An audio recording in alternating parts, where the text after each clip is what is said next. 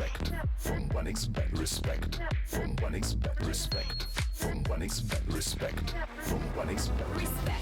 From 1xbet respect. From 1xbet respect. Respect. From 1xbet respect. From 1xbet respect. From 1xbet respect.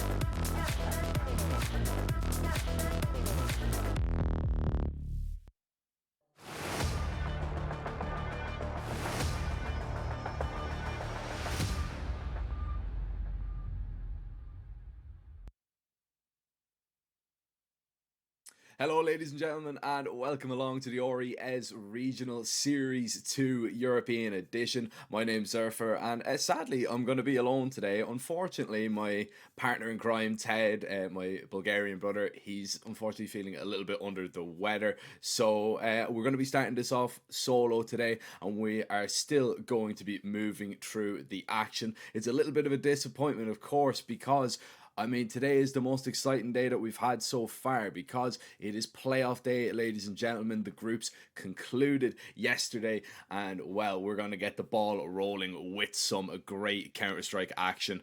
Coming up today, we've got 4 best of 3s. We've got Namiga Gaming taking on Mouse NXT starting us off. Then we've got the Balkan Derby of Zero Tenacity taking on Nexus.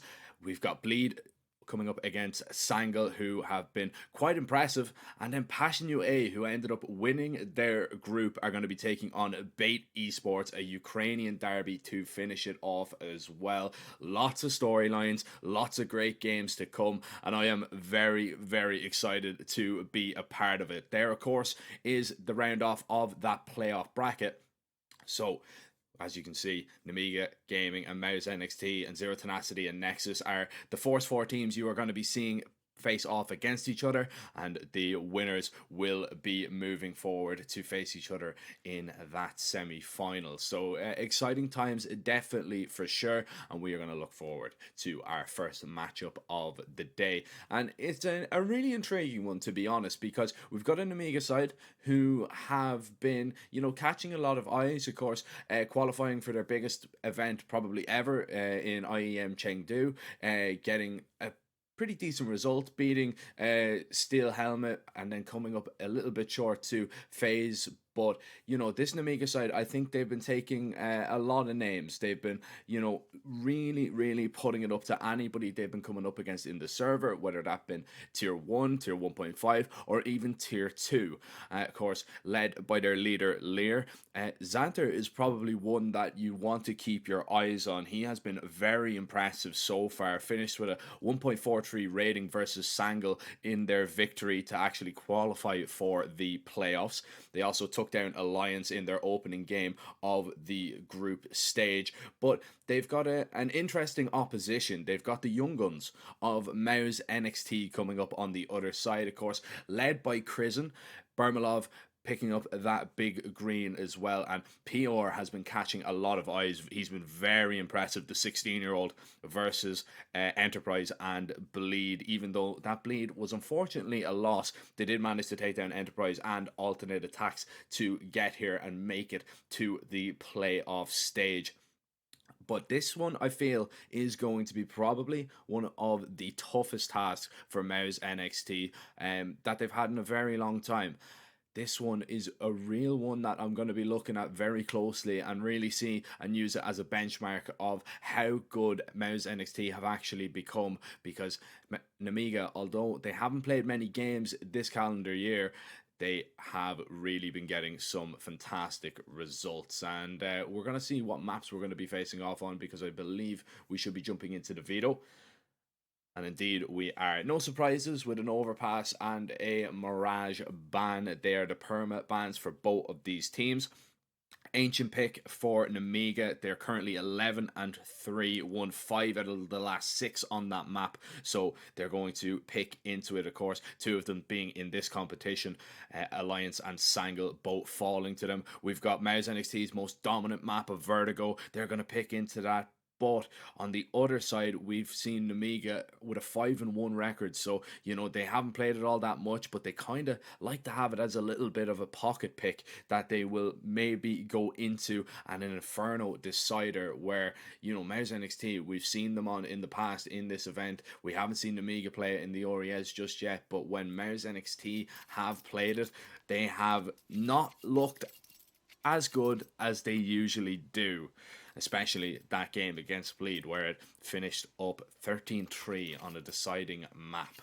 But it's not a deciding map just yet, it's an opening map, and we are going into an Ancient. Mouse NXT starting on the CT side, and Namiga are going to be getting going on their T-pistol, see if they can make something work. Smoke towards mid-house, smoke over, and Kristen, oh, he's blocking a few players in the smoke here. This is going to get a little bit hectic, especially with Khan already past. Kristen needs to do some damage now from behind, but a one and done was not what he was hoping for out of this situation. And Namiga, whether they know it or not, they have control of this bomb site, and Mez NXT on this retake have to recover the kit in Red Room, but also have to find 4 T players, which could be lurking around every corner. And this is a great position now found by Risky Bob, but cleared out expertly by PR.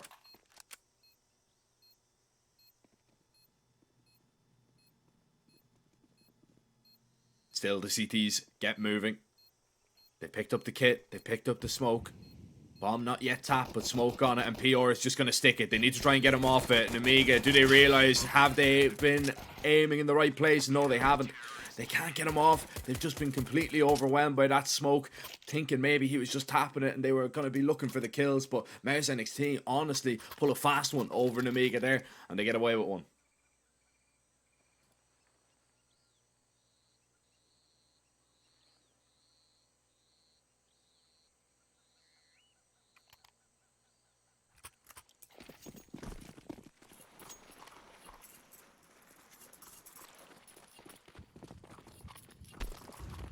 Amiga though, with that buy, they are going to, or rather with that bomb plant, they are going to buy into this. They're going to force and really see if they can turn the tide early on in this game. And it's a little bit of a ramp walk here. This is just an excellent call for Namiga, because Mouse NXT have absolutely no idea. Namiga have not made a single step, they've not made a single sound. Now it seems to be cleared in a little bit, and long range with that MP9 is going to be able to shut down Lear.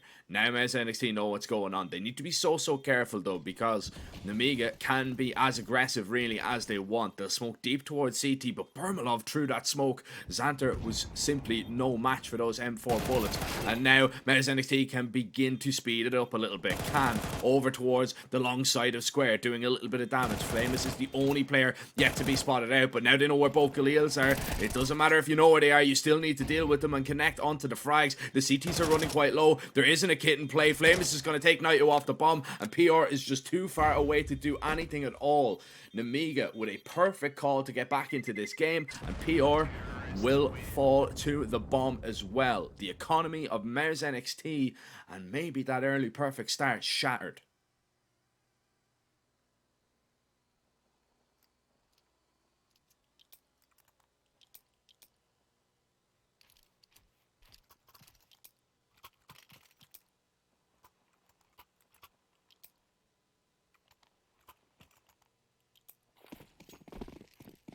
Still, Mouse NXT have no other option but to go for an investment here. Not the most ideal of scenarios, as I do believe we've got a little bit of an issue. Yeah, okay, so we do have a disconnect. Risky Bob is going to be out of the server.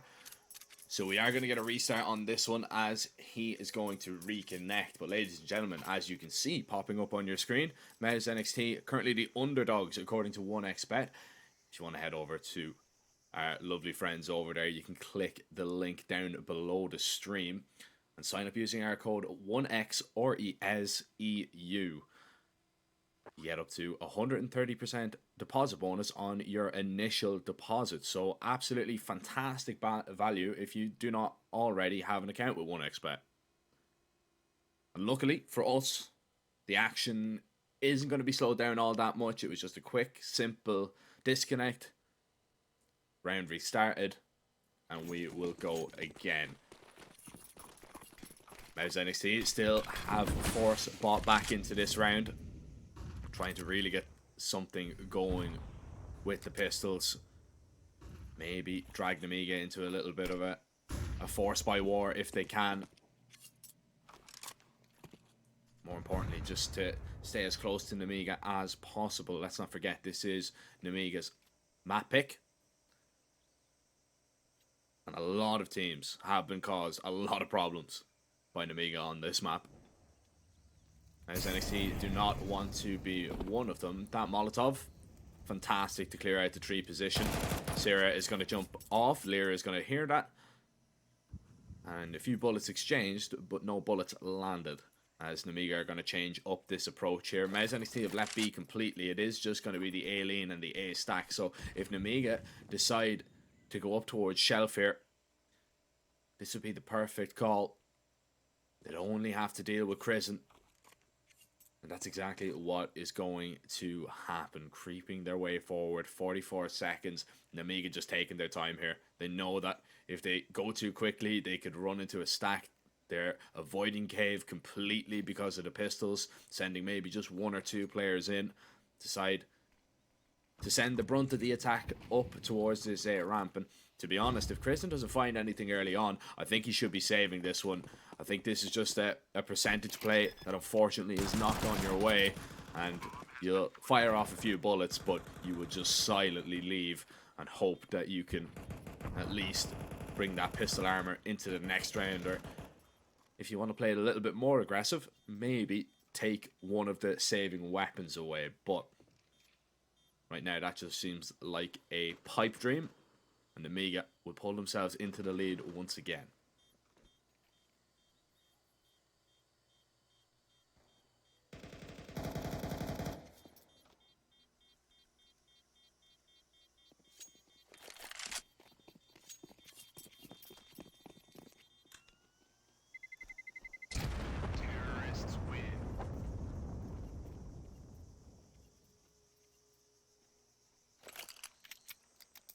So a little bit of a rare round in CS there.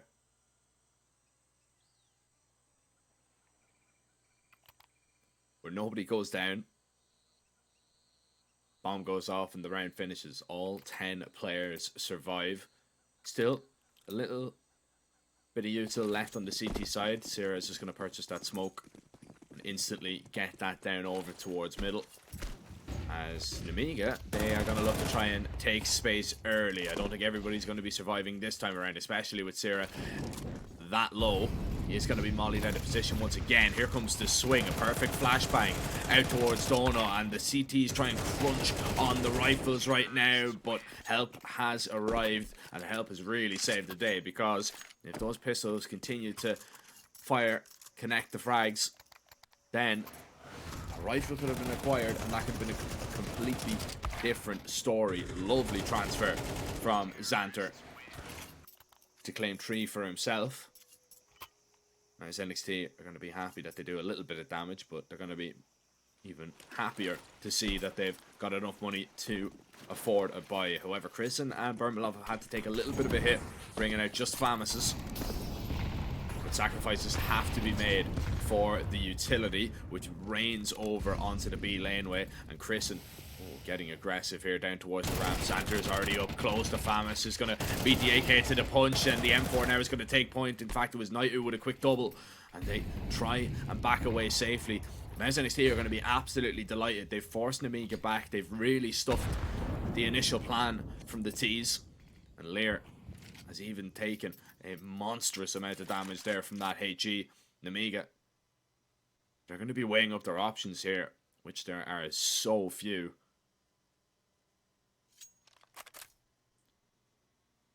Best chance you have is maybe wait out this smoke and then see what you can find. Boost up Can, see what he can spot over towards Long.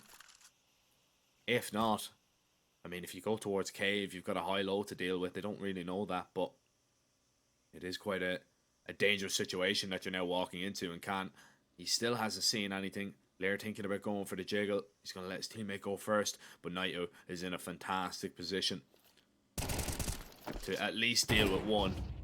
He drops off. Might want to just vacate the premises now. Lear still doesn't want to peek. He has the bomb, but Namiga, they're just running out of time right now. If you don't go, you should back away and save. And that's exactly what's going to happen. Namiga, they've been stopped on that first gun round, and Mouse NXT looked extremely comfortable by doing so.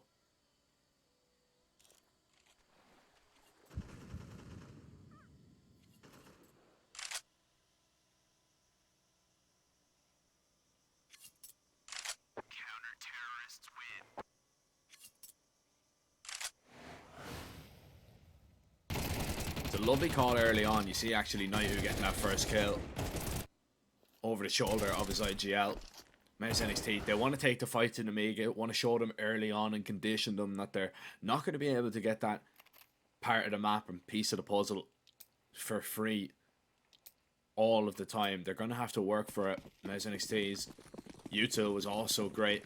Smoke in front of the door early on and just push right down, even without the flashes. They can throw in different variations and just keep Namiga on their toes, really. Can up on top of the box here, waiting for the swing of Prison. He needs to be so careful. The op is holding, and the AK actually was spotted there. They know Prison is playing around it. If he decides to fire a shot, Prison will fall. However, Mouse NXT need to be worried about the creep. That's Lear. All the way up on the ramp, up onto the site. Nading towards Cave. Sierra's trying to rotate over. He's doing a lot of damage through the box, but it's not going to be enough. And there's so many T's on that B bomb site. It just completely overwhelms the leader of Mouse NXT. He's going to fall. And Namiga are going to retaliate with a round of their own, keeping all 5 alive, it would seem. And if they want to play extremely risky, they can send a few players on the hunt. Can probably afford to lose 1 or maybe even 2 to try and take these weapons away. This is just perfect once again. Namiga really punishing Mouse NXT towards that B ramp early on. If you don't take it aggressively and you give it up and you give them the space, like the saying goes, you give them an inch and they are going to take a mile, and they're going to continue to take some space here. CTs will survive with 2. And Mouse NXT early on going to call a tactical timeout. So worrying signs, maybe. As that really says to me that there's a little bit of a problem with what they are doing. Want to really try and see how they're going to counteract this. Because the majority of the time, Mouse NXT have been quite cave orientated.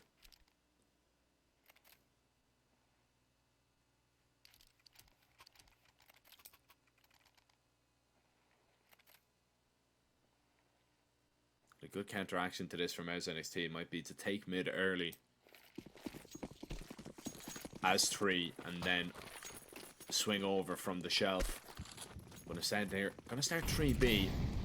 And this is just a fantastic read right now from Namiga. They're gonna instantly play over towards this bomb site. Sierra's gonna be able to do absolutely nothing. Nades open the smoke and does have vision. Actually claims one himself. Namiga just really playing Mouse NXT like a fiddle right now. Can connecting on that shot onto Bermalov. That's absolutely huge. And I think you're locked out of this round. But with that kill from PR, maybe there's a chance, but you just continue to be traded out, and that is simply not ideal. Naihu is just extremely far away. PR is the man with the kit, but if he goes down towards Donut, your round is kaput anyway.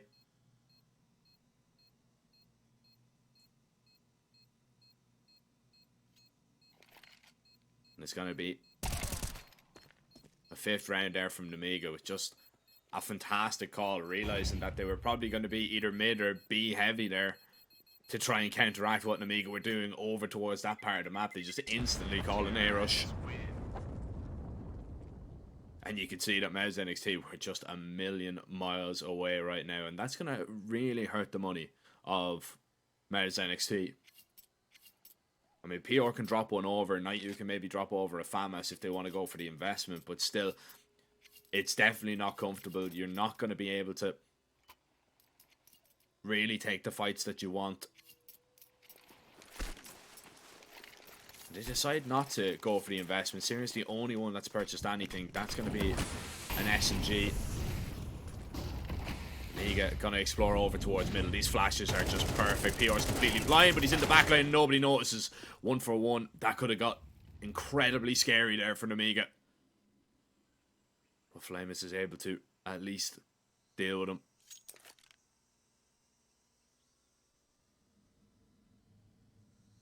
Still a rifle in play on Naitu. It is over towards this A bomb side. Vermalov is the only one that's been spotted just yet. Once again, though, a little bit of a B lurk. Xanter this time, instead of Lear, has taken a lot of space and he's seen absolutely nothing in terms of the pistols, and they're just going to let Flamus go explore. The Amiga are going to freeze over towards B and see if anybody walks into their crosshair as well. Flamus makes a step. Shadow seen. This should be a free kill for Bermalov. I say that. The Deagle was wayward. Chrisen expecting the Zeus play to work out. Just didn't. This is another Amiga round for sure. It's just about if Mouse NXT can collect some weapons. Knight who wants to hold on to this AK maybe. Sierra's actually going a whole lot closer. He doesn't have a kit, so more often than not, he will just be playing for exits in this situation. And if he can get an upgrade, if he can maybe get a kill or two. Namiga's money isn't in a fantastic position, but it's kind of getting there on a few players. And Sierra's going to have the opportunity here now to peek up and maybe take down a few. He's dropped one. Can. Goes down to the bomb, and Xanter was very lucky to be standing. So you collect 2 kills, but the team money is now beginning to flourish. This one was such an awkward engagement there. PR was just so blind. I believe there was around 3 or 4 flashes just chained over towards middle. Of course, vital if you're going to try and fight and take that part of the map. You want to make sure the T's get out safely, which they do. PR couldn't dodge a single one of them.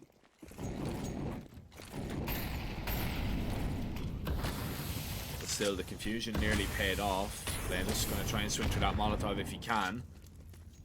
Can't see past the smoke though. And he will be dropped. Can. Falls off the boost as Chrisen gets aggressive and finds an opening kill towards Caven. So first time we've seen an early kill from Chrisen.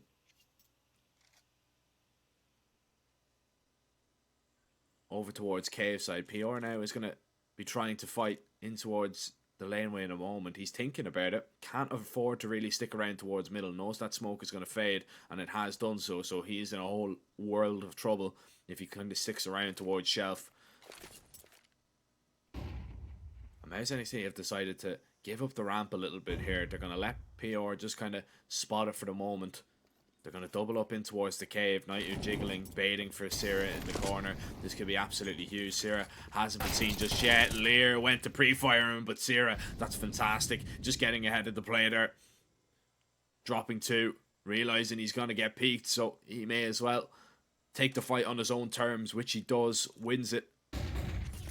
Cannon. Flamus now. Can's been spotted. The bomb's been spotted. Flamus is the unknown part of this round. But they will have a rough idea, and now they've seen him. 23 seconds left on the clock. Can is too low to do anything. And Flamus is going to get out of there. And Amiga are going to save once again. It's another round for Mouse NXT. It's a good hold.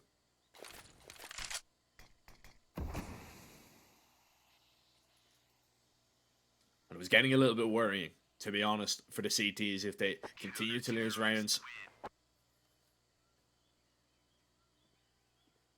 If they give up 7 or 8 even there, they would have been in a whole world of trouble. But that's a great round to find. However, Amiga have been quite good at finding a counter called around after. That's beautiful there from Siri. You see it once again. Just catching Lear by surprise. And because he does that, he gets the second for free. Same call from Amiga, it would seem. They're going to take a lot of space over towards A early on. They're thinking about going for an aggressive peak. with Khan. He needs to be so careful though. Bermalov is going to be posted. Chrisen has pushed through B, seen nothing in the laneway, and Bermalov is going to be tested over towards this part of the map. Flash is perfect. Bermalov completely blind. Khan knows he's there. Bermalov's shadow is going to be seen, and if he walks his way forward, he's going to go down. Bermalov needs to be so careful. He's literally on the edge of death right now. An inch forward and he's going to fall, but he knows that. That's why he's not moving.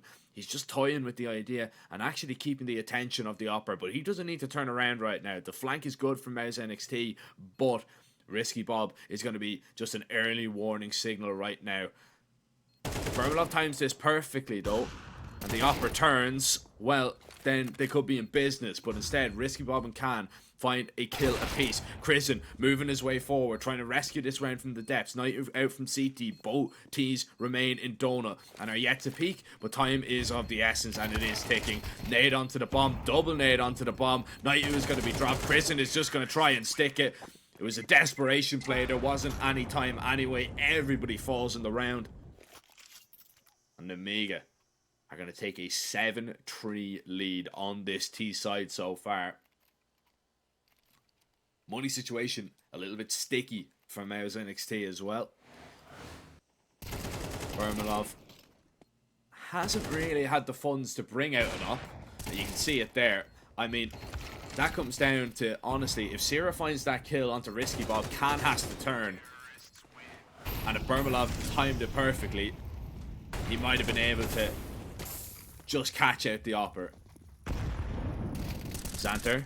Oh, he needs to be so careful. He is just about still standing. Chrisen wants to find the kill, but it's Naitu to just clean up that mess there.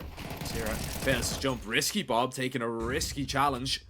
And Chrisen is actually very lucky to be standing out of that situation. Lear strikes from the cave and it's all over the place. The CTs and T's swap positions and trade positions through smokes. And everybody loses each other for a moment, but the dust settles. Down to a 2v2. As the bomb begins to make its way away, Sierra is taking a big risk here, pushing down, but it's a necessary one. He's got a lot of information. He's going to be so fast right now behind Amiga. Khan is never going to be expecting this. And Bermalov is going to get into position with this AWP. Khan still not spotted just yet. He might catch a glimpse now, and he has done so. Risky Bob knows that there's going to be a player waiting for him over towards that A-bomb site. He can't go there. 34 seconds. Where can he go? Sierra has already rotated back. He's going to be waiting to receive him on the B-bomb site.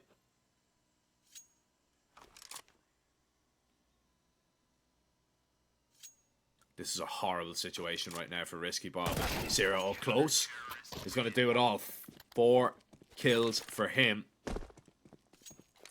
4 rounds for Mouse NXT.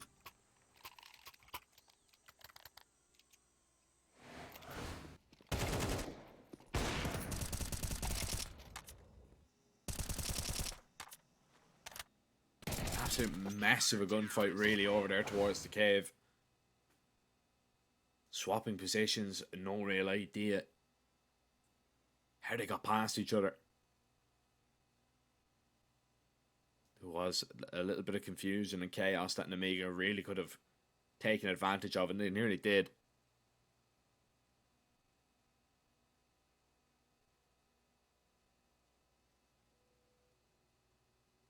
Amiga going to go for their first tactical timeout. Quick little discussion. The money that was looking so good just 3 rounds ago now is completely gone.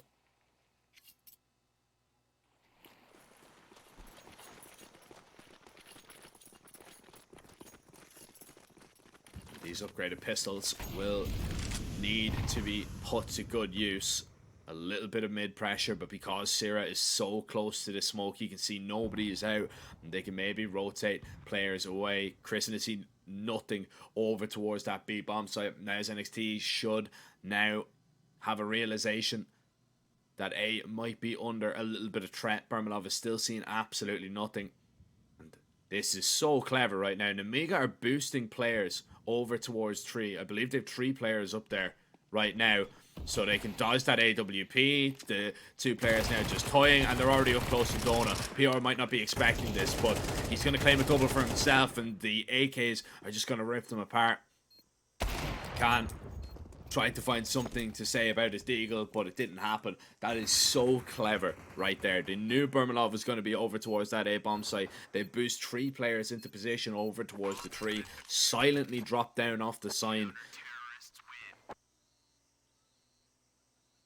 and try and see if they can get just a little bit closer. But Mars NXT, this is a good recovery for them. This was looking pretty desperate, to be honest. Getting 3 out of the last 4 rounds really has saved them. We swap sides, and let's see what this team side has in store for them. It's kind of one of those plays, though. You can see it once again that it's very creative from Namiga, that you wish they kind of got a little bit more from, because it kind of deserved a little bit more.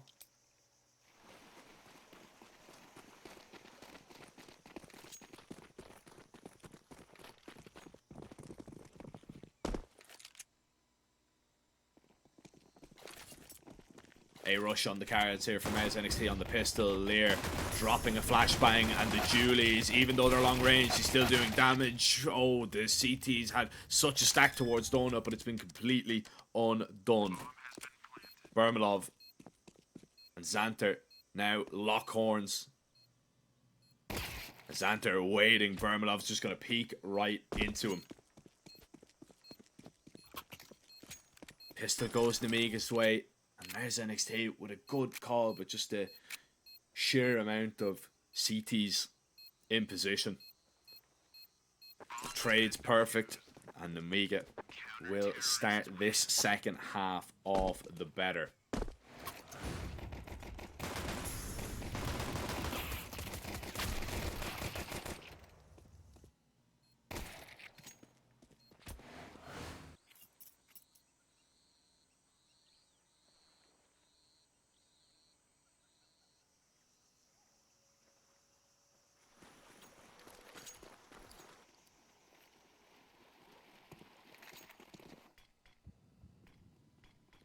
Investment still going to be here for Mars NXT. How quickly did I want to take this play, though? Beautiful camera angle to see just how much pressure Mars NXT are under from that utility early on.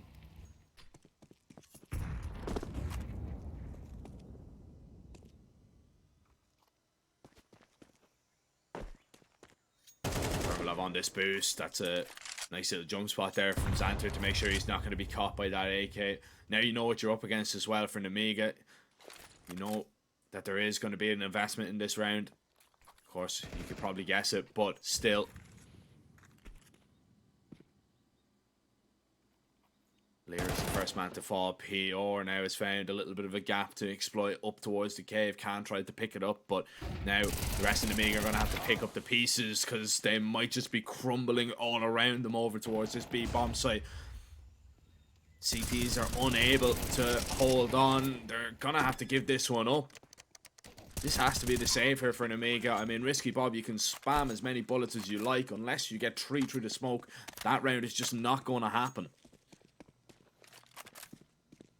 It's going to be Mars NXT claiming their 6th, and they're being extremely competitive right now with Namiga. Of course, we knew going into this that this was going to be an intriguing game, but just for so many different reasons. On this map alone, Namiga have won 5 out of their last 6. They're currently 11-3 in the last 3 months on this map, with most recently a 13-5 win over 1 win yesterday.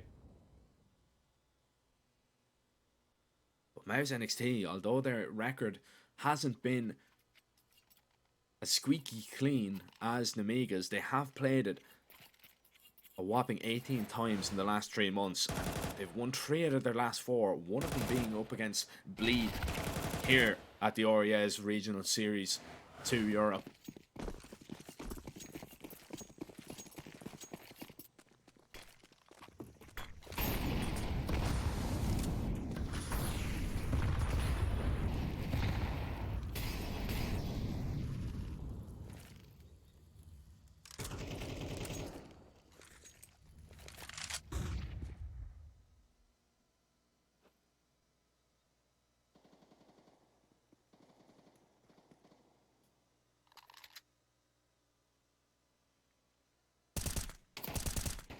This boost. Spotting out Bermalov, doing little pieces of damage. Clever idea to maybe find an opening with the only rifle that you're going to have in the round. But you know that the M4 is over towards B. Flame is going to try and get aggressive, but that's not going to work out.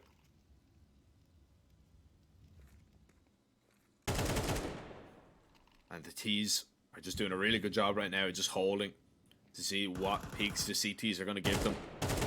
And right now, there's a lot of them coming Mars NXT's way. Namiga are uncomfortable. They don't want to just sit on the site. They want to try and bait Mars NXT into little traps, especially one of these traps being the M4 on the B side, another one being Lear. Xanter's just been sprayed all the way down, and that's going to mean PR is going to accelerate in. Nearly blindsided by the pistol. Flamus tries to lock it down himself, but the lack of teammates really made all the difference. They didn't get a single kill. They didn't slow down any of those T players, just sprinting in towards the bomb site. Mars NXT will be able to claim 7. Amiga harshly reset. They're on an eco for this one. Should have a buy in the next, but just USPs and a 5-7 on the other side. You would fully expect Mars NXT to tie this game up.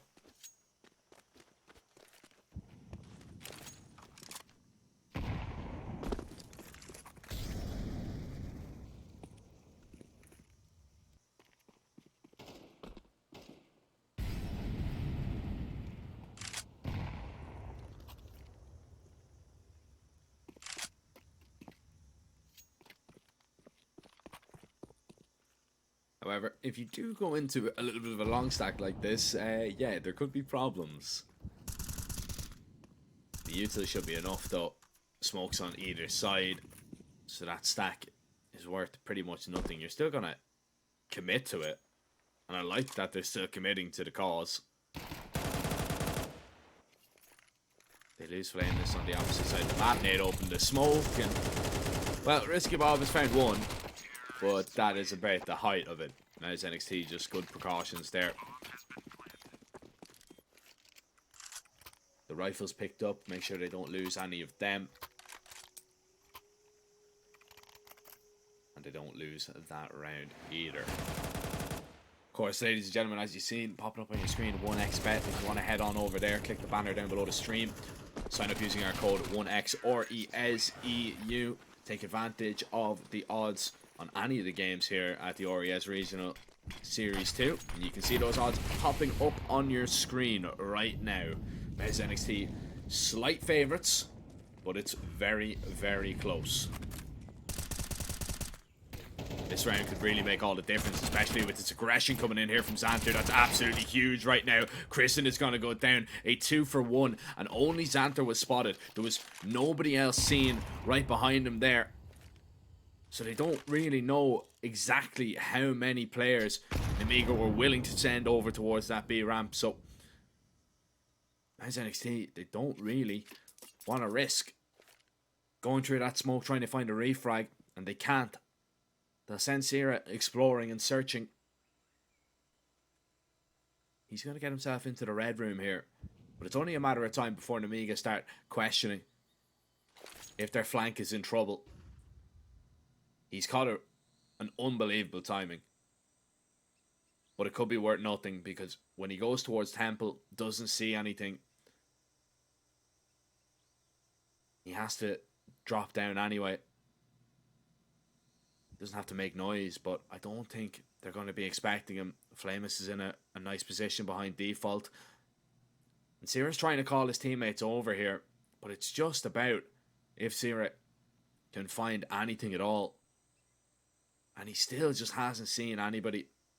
He's calling that the A bomb site might just be clear, but sat behind default. Flame is just in position. Deals with both. Quick and easy double. That's the round done and dusted. And Sierra, he's just playing for kills right now, or trying to get away with his life. And maybe both. Quick double kill, an M4 saved. Round lost. Amiga are going to have that advantage, but at least the herd thinned a little bit. That is just unfortunate. Really nicely done here from Xanter. Even caught a glimpse of a third player through the B doors there on the replay we've seen. Flamus, unfortunately, is disconnected, so we will have a little bit of a technical pause.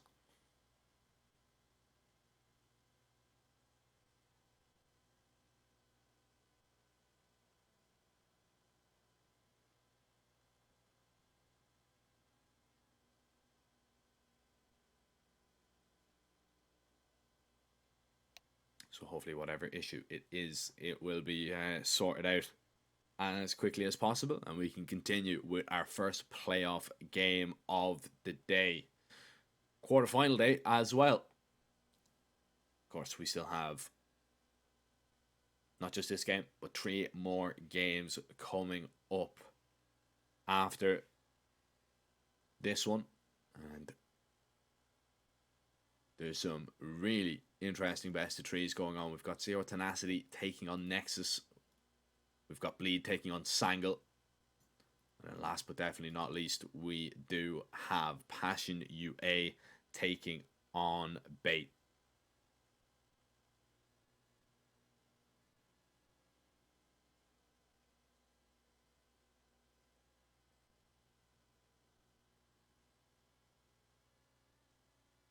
Exciting times for sure. Not as exciting being in a technical pause, I can't lie, but it is just that part of online Counter-Strike that a lot of people do experience, and it's just one thing that you kind of have to get used to.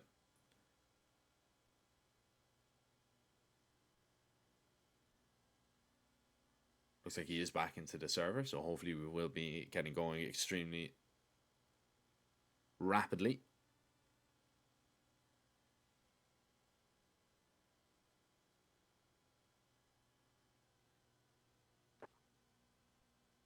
And it's just a quick and easy restart, and we are going to get going. Namiga currently 9-8 up on their map pick. Have played well so far. As NXT have really been putting it up to them though, and really made them work. If they want to get another victory to put their record to 12-3 on this map in the last 3 months, as NXT are going to make sure that you are going to have to fight to the very death of this one. They're going to be looking to level it up here. Heavy B-lane from the T's, a little bit of mid-pressure from Sierra. He's going to try and swing out and pre-fire a Flamus, which is not a million miles away, but here comes the B-pop. Xanter just holding down MS1, completely blinded there, but his AK is able to do the damage, but all of a sudden, a double entry, and there's a path up onto this B-bomb site. Bermalov has missed an opportunity. Himself and Sierra are going to be trapped, and no support towards PR right now. This is a big problem. Bermalov gets that refrag. Sierra goes down for nothing. And PR tucks himself in towards the cave, hoping that Bermalov is going to save him. Lear, does he read into this? I'm not quite sure. Oh, just sees a leg, and that's really what saves him. He could have been completely taken down and taken aback by that position. He wasn't really expecting it. And neither was Khan, not expecting Bermalov to creep forward with that AWP. Just a little bit too quick. Bomb is going to be collected here from Bermalov. And he knows that Lear is somewhere close, either cave or on the ramp. Bermalov is just going to hold the line, maybe wait and see if Lear is going to budge. See if he thinks that Bermalov is rotated over towards that A-bomb site. If it's step, any sound cue at all is going to be given. But there's the sound cue, but it's not for the Mez NXT player, it's for Lear, and he lines it up. Bermalov spammed perfectly by Lear.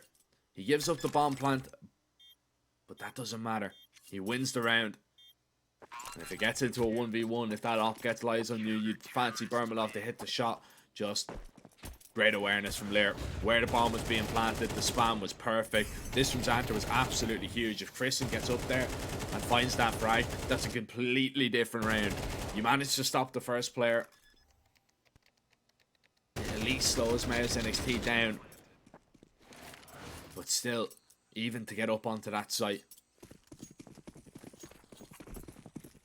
was really a victory in itself for Mouse NXT. But they need the rounds, not just the nice tries.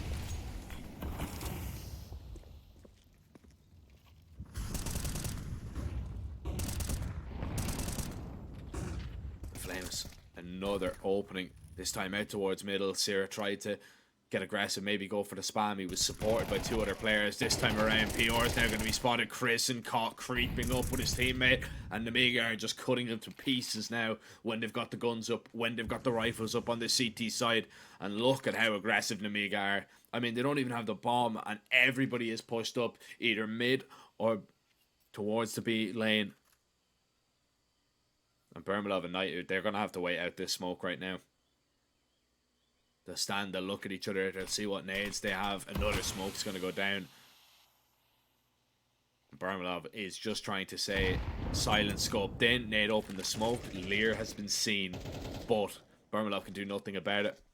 You've got no chance in this round if you're Mouse NXT. You've just completely been shut down by Flame is countering that mid presence early on. And then, in turn, because he's able to do that, because they've got the support towards middle and the util up, they can peek towards that laneway and crunch upon it. And Chris and PR just did not stand a chance that time round. It's the save. It's an op and an AK at least brought forward. I don't know how bad Mayor's NXT's money is going to be messed up by this. I'd imagine it's somewhere around 2,400. If I was to hazard a guess, I'd say either that or 1,900. But yeah, 2,400 is not an ideal scenario at all.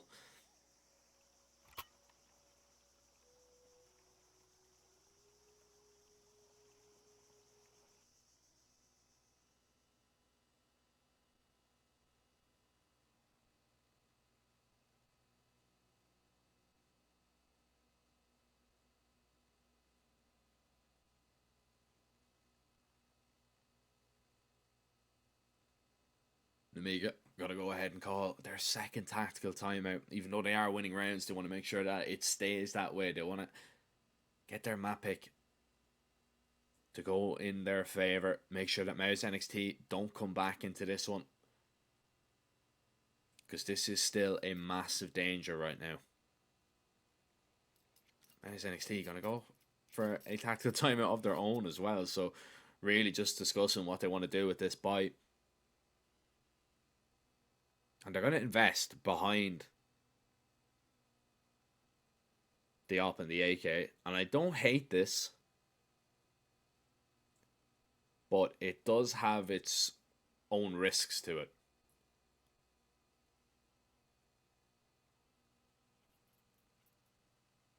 If you lose this, 2,900 is hitting every single bank account, and the max that you're going to be on is 2,950. Now that's, of course, if they don't get up onto a site and get a plant. Bonus money will obviously be added. Important round here for Mouse NXT. This is to really continue to keep them in this map and not drop Ancient in the playoffs. Flash up towards the ramp. PR putting Xanther under a little bit of pressure. Is going to bait out him to use the smoke. No real weight behind this B play at all. Bomb is still waiting over towards middle. Mouse NXT are quite split here. They're letting Bermalov go searching with that AWP. And Khan in position, ready. Bermalov, how good are you on this peak? And well, the answer to that one is not quick enough to take down Khan. Posted, ready, waiting. And gets the better of his opposite number this time around. And Mouse NXT, you can see they don't want to run into that op at all. They have to reroute. They are running quite low on util though. You've got Risky Bob in a really good position over towards mid. He was just looking at shelf there. He is going to be smoked off, so it's going to be worth pretty much nothing. Going to wait for the timing. Oh, and it is near perfect to catch Sierra just a little bit. And now Mouse NXT have to go. But where? It doesn't matter where. Flamus is on the flank. He's going to catch them walking in towards Cave. He's going to realise exactly what's going on. He lines up two, drops the bomb as well. This round is as good as done. PR is going to try and scamper to collect it. Xanter, though, hot on his heels behind him. Kristen is going to fall. And Mez NXT, worst case scenario, no bomb plant. Everybody dies. And you're looking at Nemiga with 4 map points to try and convert it. Vertigo map 2 is a map that Mez NXT have been extremely dominant on as of late. So they at least have that going for them. But they want to stay in this as long as they can.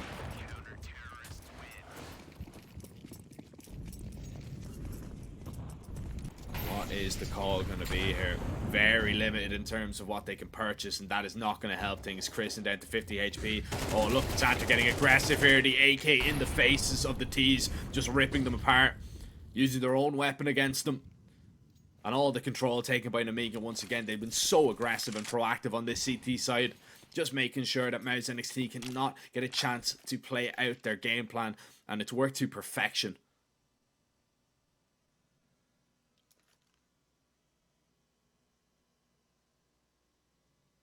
You find that double entry, you can give this up if you want. Or you can just continue to drop smokes.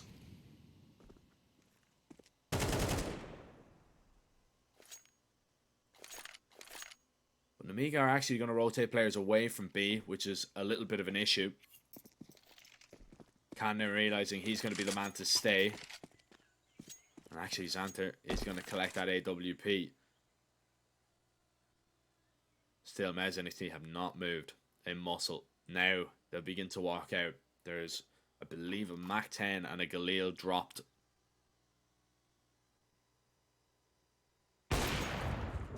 Xanter misses that opportunity. Flash goes high. Khan is waiting for the swing of the T's. It's a great jump from Bermalov. He will get across safely. Molly is burning Xanter down. Not really comfortable with the AWP in his hand, but he will make good use of it. He'll connect on the first. Bermalov and Naitu, they have to try and stick together, but they have to play aggressive in this post plan. It's their only chance of saving the day. Naitu, though, has already given himself away. Nemiga will convert their map pick. It's going to be a 13-8 victory on Ancient for them. It started off good on the T side, to be fair, for Mouse NXT. But once Nemiga were able to get the guns back in their hands, they just looked like a different beast. Incredible showing, to be fair. I thought Mouse NXT were going to really put it up to them. They were so close for a very long time, but you're now seeing why Nemiga are so dominant on that map. But speaking of domination, we're going over onto a map pick where Mouse NXT have absolutely been destroying opposition. It's going to be Vertigo, ladies and gentlemen. It is going to be map 2, but before then, we are going to send it into a short little break. Make sure you stick around. 1xBet and Eva Alfie present betting on all esports events on the website and in the 1xBet app. 1xBet. Play with Eva.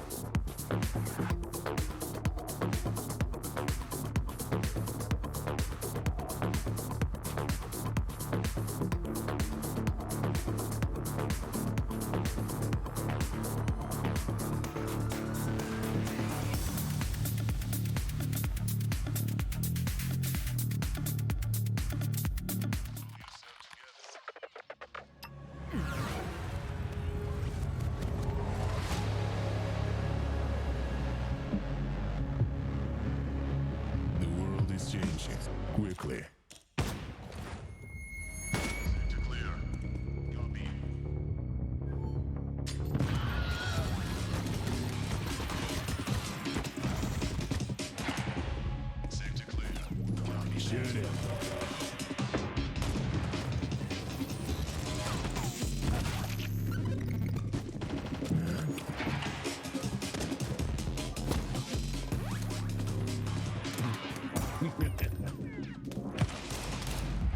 The world is changing, but one thing remains the same: victories with 1xBet.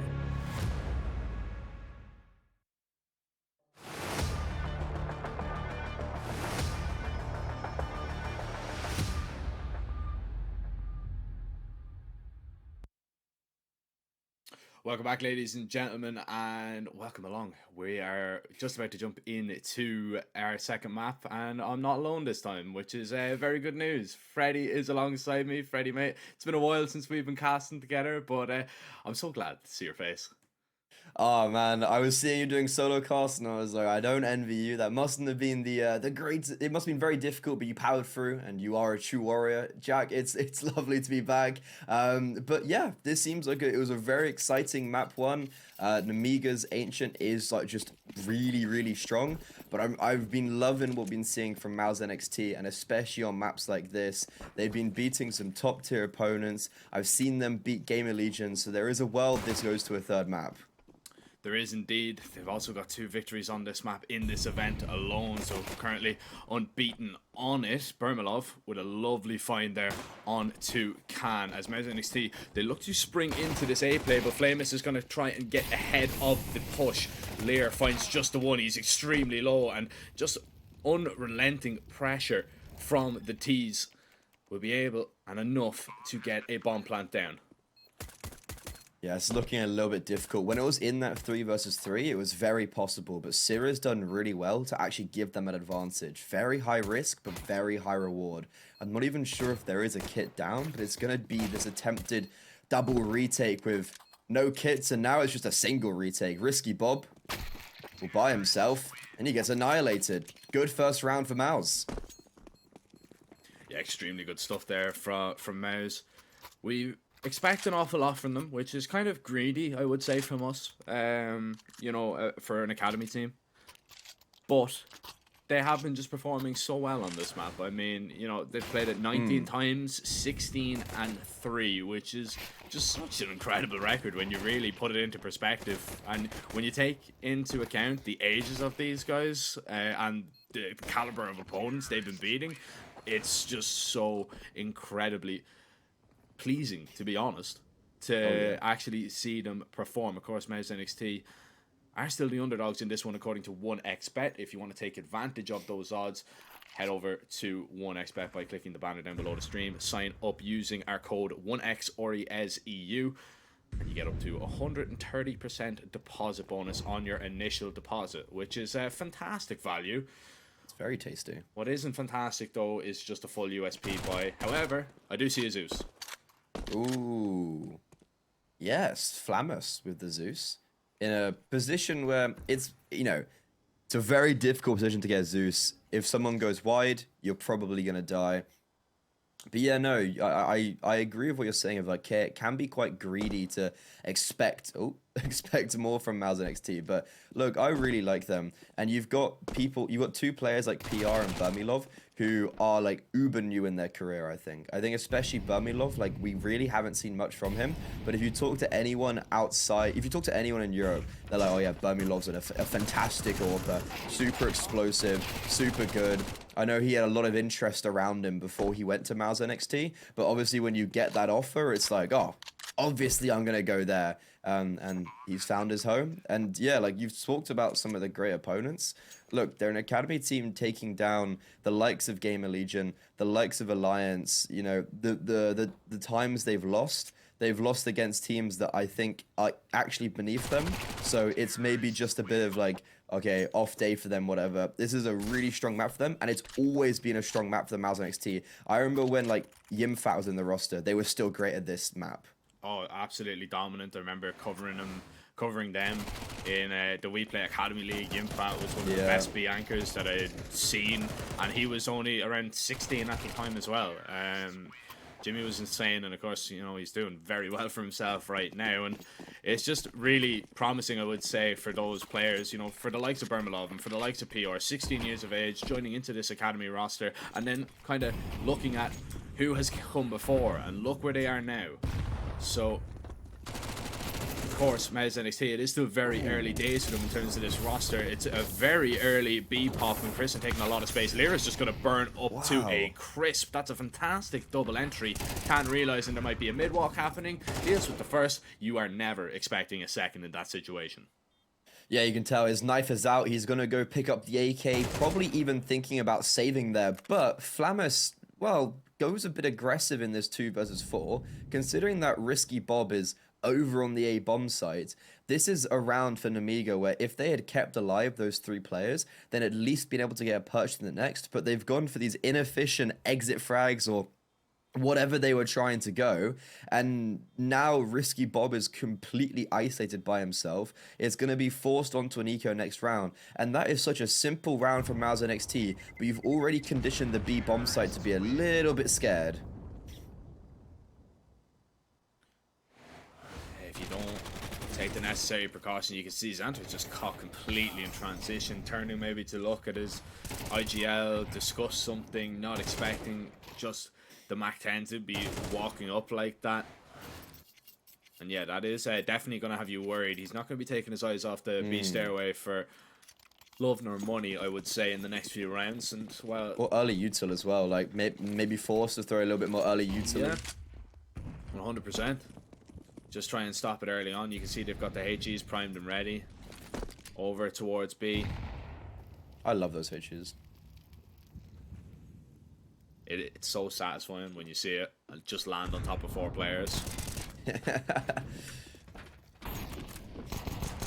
Not for me though. I think I missed that nade more than I hit it. Oh, absolutely. Which says more about me. Oh, me as well. Oh, Absolutely. for sure. It does. No. You two? What's that? What is that? The only thing I throw is my pokes. Don't worry, I know, I've been there. But speaking about this solo A1S, like this is a round where obviously we're not considering too much. This A1S, if there was ever a hope, it would have had to get Sierra as well. It was good that Flammus was able to negate Chrism, but running out of bullets, and that's running out of the round pretty much. Yeah, not even in a recoverable position either, that rifle. It's a yeah. little bit sticky right now for Namiga. And especially when you consider this is a 4-0 deficit that they're going to be in should Lear and Xanter come away with absolutely nothing. I like the Mouse NXT are just making sure they're just taking it very slowly. Know that the pistols could be peering over the top of the smokes, just clearing out all of those nasty little angles, even tapping the bomb, expecting maybe a double nade to land on the plant, holding, waiting, and finally they will get their peak, and finally they will get both of their kills. And that's something that Mouse NXT have had drilled into them for a very long time, is that, you know, they don't rush into things. Even up against the pistols, they never want to be caught out like that. Yeah, no, that was like, because what also surprised me on the first gun round was the really severe change of pace from Mouse NXT. I don't think I'd really see them go for those fast, just like Hail Mary plays where it was Crizzen on the entry and he was, you know, quite far and above everybody else, but it works out really well. And I think that's what's really powerful for Mouse NXT is they have both of those styles. They can be fast, they can be slow, very dynamic. And you can see they're still putting a lot of pressure on towards this B bomb site. And look what it's done to the early rotations. It's forced the mid player to go over there. Khan's gone for an opening pick towards middle. And this has maybe actually worked out in their favor as Netty falls. Yeah, not expecting the op maybe to be there that early on. So walking right into it. He is going to fall. Cyrano, that's a fantastic frag, but man, Risky Bob. He's just making sure that they hold control of the ramp there, and it's risky business for Sierra to go for a peak like that, but if he collects that kill and can maybe get up towards Sandwich and take all that control, then it's a completely different round. But Risky Bob is still sticking around here, has some support over towards the sandbags. Risky Bob down, Khan has now been spotted. They'd love a Molotov to force him out, and here it comes. Yeah, Khan has no util to support himself. On the map, there is a smoke on Xanta, but he's over in CT spawn, so he's not going to be any use. And as soon as Sierra died, I was like, it's looking great for Namiga. 4 versus 3. They have Risky Bob still aggressed, but now a shell of their past self in this round. Namiga most likely will have to save because PR has found a perfect gap towards this B bomb site. He's walked up, the bomb's joining him, and Mao's NXT. That should be 5-0, and they lost the opening kill. Yeah, 4v5 converted. You know, you lose that early mid presence. You do realize that the op is there, so it is a nice bit of early information that you know that Namiga are very much considering and very much wary of your presence over towards the mid and B part of the map, so they have to really kind of lean the op there early on to go for those opening picks. They know that Lear is probably going to be saving this AWP, or somebody is going to be saving this AWP here from Namiga. So I wouldn't be too surprised if we see Mouse NXT just a little bit wary, or maybe send Bermalov aggressive from one of the other opening peaks, maybe instantly aiming towards the crane, maybe going early on towards B. If that AWP is going to be indeed saved, Xanta, I don't think he's going to get his hands on it, which is not ideal. I mean, isn't it just by sandbags? Like, he really very much could. But, I mean, that was a great round from Khan. He gets the opening kill towards B, towards middle. He rotates A, like, super dynamic. It's just unfortunate that Risky Bob dies on what do you call that pillar? I used to call it, like, Vinny, or it was, like, Queser. I used to call it Queserato, I think. I, like, there was no rhyme or reason. It was just, I think I saw Queserato get a 4K there once. But you can actually wallbang that, and that's what Bermilov does. Oh, Prison actually. Oh, wait, what? Yeah, we didn't even see that. We didn't even catch that. That makes more sense. There was 2 players on B now. Yeah. Nearly works out. Observer goat.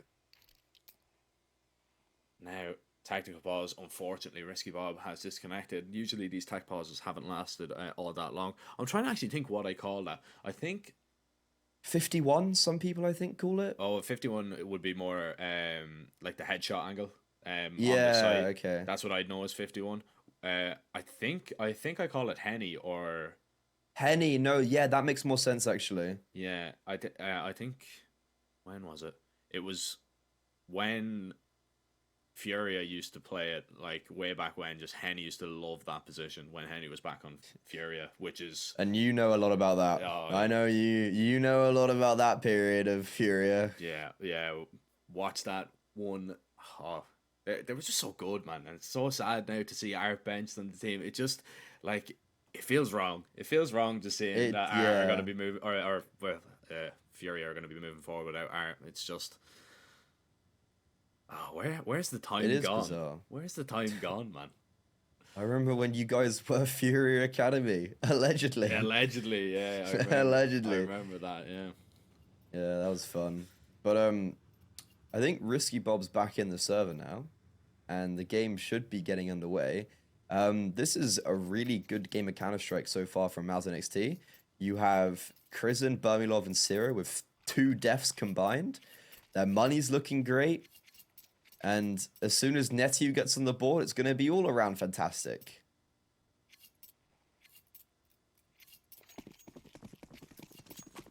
Yeah, I will say that, you know, I'd rather be 0-3 and my team be 5-0 up, you know, Oh, because, for sure. because I haven't had to do anything, which is, you know, Yeah. quite good. We might be able to change something here, and there is that peak towards the crane.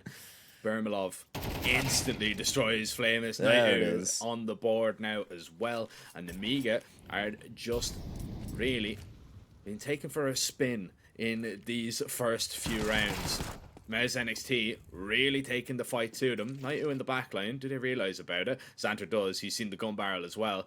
And whether or not he realises it or not, he is being approached upon by 3 players. Deals with at least the first. Xanta can still do a whole world of damage, and that double is absolutely fantastic. It's a 1 versus 1, and through the fire in flames, it's Lear, the leader, to step up and claim a first for Namiga. That was a 3 versus 5 in favor of Mouse NXT. And then I'm pretty sure it's still like a 2 versus 4 because Netiu even gets a kill before he falls. How has that happened? Mouse NXT, they don't even play it wrong as well. They have the Molotov down towards default. They have the flashbang. Xanter's fully blinded in a Molotov, gets 2 kills. And Lear with the perfect final onto Burmilov. That potentially does shift everything in this matchup. Namiga, however, they have to convert this round now, or that eco round will be all for nothing. Consecutive rounds will mean an awful lot for an Amiga.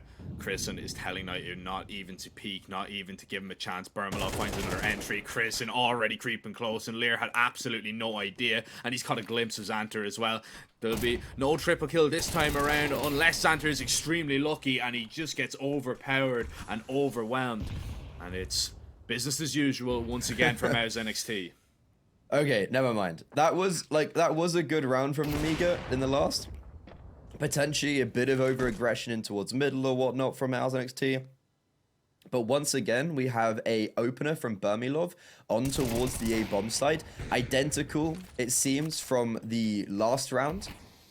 And now Namiga, they're actually going to be given some grace to save this A1S and AWP just because they have got some kills along the way. So for Mouse NXT, they probably don't have the same ferocity to hunt because of their economy. You know, they did lose a round they never should have. And you can see that Sira and Burmilov, they're both in positions to like contest if someone aggresses, but they're not going to go for anything aggressively. They're going to allow the saves, a gentleman's agreement. But as we said, it doesn't matter if you get that isolated round. You have to string them together, and Namiga are unable to do so. Namiga's still clear favourites according to 1xBet, which is a little bit surprising because I'm wondering what they see. Maybe thinking about the third map of Inferno, but what I've seen on Vertigo right now is just a complete no-show from Namiga. They need something to go in their favour. This is a no contest right now, and Mouse NXT are just showing that, you know, they can perform on this map. They can beat anybody on their day. And going into this matchup, to be honest, I was a little bit worried for Mouse NXT because Namiga on Vertigo, it's one of those games that they haven't played it all that much. They haven't played it since April 1st. They've played it, 6 times in the last 3 months, but they've won it 5 out of 6. So, you know, it's one of those that you don't really have a lot of game plan to go off. You don't have a lot of film or demos to watch. And sometimes those can be the trickiest. But Mouse NXT, I mean, they haven't really put a foot wrong on their T side, despite, I will say it is a little bit of an unlucky round that they get sprayed down.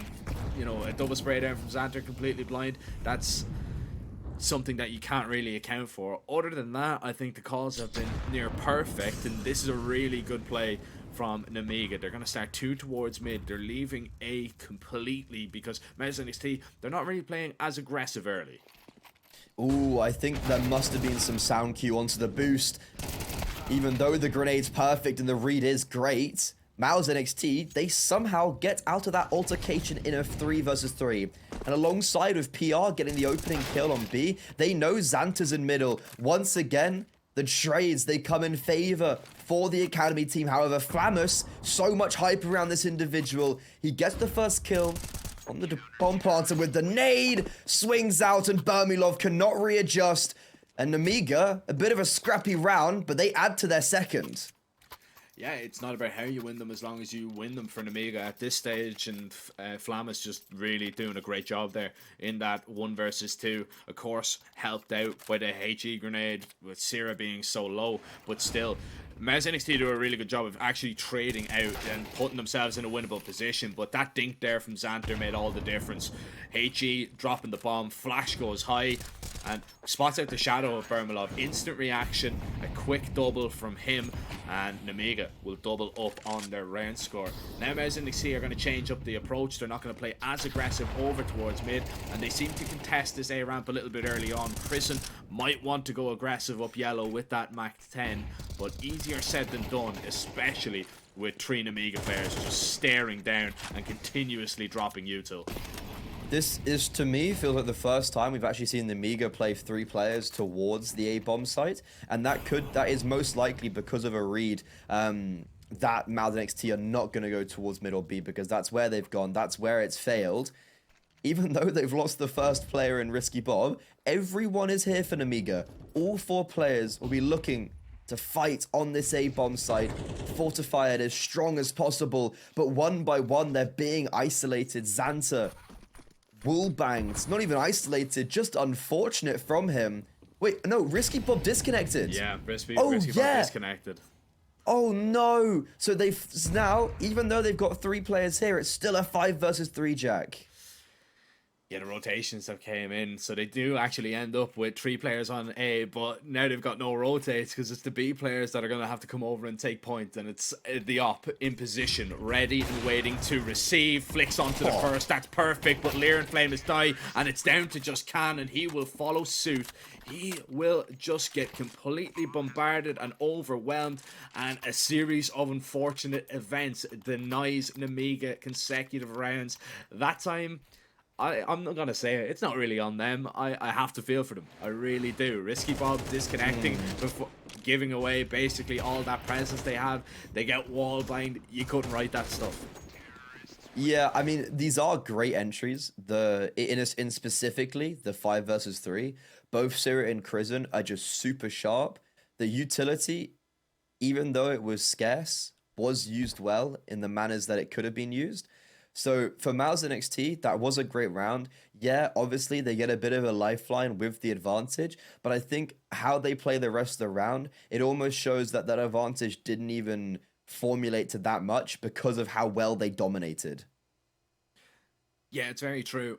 At the same time, though, you just wonder how aggressively Nemiga were going to play that if they still had Risky Bob in the server, if they still wanted to hang on and, you know, stick around towards the ramp. Because once Risky Bob went down, they forfeited everything completely. They wanted to fall away. They had to wait for the rotates. Didn't really feel comfortable with only 2 players there, especially with all the smokes fading.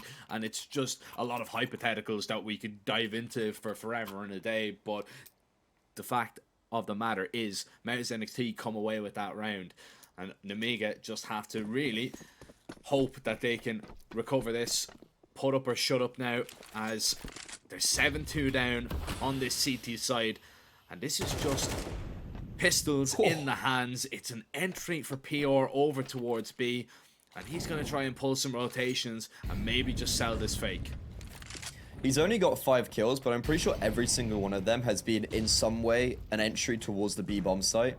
Like, he's been so good at opening this up. Even in the rounds they've lost, he's still been a significant factor. Mouse NXT, this round is done. They've won it. Now it's if they can save all their rifles, and that's not too bad from the Frenchman. He does get helped out by a team kill, as they did all line up and start shooting at once. But once again, a flawless round. That's back-to-back flawless rounds from Mouse NXT after they suffered a defeat as well.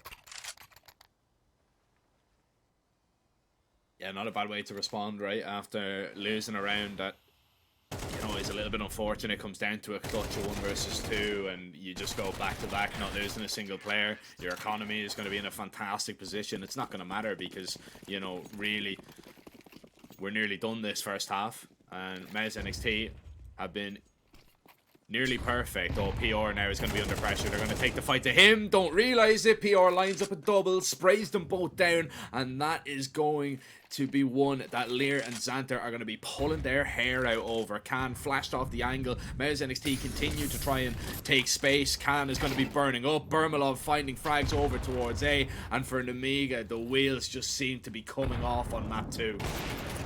This is a completely different Nemiga from what I observed on map number 1. Even though Burmilov dives in that round, that's like 4 times now he's been able to get a frag towards ramp, disrupt rotations, give Mouse NXT a further advantage. Yeah, sure, this time he does die, but my god, he does his work. And Mouse NXT, they just seem to be unstoppable right now. Even the AWP being taken out of the round, Risky Bob can't bring anything into the final round. Nemiga, a shell of their past self. Yeah, they look, it's night and day, really, to be honest, from what we've seen on Ancient to what we've seen here. And I was expecting a little bit more, if I'm going to be honest with you, Freddie, mate. I was hoping that Nemiga would bring this one close. We'd get a really competitive game, but unfortunately, now Mouse NXT, they're just dominating, and we're seeing why they have been so prolific on this map. They are not really taking any chances right now, and Naito even wins that fight. Do you know how ridiculous that is? Risky Bob was in a perfect position. He could see the toes. The elevated angle is not one that you should be clearing out from that position straight away. He still wins it, and I don't think anything can go right for Risky Bob nor Namiga.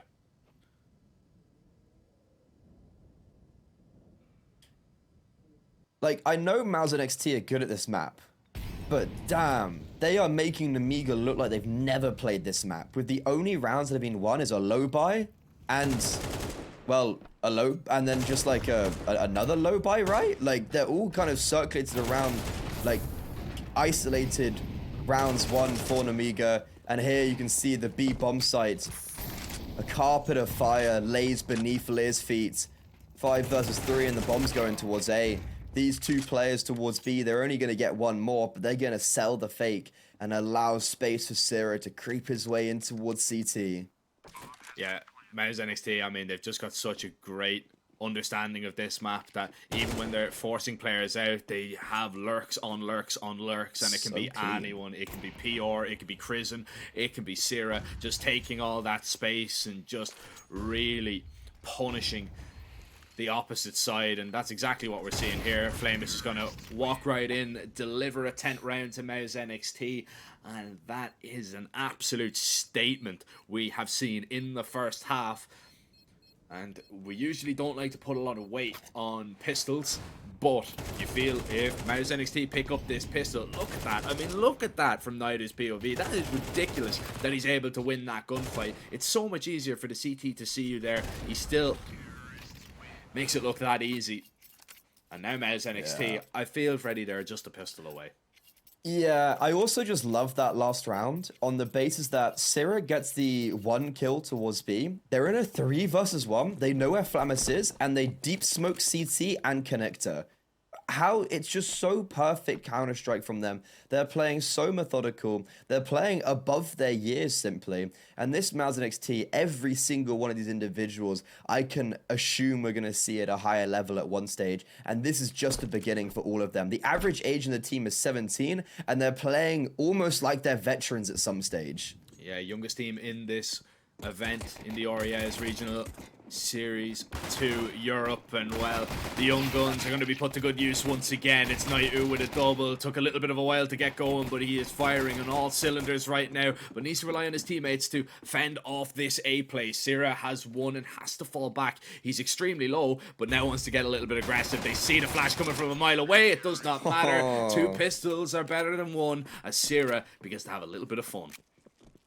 That is, like, that's just so rough, right? Like, it looked like the round was maybe contendable for Namiga, and then you have this lovely late round play and lovely reactionary play with the flashbang. I don't think it actually worked. I'm pretty sure they all dodged the flashes. But this was a good round for Mazan's right? They lose the first 2 openers, and then Sira just kind of puts the nail in the coffin after Risky Bob had got a double.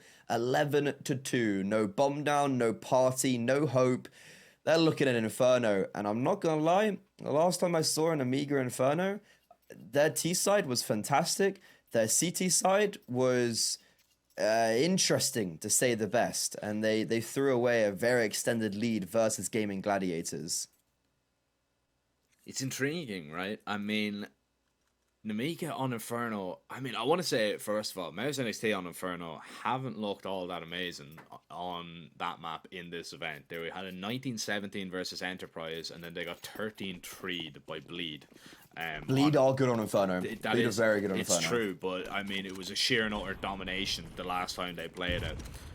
And yeah, it's like to that extent, right? yeah, we'll get back to that in just a moment, because I think this one is going to begin to cook right now, and this is really Namiga's chances that might be cooked as well, unless they are able to find this entry. Sira getting aggressive towards the ramp. A Tech 9 in the face is not how you want to start things on the CT side. Crizzen, though, with a double, that is absolutely fine. Bermalov, I believe, has been seen falling away there. Lear has probably just caught a glimpse of him. PR is being heard every step of the way. Lear with the peak. Oh, scroll wheel, doesn't matter. Bermalov is able to recover, and the FAMASs are outputting damage, keeping the T's at bay for now.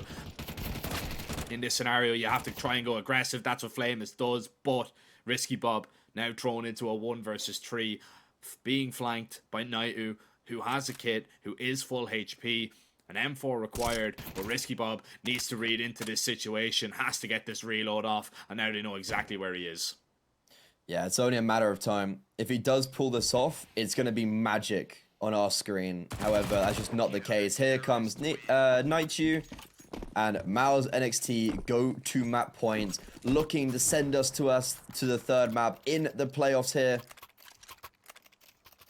This is some Counter-Strike. Again, man disadvantage. Sierra dies early, and then Krisen. What is this double? KDM heralded him as the future of Danish CS, and for plays like that, you can start to understand why.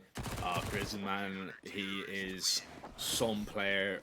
Just has his team playing such unbelievable Counter-Strike, and on top of that, he's such a good player himself, just mechanically. Still has those young reactions, still a young gun himself, but it's just incredible to see what Mouse NXT are able to do when they really get going. And this is a lovely call, a double high-low towards middle. The mid-walk's just going to happen right now, and they might even line up. There's one, there's two, and Krisen will find the rest. Bermalov, in the meantime, does fall, so it does keep this round competitive at least. However, Xanter, that is not ideal. Instantly taken down from PR on the attack, on the defense. PR is letting you know that B is closed for business, and so is Vertigo. A 13-2 statement. Do you remember when Naichu was 0-3? Well, he ended the game actually 13-9. PR as well, not necessarily proving too much statistically, but again, every single one of his kills I feel like were really impactful over towards the B bomb site on both the CT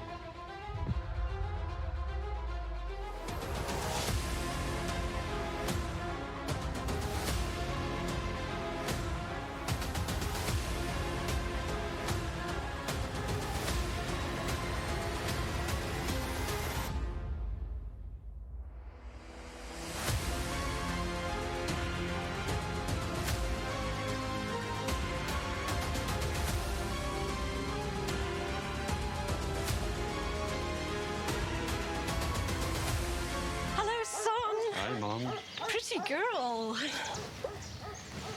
This is Eva. Nice to meet you. Thank you very much. Your dad's just making his favourite dinner. It's duck. Come on inside. They're all probably too gruesome to tell you while you're eating at the table. How's your food? Is everything okay? Good, good.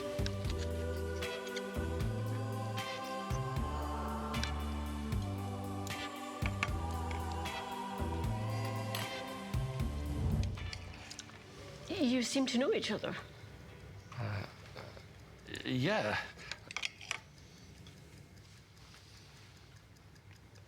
This is the new ambassador for 1xBet. Oh, I see.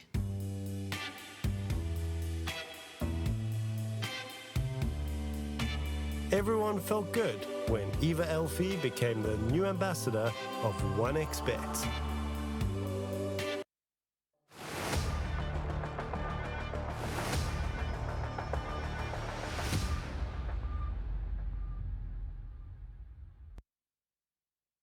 A deciding map to decide who is going to be the first team to advance into the semi-finals of the playoffs, Freddie. And it's been a really exciting game so far. We had Namiga struggle a little bit, but end up taking their map pick, and then we've seen it completely flip. It was a one-sided Vertigo that Mouse NXT were able to take, and we've got a decider of an Inferno coming up. And we don't have a lot of time, Freddie, but who do you have?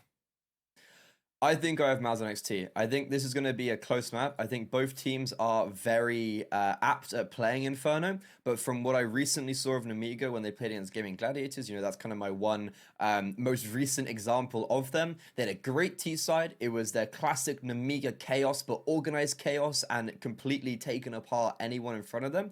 They go onto the CT side, and it seems like it was a whole different team. And I think on top of the fact that Mouse NXT come away from map number 2 with not just some confidence, but an insane amount of confidence. I think that's the difference, right? Like, look, we expected them to win their map pick. That was always going to be the anticipation, but it was just the manner of how they did it. It was extremely dominant. And yeah, I do agree with you that, you know, the confidence is going to be there from Mouse NXT. They're going to take the knife round as well, so they'll start on the CT side. I just do wonder. Deciding map. What do you wonder? Last time they played a deciding map, it was against Bleed, although you made a very fair point that Bleed are a very strong Inferno team, and it was a 13-3. Bleed completely dominated them, they completely shut them out, and Namiga, I mean, although they haven't played it all that much, they do have some very heavy hitters that they have played up against. They beat 1-win yesterday on this map, 13-10. Came up short, as you said, against Gaming Gladiators, but it's still a 13-11, still a very close series. You know, going to overtime versus FlyQuest over in EM Chengdu, and then even taking 8 rounds off phase. And I just can't really overlook that. Something about my brain that I just can't do it. So I really wonder. I think this is what I described as in the pre-game of this is going to be a really good benchmark to see really where Mouse NXT are with a lot of their map pool and who they can really hang with. And right now, well, they're hanging with Namiga. They're putting them under pressure. They've already found the opening 2 kills. Now, it was so unfortunate not to claim yet another, but eventually there's something to sing about for Namiga, but it looks like it's too little too late. Oh, yeah, I didn't even notice that both PR and Syria have charged down Banana and have collected 2 more frags, plus also the bomb. I was thinking, Bermilov, that's awfully aggressive in a 4 versus 3. Like, do you need to, or a 5 versus 3 rather. I was like, do you need to be going for a kill like that? And then now I see the context of the B-bomb sign. It kind of paints the picture a little bit more. Xanta, I don't know if we're going to see anything, and we won't. Night2 finishes it off. Oh no, Cruzen actually, sorry. Cruzen's the one to get the final kill from Long. But yeah, you were talking about the litmus test for Mouse NXT. I think as well, like, Namiga are playing really solid Counter-Strike. The few people I've spoken to about Namiga, they've all said that they're playing, like, they're good at, you know, they're playing good CS. They're playing well in practice. They're playing really good CS in officials. And I think for Mouse NXT, this would be a really big scalp to take for them, especially it's in the playoffs, and it'll grant them the first space in the semifinals. Of course, there are your odds on your screen. Mouse NXT, 1xBet are back in your prediction, Freddie. Of course, if you want to take advantage of that, you can head over by clicking the banner down below the stream. and sign up using our code. And I can finish telling you about the code because that was a complete and absolute bloodbath towards Banana. And that is, of course, 1x Oriez EU. Of course, you will get, I believe, it's a 130% deposit bonus on your initial deposit. So fantastic bang for your buck. Much like an extremely clean round up against just the pistols.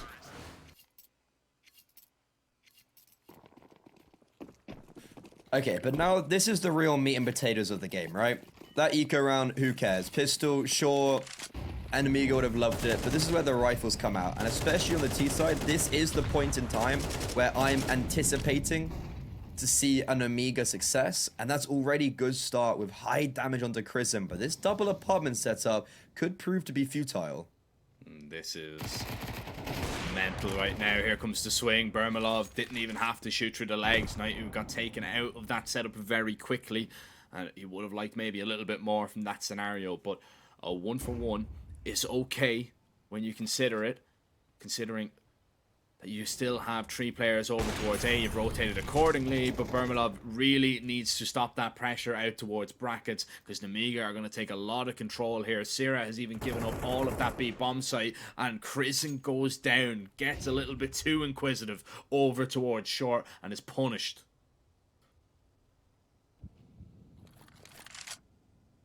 Low HP, getting aggressive, not the play. Now Flamus as well, a reposition towards apartments. He's going to get spotted out. PR drops him, and Bermilov gets even more aggressive. He's going to clear out brackets, and this is a false sense of security. Miles NXT, they're rotating away, but Bermilov, he will, at the last moment, hear the player dropping out of apartments, drops the bomb, still alive, even connects onto the player in pits.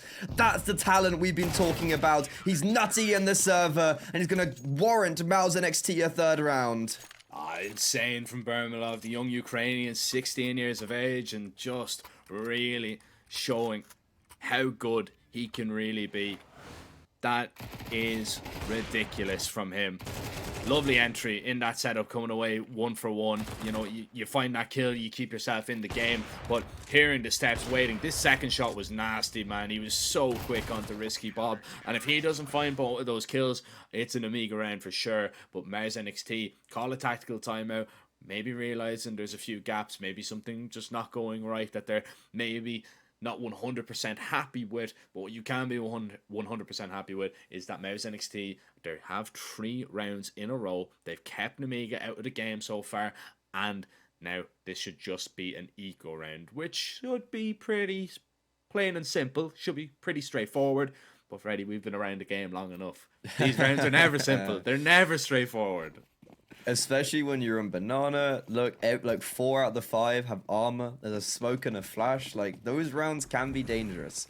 It's just about, and we've seen it in this series, right? We saw it in the second map at Eco round go in favor of Nemiga, but already Xanta just seemingly being sent to his death like a lamb to the slaughterhouse. And Mouse NXT, will they ever get stopped? Doesn't look like it this round just yet, but there's still chances, especially if those Deagles can come out and do some damage. That is not going to help proceedings at all. PR is just going to get aggressive. Can is a bullet away from death, and unfortunately, he's been hitting the gym too much, and the shoulders were just too wide, sticking out from behind the angle. PR is too big. Yeah, PR is shifting his weight around towards Banana as well. 8-0 right now. Sierra 6-0. So, Mars NXT, they must feel invincible right now. Yeah, bro's just too wham. But big problem, you know. Yeah, you know. That's what they don't it tell happens, you. right? When you go to the gym too much, you know, you just easily you'll die on Banana. Yeah, you're easily spotted. That's why I don't go on the gym. That's why I don't. However, we're back into another gun round. For me, this is a period of the game where I think Nemiga, they have to be getting around on the board because it starts to really trail away from them, especially when I was praising their T side over their CT side. They're going to have to start showing them, and that's a really good opener. Syrah, he was blinded and I think had a grenade out, caught completely by himself. PR, the A anchor, has rotated to help the B bomb site, but he also shall fall. Chrisen will at least get 1 back in return, but the B bomb site has been relinquished. Yeah, PR was asleep at the wheel there, to be honest, and that's going to cost him completely. Bermalov just no cares in the world, doesn't even care. There might be a lurking player towards the apartments, runs right into his death and right into a bullet. This is a tough round for Mouse NXT. Little bit unfortunate. Namiga are going to be happy because they've been able to contest Banana. They're going to be able to worry Mouse NXT because it hasn't really been the brightest of days. Anytime they've sent any presence over, even with the util that they've been throwing, Mouse NXT have been able to hold onto it comfortably and then even have the stacks there. But this time it doesn't work out, and I do have to feel that if PR takes the shot when he initially seen him, there is definitely a chance that he comes away with two, holds on, and we could be looking at a 5th round. Instead, we're looking at Naito just panicking, looking left and right, but eventually put out of his misery by Flamus. Yeah, the save would have been nice, but luckily for Mouse NXT, they've kept, what, 3 players alive in the first gun round, and then 5 in the anti-force fire, so they do at least have some economy to fall back on, and I'm pretty sure with both PR and Bumilov having 9 grand each, we're going to be seeing full rifles come out, and majority players full set of utility.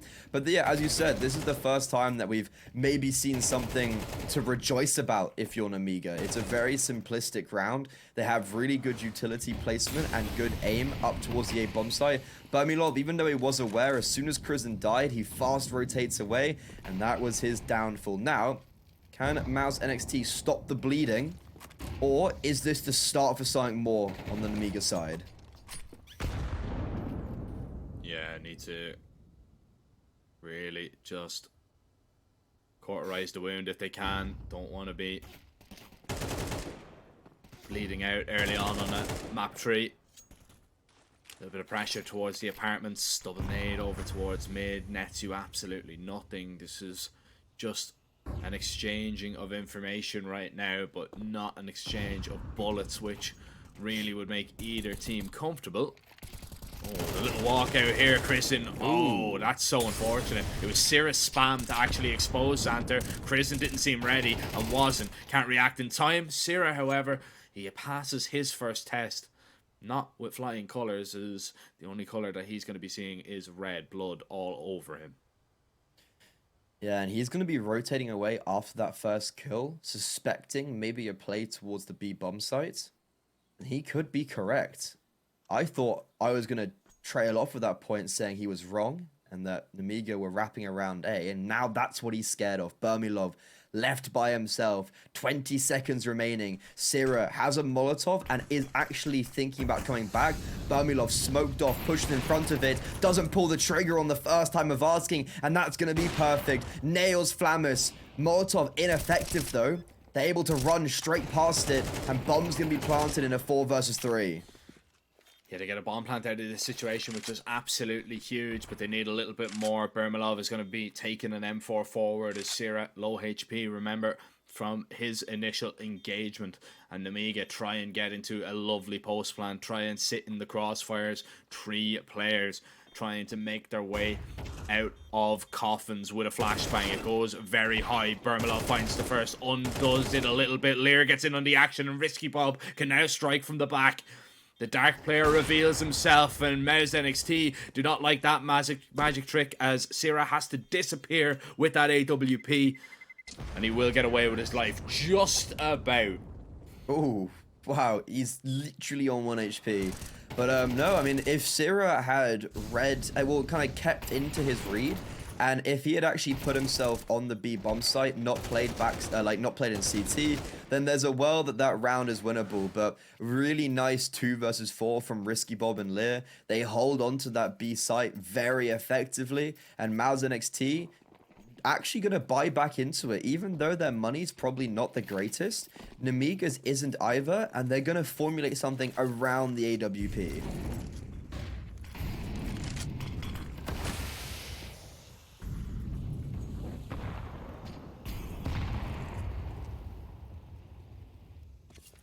This banana fight is always so interesting to see what way teams approach it. Sierra late on trying to get aggressive. The mollies are fantastic, just forcing the tees back. God. Xanter is just feeling the pain. shrapnel digging into him. Luckily to still be standing, but he is not going down without a fight. Wins his first. However, PR up close. The spam from Krisen, and Mouse NXT regain control and a man advantage.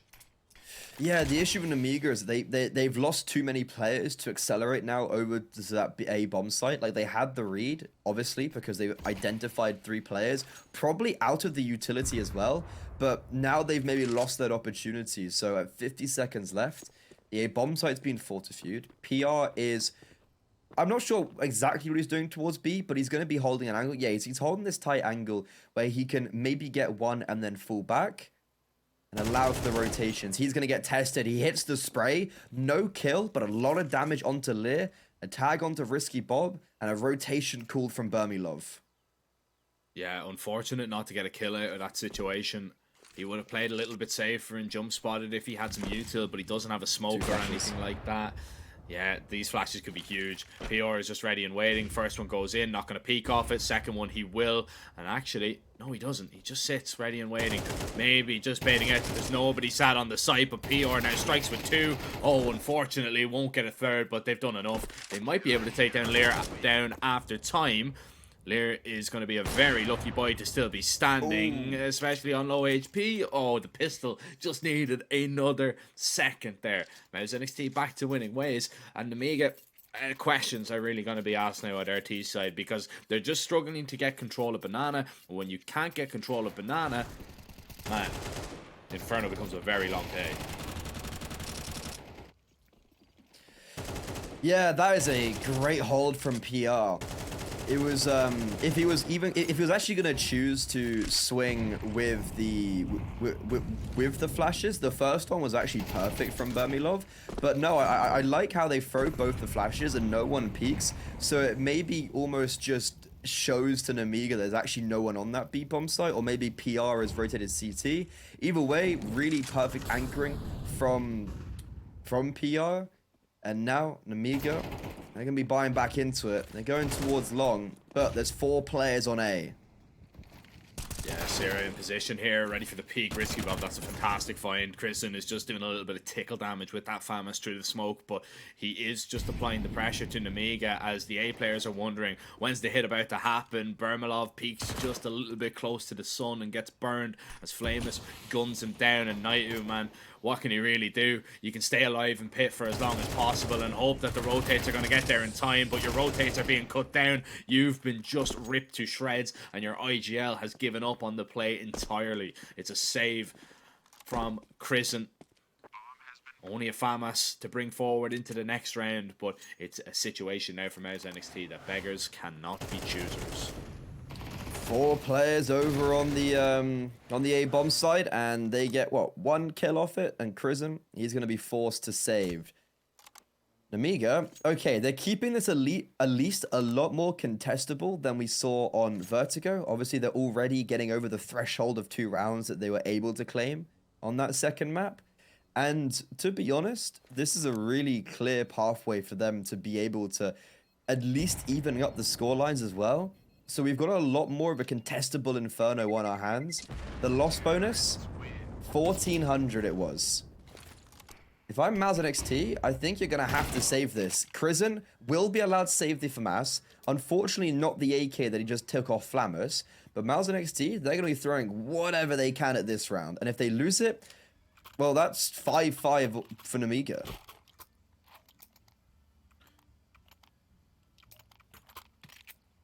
And this is going to be really difficult for Mouse NXT, because what they've been usually doing is fighting early for Banana with 3 players. They simply do not have the util to do that this time around. So they might have a quick look. Well, Burmilov takes a peek towards middle, just gets completely shut down and overwhelmed. A double push in towards the apartments. Christian is burning up in that Molotov. He's 16 HP. Oh man, the util is just punishing the CTs right now. And it's not just the util, it's the AKs as well. Flamus in the face. Prison drops him. Naitu, as soon as that smoke fades, he's dead. Sirius here, but he needs a miracle, and he's being wrapped from behind, and he does not realize it.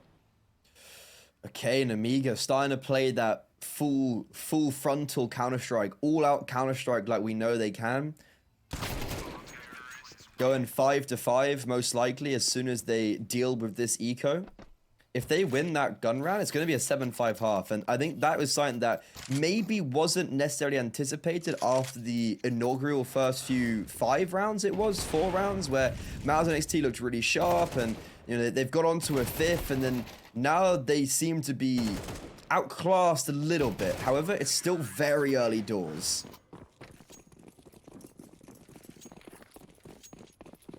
Yeah, it's still extremely early, of course. You know, we still have a few more rounds before this first half is out. But Namiga, I mean, guaranteeing that they do pick up this round, 5T rounds is going to be a great foundation to build off when you swap over onto that CT side. Regardless of if it's been troublesome or not. 5 rounds in the back pocket is never a bad thing. Well, for sure. What is if you swing in and these USPs absolutely destroy you. The Molly, they all turn from the flash. They're not being burned out. This is so intriguing right now. Lear is going to get the fright of his life.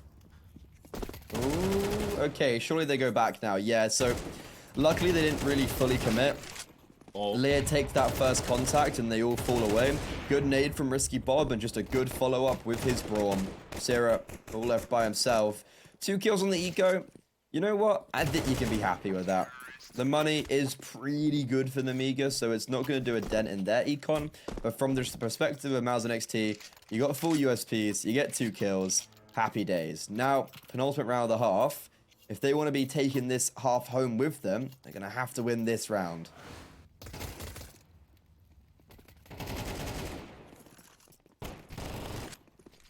Yeah, this is where it has to change here.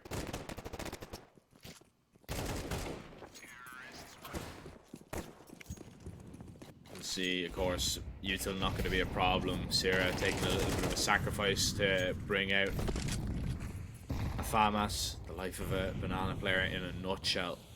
There, sacrificing for that utility. Chrisen needs to be so careful, but man, he has not had a good time in terms of the util that Namiga have thrown at him in the last few rounds. Another HE lands flush, he's trapped in the corner, still actually does enough to just distract. Knight, who claims a double, is still standing. The dink is good. Surely they're not expecting PR here, but they are. The refrag there, the trading is just perfect from Namiga. They get up onto the site, but it's definitely not without a little bit of a fright in itself. Sierra in a 1 versus 2, can low. This is doable, especially if that HE is placed perfectly. Yeah, if he puts it towards pit, could be destructive. No players on the site. Can't. Peeking in from pit. Doesn't even get the kill. It's Santa just swinging from apartments. Namiga, they played the trade games perfectly. There was 4 players ultimately in towards top mid for Mouse NXT, and none of them can get more than 1 kill, right? Apart from Naichu, but I guess he's trading out Chrisen. Khan does super well to mitigate a lot of that danger, and as well, this awareness to look for PR after you've killed 3 players is really, really well done from him. And Namiga, well, they're looking for 7. Get it as well, especially with that entry. Oh, okay. Oh, that's perfect. Chrisen has just had a terrible time over towards A. Sometimes it goes that way, unfortunately. Vermalov boosted up trying to get a refrag. Now you know there's at least 1 more player over towards shore, and damage being done, yes, but Namiga, this 2-man advantage is just going to be such a hard task to kind of get through. They're even slowing it down. Waiting to get into positions. Sierra, not sure if he's going to find any contact towards B, but at least he does have that information. Oh, he's got mollowed, and it doesn't spread to him. This could bode well for Mouse NXT, especially because there is the bomb on the back of Lear now. Sierra swings out, and he's been detonated. Khan's just blown him up, and that's most likely the round over, especially considering that PR's been spotted towards top mid and dealt with now, and the B-bomb site has been evacuated. Naichu left by himself. 1 versus 4. Might get a frag. He might not. Flamus playing hide and seek. Naishu just looking for scraps.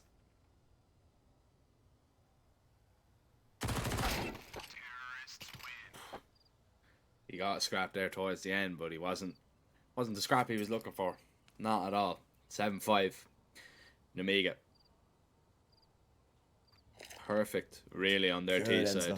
Yeah, look, I think that's a great half that they can go away from and be happy. You know, I was saying that we're going to be happy with 5 rounds as a foundation, 7 rounds as a foundation now to build off. You take the pistol.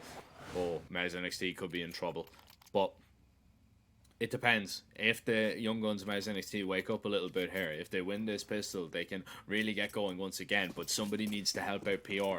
You know, it's full of young talent, this roster. But right now, PR is the only one that seems to be showing it. 15-8. Everybody else struggling to find their footing. And Mars NXT, the underdogs going into this second half, of course. If you want to head on over to 1xBet and take advantage, click the banner down below the stream. Sign up using code 1X or ESEU and get up to 130% on your initial deposit. It's just crazy how many times Mouse NXT had 4 players towards A and would get like 1 frag. They had really good rotations from taking Banana, sign that Namiga didn't really focus on taking away from them that much. And now, Mouse NXT on the pistol round. I think Xanta spotted PR. Doesn't call for any rotations though. However, with the smokes coming down, and with Namiga clearing top mid, this should just be a legit just like 5 versus 5 post-plant retake. Yeah, and when you factor in the smoke, the molly, and the flash that Lear is going to be, and the kit, you know, this is looking quite He's got good. everything. Yeah, but it all depends on what happens towards this banana fight. They're making no secrets about making their way up. Bermalov, there's the flashbang. It goes in early. Bermalov is still standing. Knight doesn't get anything, but Bermalov gets 2. Xanta begins to make his way forward, and Sierra just holding here from 3. Is Xanta going to be able to clear him out? Sierra tries to strike. Xanta just drops him. Oh, it's all falling apart right now. Kristen, the leader, has to step up. The kid in play, trying to dance around the pillar and just be evasive and buy enough time for himself. But the kid puts to good use, and the kid needed. If he didn't have one, that round would have been certainly in favor of Mouse NXT. But Namiga start the better. Sierra had to get 1 there. It's a 2 versus 3. He's in a prime position towards Tree. You can see that Xanta's maybe wary of his position, but Sierra gets offered up a kill on a platter as they swing in front of him, and he misses everything. But I mean, love the fact he got 2 towards Banana was way more than I thought they were going to get. 2 for 2 after being fully blind. That's perfect. Kristen does so well in the 1 versus 3. He bides his time, but just unfortunately, the kit, as you mentioned, is the savior for Namiga. Still, this is a dangerous round though. You get up onto a bomb site, you get a bomb plant, you've got to buy. And you've got a few Galils. The only issue is you don't really have a lot of utility, so you can't contest Banana early. If you want to go towards B, you can do it a little bit later on. But you're looking to try and find an opening pick here.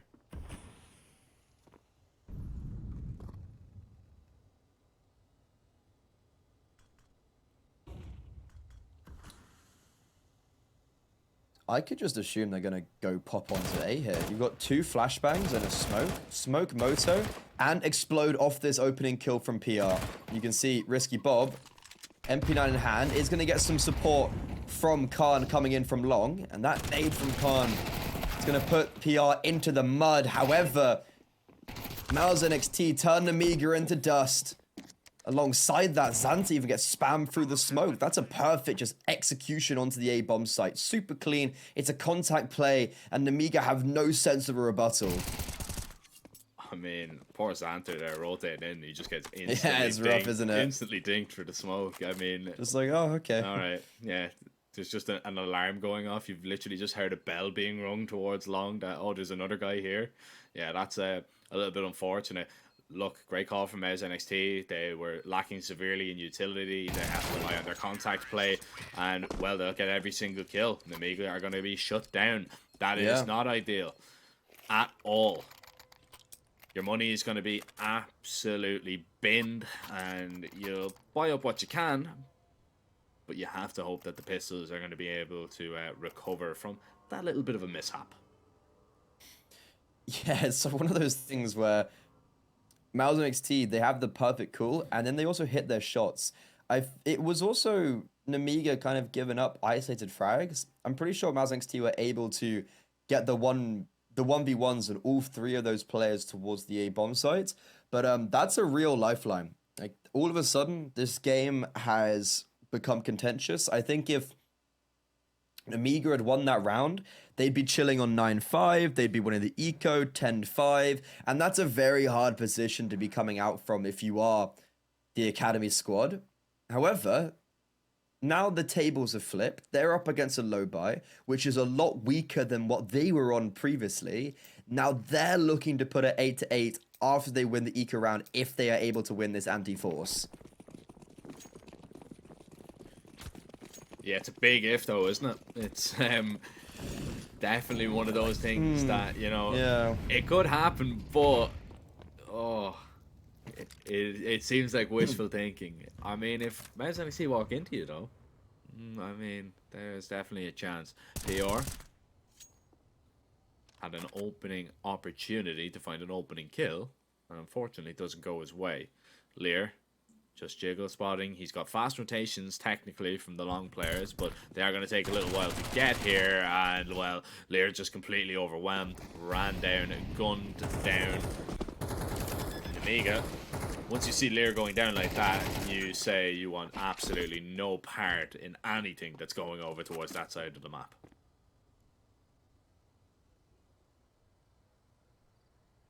I do like this call from Namiga though. Stack towards the A bomb site. If they go A, you win the round. If they go B, then you lose one player. And what they're going to do now is completely save, or attempt anyways, to completely save, bring these armor and 5-7 into the next round, and create a round that would have just been a mere eco into something that is as dangerous as this, keeping Mouse and XT on their feet. Yeah, that's a great find as well. You drop Crizzen, who is your only real danger. I mean, the Mac 10s are going to try and get closer. The rifles probably not. So you don't know it, but you've taken down the one hunter that was trying to gather up those pistols, but it doesn't happen.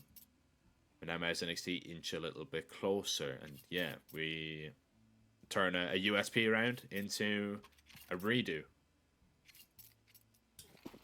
I like it. This is I personally really like those type of plays when you have the force buy, especially after you've lost the second round flaming pistol. You can see they literally were on 5-7s and armor. Flamus, all up close and personal. He sent Risky Bob to the grave. However, Risky Bob has died for the cause, as Flamus in middle is going to get one Xanto through the smoke. Hold your horses. This is exactly why you hold on to those 5-7s in armor. Khan, could have caught off Naichu, but Naichu somehow doubles down, temporarily saving Namiga.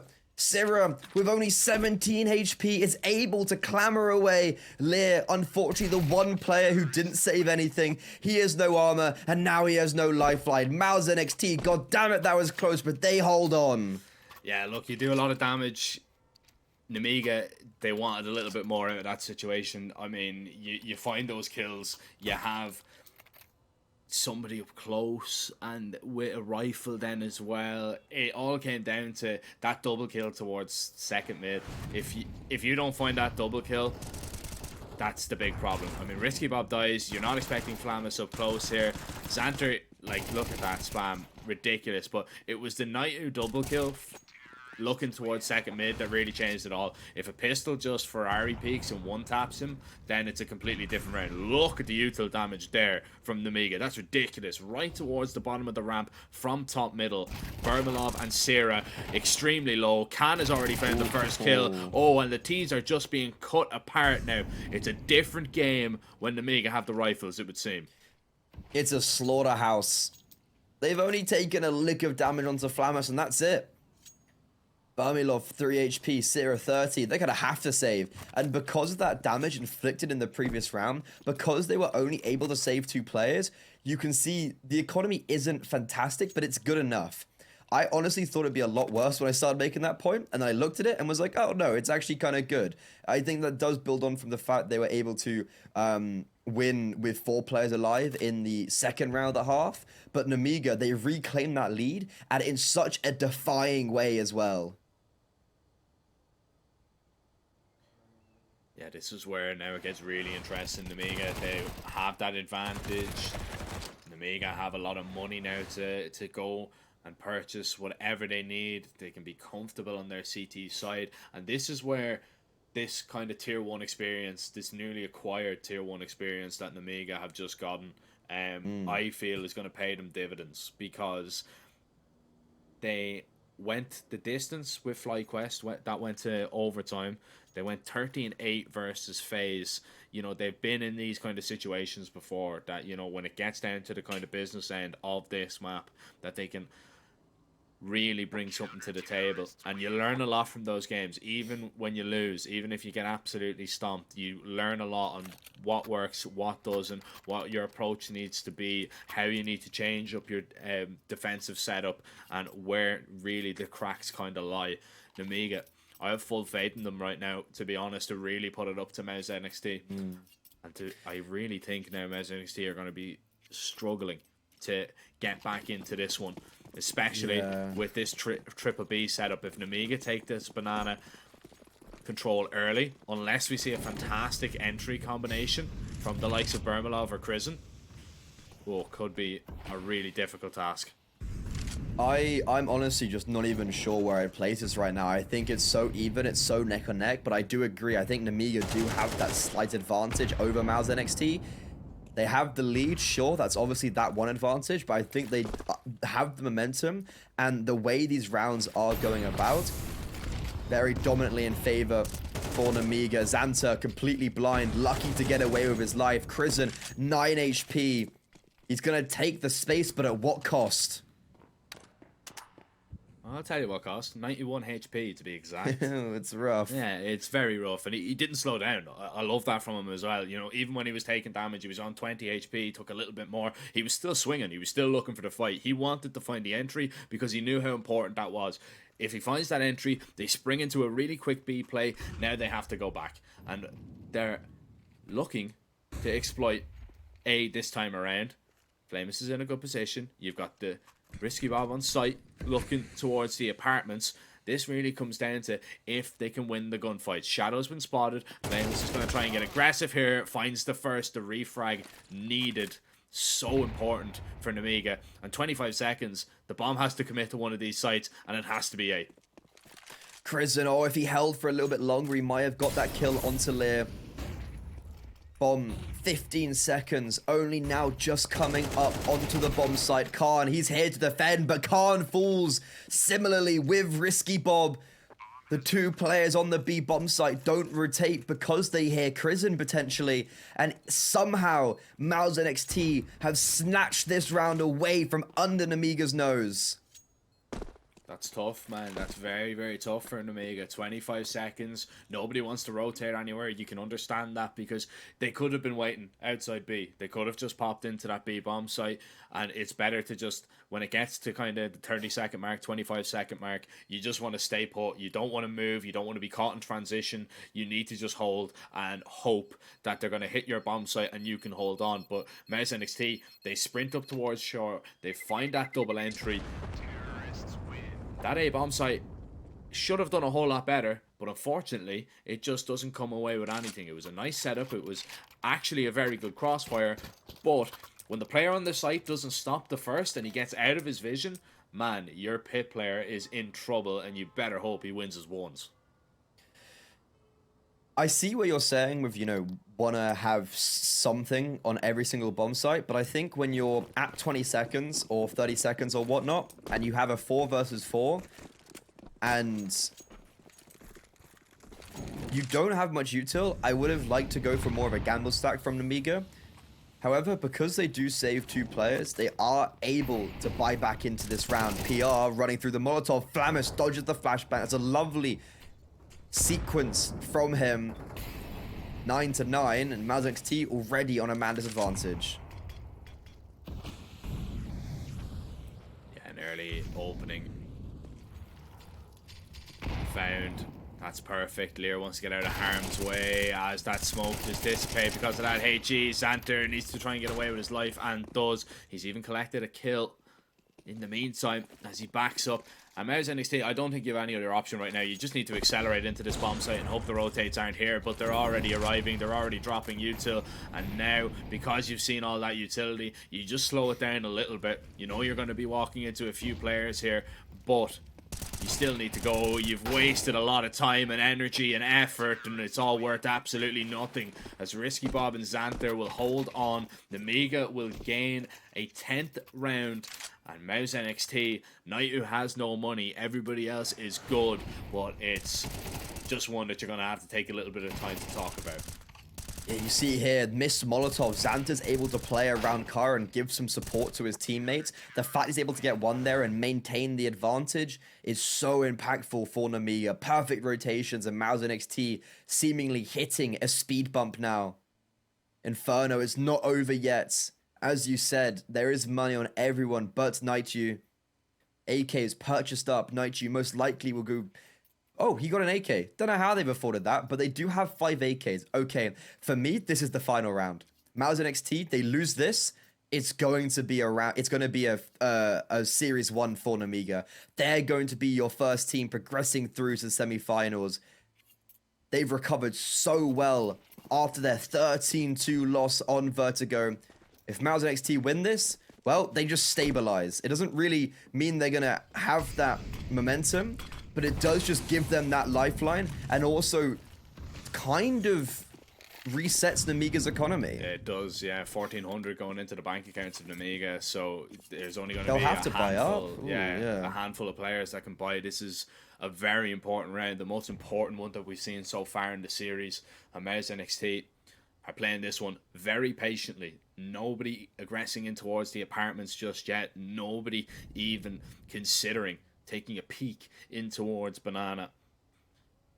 Now brackets control is going to be contested by the T's. See if they can just gather any information. If they can find an entry, find an opening. Can they force the CTs back? And they have forced them back. They forced them over towards B. This is a 2-man A setup right now.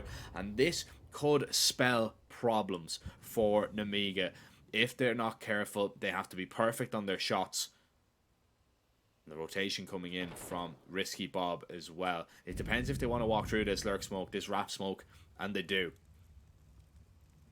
Flamus, he's holding for it. And Risky Bob, he's come back in the nick of time. He was the player that rotated off and made it a bit scary. Flashbang comes in, and they don't peek off it. Risky Bob goes for the late aggression, and it works out in his favor. 5 versus 4, doesn't spot anybody else, and Krisen is able to knock Flamus down in from the side.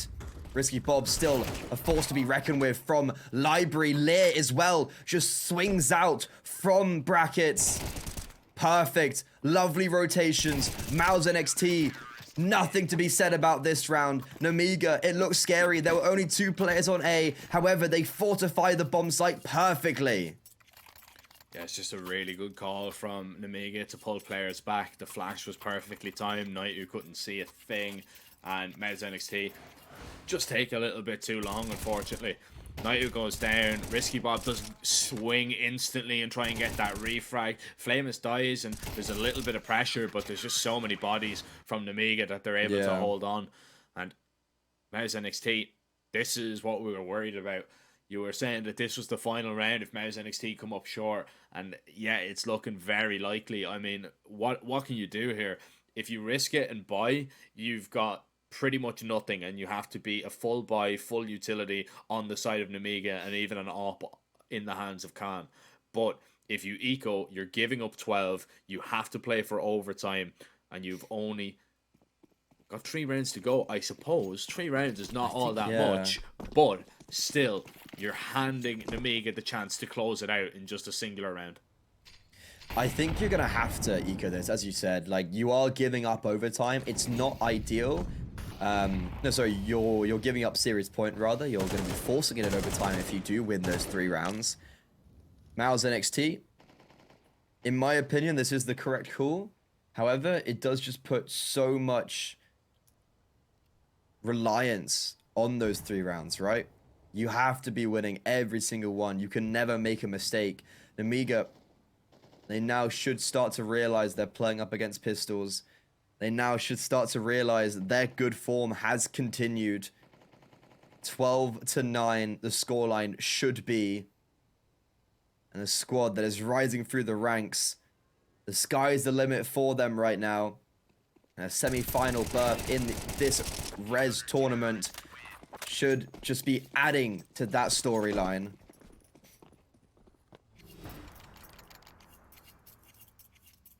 It should. Mouse NXT, last chance, last roll of the dice. Time to come up with something. Need to win this to stay alive in the event, or your playoffs run is over before you can even get going. Especially after what we've seen on Vertigo. We were expecting a close game. We're getting a close game. And it's not done just yet. But it comes down to Mouse NXT. If they can pry open an entry. But look at this from Flamus. This is ridiculous. Just getting super aggressive. A perfect spray down. Prison's going to try and swing through and get the trade. And that was much needed. It keeps this game competitive right now. And Prison, oh, I thought for a second he wasn't going to stop. I thought he was just going to send it through that smoke.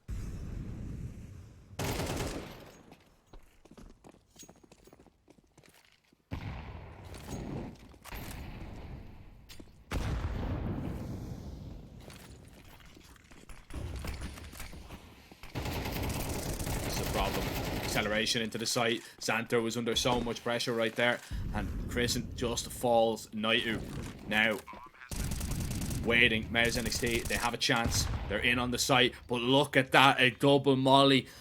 Two players were extremely low, and it lands flush. It lands perfect. Oh no, a disaster strikes at such a pivotal moment. Khan and Risky Bob, they just need to find this kill. PR, he's been spectacular all event long. Needs to get it done for his side, as Namiga, they're so slow on the approach here. Now they eventually have to speed it up. PR looking for this double. Is he going to be able to spray down the upper? And the answer is no. A kit picked up.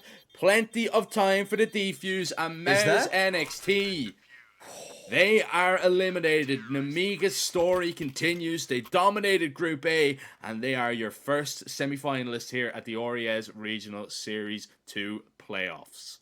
And they do it in a 4 versus 3 as well. That round was not the most convincing for Namiga. Well, sorry, 3 versus 4. Xanter on the B bomb site is able to get one, but as you mentioned, it's that double Molotov onto the bomb site. PR left in a 1 versus 2. He picks up the hard kill. He kills the rifle, but the USP gets the better of him. It was perfect aggression at the beginning of the round. We saw Namiga send Flamus out into second mid, something that I thought they were going to do a little bit more, because that is what they like to do a lot on Inferno, is get aggressive top middle. And even though they do, and it doesn't quite work out the way they would have wanted, they end up winning the round. They had 3 rounds to work with, and they do it in the first. Yeah, man, really impressive stuff, to be honest, there from Namiga. It was looking very worrisome. I was definitely worried for them when we looked at Vertigo. Mouse NXT continue to look impressive on that map, and even though they come up short in this series, look, an academy team, you know, getting to this stage of the event, and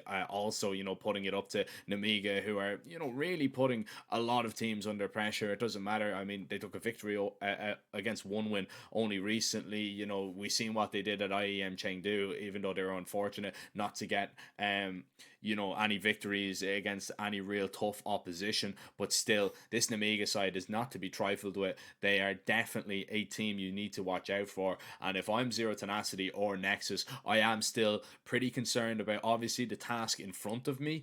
But when I'm looking towards that semi-final, that's no gimme. Yeah, speaking about Zero Tenacity, they actually lost an Amiga in quite a dominant manner in the Thunderpick World Championship. It was 13-9 on Vertigo, which was actually an Amiga's map pick. Not what you would have thought after watching that against Mouse NXT. And then a 13-2 on Anubis. So if Zero Tenacity are able to win out that series, they're going to be looking for revenge. The question is, will they be able to find that revenge? And speaking of Zero Tenacity and speaking of Nexus, their game is on next. Whoever wins will come up against Amiga in the semi-finals and place themselves in the money. And that is what we are going to be looking forward to, ladies and gentlemen. I believe we should be going live with the pregame for that one in about 20 minutes time. So you have a little bit of time to go get a drink, go get a little bit of grub and get ready, because we've got some more quarterfinal action and it is coming in hot. You don't want to miss it. Respect from 1xBet. Respect from 1xBet. Respect from 1xBet. Respect from 1xBet. Respect from 1xBet. Respect from 1xBet. Respect. Respect from 1xBet. Respect from 1xBet. Respect from 1xBet. Respect.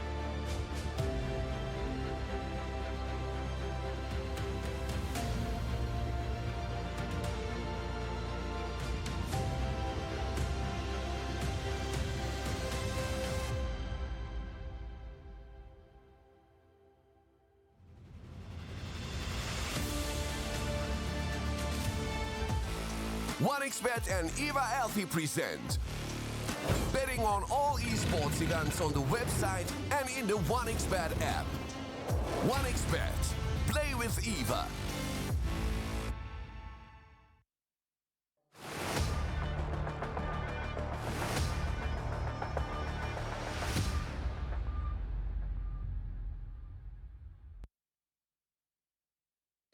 Welcome back, ladies and gentlemen. A short little break before we jump into our second quarter final of the day here at the Oriez Regional Series 2 Europe. I've got Freddie alongside me once again, the super stand-in who really saved my voice, which I'm forever thankful for, Freddie, because, you know, it can be difficult solo casting, but at least it was only one map, and it was exciting to say the least.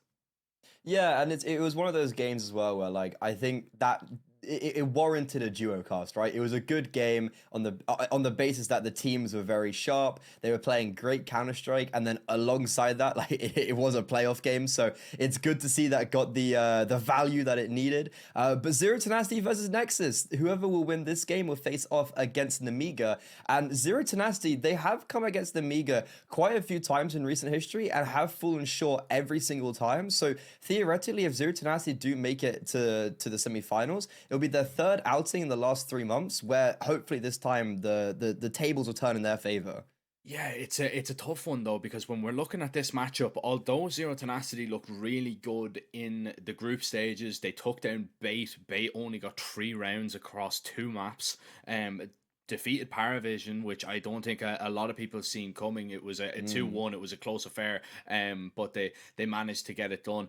Zero Tenacity have taken a lot of people by surprise, because it definitely wasn't one that you were it was sticking out at you like a sore thumb and saying, you know, we're going to be the ones that everybody is going to be afraid of. But Brute Monster and Nemanja really have just stepped up their game. We've seen Simca have some really impressive performances as well, and, you know, a credit to them, because they've kind of stepped up their level after struggling for so long with their form. But they're coming up against, me and Ted described it, probably the best Nexus that we've ever seen. Yeah, you've got a Nexus where Zello is back once again. He always finds his way back here. But he is a really strong AWPer. And I was actually talking to Barry last night, previously the coach of Sprout, who Exello played under. And he was talking about how comfortable and how well Exello was playing towards the end of Sprout, and that he actually wishes that he had more time with this AWPer, because he did really rate him. But alongside that, you have a BTN who's starting to step up a little bit more in this tournament, which sometimes can be for me, the missing piece for Nexus, where you have an IGL who is super struggling, and then the duo rifling of Urson and Sound. Sound is playing phenomenal, and in this tournament, he's one of the highest rated players coming out of the group stage. Yeah, Sound, man, he's a very impressive player. You know, we've seen a lot from him. I always remember him from when he was on OG Academy, and he's I have a little bit of bias towards him, because he just seems like a really fun guy. Even when he was always playing on the cameras, he was, you know, playing to the crowd a little bit, flexing, you know, just pulling funny faces and stuff like that, which goes a long way, because if you can come into a game of Counter-Strike a little bit lightheartedly, have a little bit of fun with it, you just are going to play some unbelievable stuff, and that's what we're seeing from him today. But as we already kind of touched upon a little bit, they've got a tough side that they're coming up against in Zero Tenacity. Look, they were struggling for form. They are one of probably the longest standing rosters that we've seen as a full 5. I think AVN was the latest to join this, and that was over a year and 7 months ago, if I'm not mistaken. So these guys have been sticking together. They've been, you know, putting a lot of faith in this. They kind of burst onto the scene towards the, I want to say, like early or late or earlier mid part of last year. And they've been getting some really solid results. They dropped off a little bit at the beginning of this year, but now it looks like they're back with a bang. It's not just Nemanja and Brute Monster putting up incredible performances. It's everybody on the team literally stepping up, being counted, hitting some, I don't want to say a purple patch, but it just seems to be like they're bringing new levels to the game. Yeah, I'll be honest, I wouldn't have anticipated that Zero Tenacity are firstly coming out of the group stages first in their group, secondly with the highest rated individuals by like the team has the highest rating coming out of this group stage. That's not something I would have anticipated. As you said, they've been together for so long. I think when AVN joined, it was a clear upgrade because he was coming from that 4 Glory squad that were playing a good like top 50, top 30 Counter-Strike level at the time. So adding a big addition to Zero Tenacity, but they really haven't given me much to like be happy about in the last however long, like losing a lot in the early stages of many tournaments, and then now they've got a really prime opportunity to really show what they're capable of. And I think Nexus is a easing team that they can ease into this playoffs. It's not the hardest opponent, but it does ramp up significantly if they do end up facing Namiga. Yeah, they're one of the teams though that if you underestimate them, they will hurt you badly. For sure. We're gonna look towards the veto though now, and I don't really know if there's really any too many punishment picks in this veto. I would say probably on paper, you know, if we could go into it, there isn't really a map where either side are going to have a massive advantage, which always makes for good viewing because it probably means we're going to get a close game. Overpass and Ancient going to be banned out straight away. Mirage being picked by Nexus. Anubis, of course, Zero Tenacity. It had to feature in the veto. Nuke is maybe a little bit of a surprising one just because we haven't really seen Zero Tenacity play Nuke in quite a while, and it hasn't been the best of times really for Nexus on that map as of late. What are your thoughts about this one though, Freddie? There's a world that I think I could have seen a Zero Tenacity pick an Inferno, just on the basis that Nexus are really uncomfortable on it. But I think that would be quite a bold play for them, seeing how, as you said, like obviously we see Anubis, like they are just very good on this map. They did have a very rough streak of signing like 7 losses in a row earlier this month, and quite recently as well. But bouncing back, you were talking about that bait game, 13-1 against them, 13-5 against Parry Vision, some very strong results recently, and I think Anubis is going to be it is going to be very hard for Nexus to pick apart. But also the same, I think, goes for Mirage, with Nexus equally picking up some very good results, equally against a Bait and a Parry Vision, and even Namiga as well, when you add in even a bigger name into that pile. And Namiga, they are good on Mirage. Yeah, they are, man. Look, though, Zero Tenacity are hitting form that we haven't really seen from them in a very long time. That's one thing they definitely do have going for them. We've seen Brute Monster in this event just absolutely be the showstopper that we know he can be. Even when things aren't going right for this Zero Tenacity team, it seems to be just Brute Monster lighting up the kill feed, and himself and Nemanja are really just the difference makers. I think it's going to rely a lot on them because Nexus, they've got so many heavy hitters in this lineup. It's not just, you know, your Sound and your Urson. You've got Raga in there as well that can always put up an impressive performance. BTN playing the best that probably we've seen from him in the very long time because he's confident in the pieces of the puzzle around him that he's managed to put together. Some of the best Romanians that we have in the scene. And Nexus have their best chance, to be honest, of really getting close to maybe even a tournament victory with this team, in my humble opinion. In my opinion, either of these teams, if they win this tournament, that's huge for them. I don't think any of these teams, when you look at the rosters coming into a tournament like this, should be contending a title. But if they do, that's going to be something that will really set wind into their sails. However, we're on Mirage, we're on the pistol round, we're on Nexus's map pick. They're on the T side. They've got a P250 in hands of Zello and Urson, and they're going for this play out from the A bomb site. However, first frag goes in favor of Zero Tenacity, but in a flurry, they draw 2 back. Yeah, Nexus will gain control. Nemanja tries to get a little bit closer. He's going to inch forward with AVN as a little bit of a support that he can fall back into. And AVN will pull the trigger, hit the head. Sound gets that bomb down. Everybody retaken now from the CT side. from CT. They'll swing onto the site. They'll find Sound. He was the bomb planter. Zello, though, tapping away with this P250, doing lots of damage, but it's the Julies up close that deal with him expertly, and it falls onto the leader early to try and save Nexus. A bomb plant is good, but the round is something that eludes them, as Zero Tenacity will pick up that CT pistol. Yeah, it was a good flashbang to actually get them out of this choke point. And what the flashbang does, I think it only really blinds BTN properly, but that does just make it so that he loosens up his hold and his grip on that angle he had.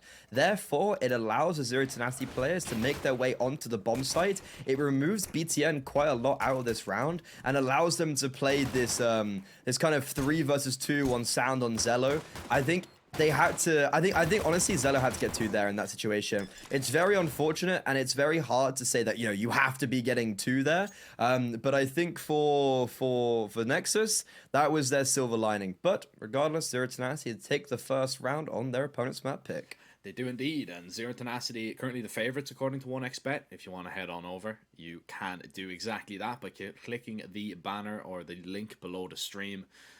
And if you haven't got an account already, sign up using our code 1XORIESEU, and you will get a 130% deposit bonus on your initial deposit. So some fantastic value if you are, of course, new to 1xBet. And of course, you can take advantage of all the odds that are going to be in these games or on these games for the rest of the Oriez Regional Series 2 Europe. Not just Series 2, how about Round 2? We're going to get back into the action here. Pause, undone, tech ding, over, ding. And yeah, the bell rings. Do you think we're going to get an absolute slugfest? Do you think it's going to be... Oh, mate, when you look at these two teams, I think you just spell a slugfest. Like, yeah. I think this is going to be a... honestly, I think we're strapping in for a long best of 3. Like, I think this is a sign that goes a distance. It goes back and forth. Zero Tenacity, obviously, they had the 3 highest rated players from the group stage of Namana, Brute Monster, and Simca. So, if those step up, then, you know what? Never mind. There's not much you really can do. But speaking of one of that triumphant, BTM, the IGL, normally quite on the duality of being considered the highest player in the group stage, he actually gets the opener. Yeah, that creates a lot of space now. That Zero Tenacity are going to have to try and patch up. That's beautiful. Absolutely superb from Nemanja. Raga tried to creep his way up past that smoke. The spam is just perfect. There's nothing you can do about it as well. Can't really dodge it. Just have to take your medicine. Nexus might be forced to take it, especially with Simca in this aggressive position towards the B apartments. Urson falls, and this attack really just becomes a one-pronged one as the rifles swing into the site. Zello's trying to hold for the apartments player, baiting out the shot of the scout. Simca doesn't really want to peek. He wants to allow his teammates to get into position that maybe they can stop the bomb early. Nemanja down though, and this kind of changes things a little bit. But as soon as AVN hears this tap, look at that timing. Sound didn't even tap the bomb. He just took it out, and AVN strikes. That's the swing kill right there. As soon as that kill comes in, Nexus, they're going to be falling flat. Zello, though. Zello with the scout. Hold on a second. It was a 1 versus 3. The no-scope and the quick-scope in conjunction forces him. But no, it's so close. Unfortunately, Chofo ends up winning it out for Zero Tenacity. My mind was almost blown there, Jack. Yeah, that was so close there from Zello. Oh, the no-scope is a beautiful way to start it. And Nexus, they do make that competitive. They get it quite close, but is it going to be enough to warrant even a buy in the next round? I'm not sure. Sound gets really unlucky. AVN plays that one to perfection. And look at that. Like, no scope headshot. Yeah, that's just unlucky. Great shot onto AVN. And Shoffo just made sure. All right, I need to put you down before you spell out any more trouble. Brute Monster has had a slow start to this game, and it doesn't get any better as he's been tied down instantly towards the window. And Nexus, because there was only Sejafo surviving in that last round, they've decided, you know what, we can reset the money here. Let's go for a force again, see what we can do. Yeah, and even though they don't get the bomb down, they still actually have a fair bit of funds to work with. And you can see that, you know, there are Galils fighting up short. However, those Galils chopped down. AVN only good for 1. Shijofo the survivor, the hero of the last round, nades open the connected smoke and is able to support from a distance. Alongside that, Simka in apartments deals with the aggression, and now it's just Exello rather. He almost got a 1v3 last round, but now we're making it a little bit harder with 1v4, and the nade ends up blowing him up. Zero Tenacity, now they're gonna give themselves some breathing room. Yeah, they begin to open up the distance a little bit, and finally, I mean, you're going to be wiping a little bit of sweat off your forehead, because For sure. you were probably expecting, you were expecting the force buy in the second round for sure. You probably had a hunch that maybe, because there was only one surviving, they're going to invest again. Now you're like, okay, it should be just Eagles and Tech 9s. It should be just Eagles and Tech 9s. We should be okay. But I hate these rounds, because we all know what can happen. Zeno even finding a kill there is kind of ridiculous. And but the Eagles and Tech 9s, right side A smokes are going to be thrown over. No CT smoke right now, and the flash is going to pop to try and get them out the ramp. Brute Monster is just going to be holding. Shijafu is going to take point. The Pistols need some success to get out on the site or even get away with the bomb plant, but that is not looking likely at all. Zello has scampered through the smokes and over the top of the stairs, and you can't really track him through it, but AVN luckily can see him towards top con. No smoke obscuring his vision, and nothing getting in the way of Zero Tenacity right now. Yeah, that round 3 purchase from Nexus is a massive high risk, high reward, and we're seeing the former come out in action right now. 4-0 down on their map pick. The greatest of starts, however, still very early doors.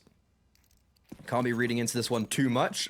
Zello finally on an AWP. We finally have Nexus on a full buy. And to be honest, same with Zero Tenacity. Like, this is the first time that we've actually seen both sides have everything they've wanted. We've never seen a round so far where even one side has had a full purchase. So Zero Tenacity, all power for themselves. Brute Monster peering towards middle, playing around this window smoke. Could potentially get a weird angle on Ragga, or that could go the other way when this smoke fades. Brute Monster is revealed, and Brute Monster is decapitated. Yeah, it's another lovely entry. This time from Raga. Zello stops Jafo. Nemanja forced back because of that Molotov and needs to be careful. He's lost his A player in the meantime. AVN is going to be falling and able to collect the kill. All of a sudden they crunch on middle and they find a quick double. It's just the A play that's happening now from Nexus. They're out. They have created a lot of space. They're making no secrets about it for sure. Continuously smoking top con. And they're still worried that somebody might reside in the site. As AVN, hearing those steps close, Simka's going to try and bait him in a little bit closer. A 1-for-1 and actually a 2-for-1, because Nemanja over the top of the stairs drops Erson through that smoke. Zello, he nearly clutched with a scout. Now he's got the scout's big brother. AWP, scope in hand, not scoped in just yet. Doesn't want to give away the sound cue. Isolates a fight. Doesn't even get to fire a bullet. And speaking about fire, that's what Zero Tenacity are on. The Flames already making an appearance in this series. Yeah, Simka, the third edition I think we were talking about that could make the difference maker. Like, you obviously have Nemanja and then also Brute Monster, but with them not really as apparent in the round, you're going to have to be relying on someone else, and that's going to be Simka. First kill on short, and it has perfect rotations. 3 kills from him in the round, and Nexus having the advantage, they cannot convert on it. The first gun round goes awry. And if that doesn't spell out trouble, I mean, if you're gonna, I don't know if you like to read into tactical timeouts at certain moments, but yeah, there's a little bit of a problem in Nexus. I think it's a good, yeah, like, I personally love tactical timeouts. I think it's like, I can see where you're coming from with like, oh, that's a very early tactical timeout after, you know, quite a bad spree of rounds. But I think for me, that's like a really good stage to take a time, take some second to talk things over, and maybe not go for the hero AK buy, but I guess it's something different, and it could end up just opening up the B-bomb site. Yeah, it is just nice to have a discussion, just break up the play a little bit, have an extra few seconds to reset, you know, because sometimes when it doesn't go your way, you're in the heat of the moment. cooler heads always do prevail. That HE is going to land and tag up a few players. Simka's going to chuck a Molotov and try and get out of there.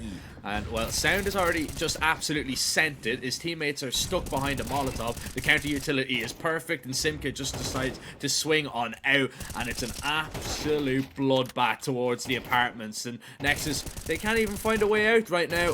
The AK needs to do all the damage, comes away with nothing. Nemanja is the only casualty on zero tenacity, and it's another smooth operation. Wow, that is a insanely clean round. Nexus, they had a Molotov in front of them. They also had a Molotov behind them. I'm pretty sure there was two Molos, one kind of at the gate of apartments and one at the very back. So you had them trapped here, not even being able to take cover. And AVN, lovely round from him, 3 kills in total. What really more do you want? Those Molotovs did so well at sectioning up the attack. You can see Sound leaping out completely by himself. And that's a Hero AK round completely gone lacking as Raga is forced onto a Galil as we go into another full buy round. You could be confusing him to Raka because the way he does be racking up kills. But he has got 2. Yeah. Well, just wait. It is still very early on. Oh, yeah. Well, here we go. He's the last player alive. He wanted just a 1v5 to prove my point. But that is, in all seriousness, an unbelievable round once again from Zero Tenacity. They have just destroyed Nexus, and they barely even know what hit them. I don't think I even really know what hit them. There was a player looking underpass, there was a player close middle, and a con player. In the blink of an eye, they all get 1, and Nemanja, who I'm pretty sure was the player close mid, was able to get 2 as well. So really well done. I think AVN took the first contact on underpass. The top mid smoke, it kind of shrouded the vision of Nemanja, but in a positive way, because it forces them to focus on AVM. But as it fades, that's when all of this starts going. So you can see, smoke fades, AVN, the focus is on him, and then Nemanja initiates alongside the AWP connector, winning out his duel onto Exello, the other AWPer, top middle, and then the final frag coming in. Perfect isn't a word I'd use too often about a round in like an actual sincere way, but that was perfect. I mean, they got 4 kills in a matter of seconds from every different angle and all different people, and it continues to go quite well. Not an ideal scenario. You lose 1 player, but what is ideal is everybody else seems to be finding frags. You've Raga and BTN now left in a 2 versus 4 situation. This is looking like an 8-0 start unless this AK can do some damage. The Tech 9 of BTN is going to try and get into position. And he has actually caught a nice timing here, which could put Simka under pressure if he wants to go over towards B. Instead, he'll reroute towards ladder, and AVN is taking no chances. Brute Monster, you're taking a big chance if you go for another peek again. Even lands the tag, and What? They are just disrespecting them at the minute. Just offering peaks after peaks after peaks. And that's a dangerous game you play with Nexus. For sure. Like, as soon as you stop giving that respect and you start playing in the manner that they're playing in right now, that's when you maybe start giving up a few of those key frags, just as we've seen on Brute Monster. Alongside that, timing has been caught. AVN rotating in through CT, a millisecond on it, and he misses the frag onto Raga. Jofo somehow still alive, but rotation's caught off. Oh, BTN with the Tech 9, chops 2 down, there's red on the trigger, and now Simka rotating from the B bomb side, has a kit, has an AK, has a flashbang, he has time to work with, but crossfires and post plants now set up. Nexus, this should be a pretty easy round for them. I mean, it should be. Simka walks right into Raga, and that was what I was worried about, was that once you start, getting into that, okay, we're winning, we're having fun, let's just continue to peak. On 15 HP. Yeah, that's when it gets a little bit silly. And I understand you want to get the round over and done with. Nemanja does a great job to find a double kill out towards middle, so Jofo finds it. Yeah, this is a 4v2 against a Tech 9. And, like, that AK didn't start in the hands of Raga. He managed to pick it up. Look at that from BTN. That is ridiculous. Isolating those fights. It's just so awkward right now. And Nexus now have been given a sign of life. They've been shown that Zero Tenacity are human. They are beatable. And it also gives away that, you know, if you get into a fight with them, Zero Tenacity might just continue to overcommit. So you will be expecting that now. Minute and 30 left on the clock. Space being taken over towards B and a little bit towards under. We've got top mid presence being shown. But I think we're going to get a little battle here towards mid later on from the CTs. Yeah, you can see they're trying to re-aggress, and they're gonna succeed. Actually, trying isn't the word I'd use here. They're dominating. Molotov underpass as well, completely sections off BTN, and in the meantime, one by one, they're falling like flies. Okay, Zero Tenacity, they do give up a round carelessly. However, they clinically take back the next one. Yeah, that hurts for Nexus, because that's where you're thinking, okay, yeah, this is good. We can recover this half. Now, even if you get 4 rounds, it's still going to be a massive uphill battle for your CT side.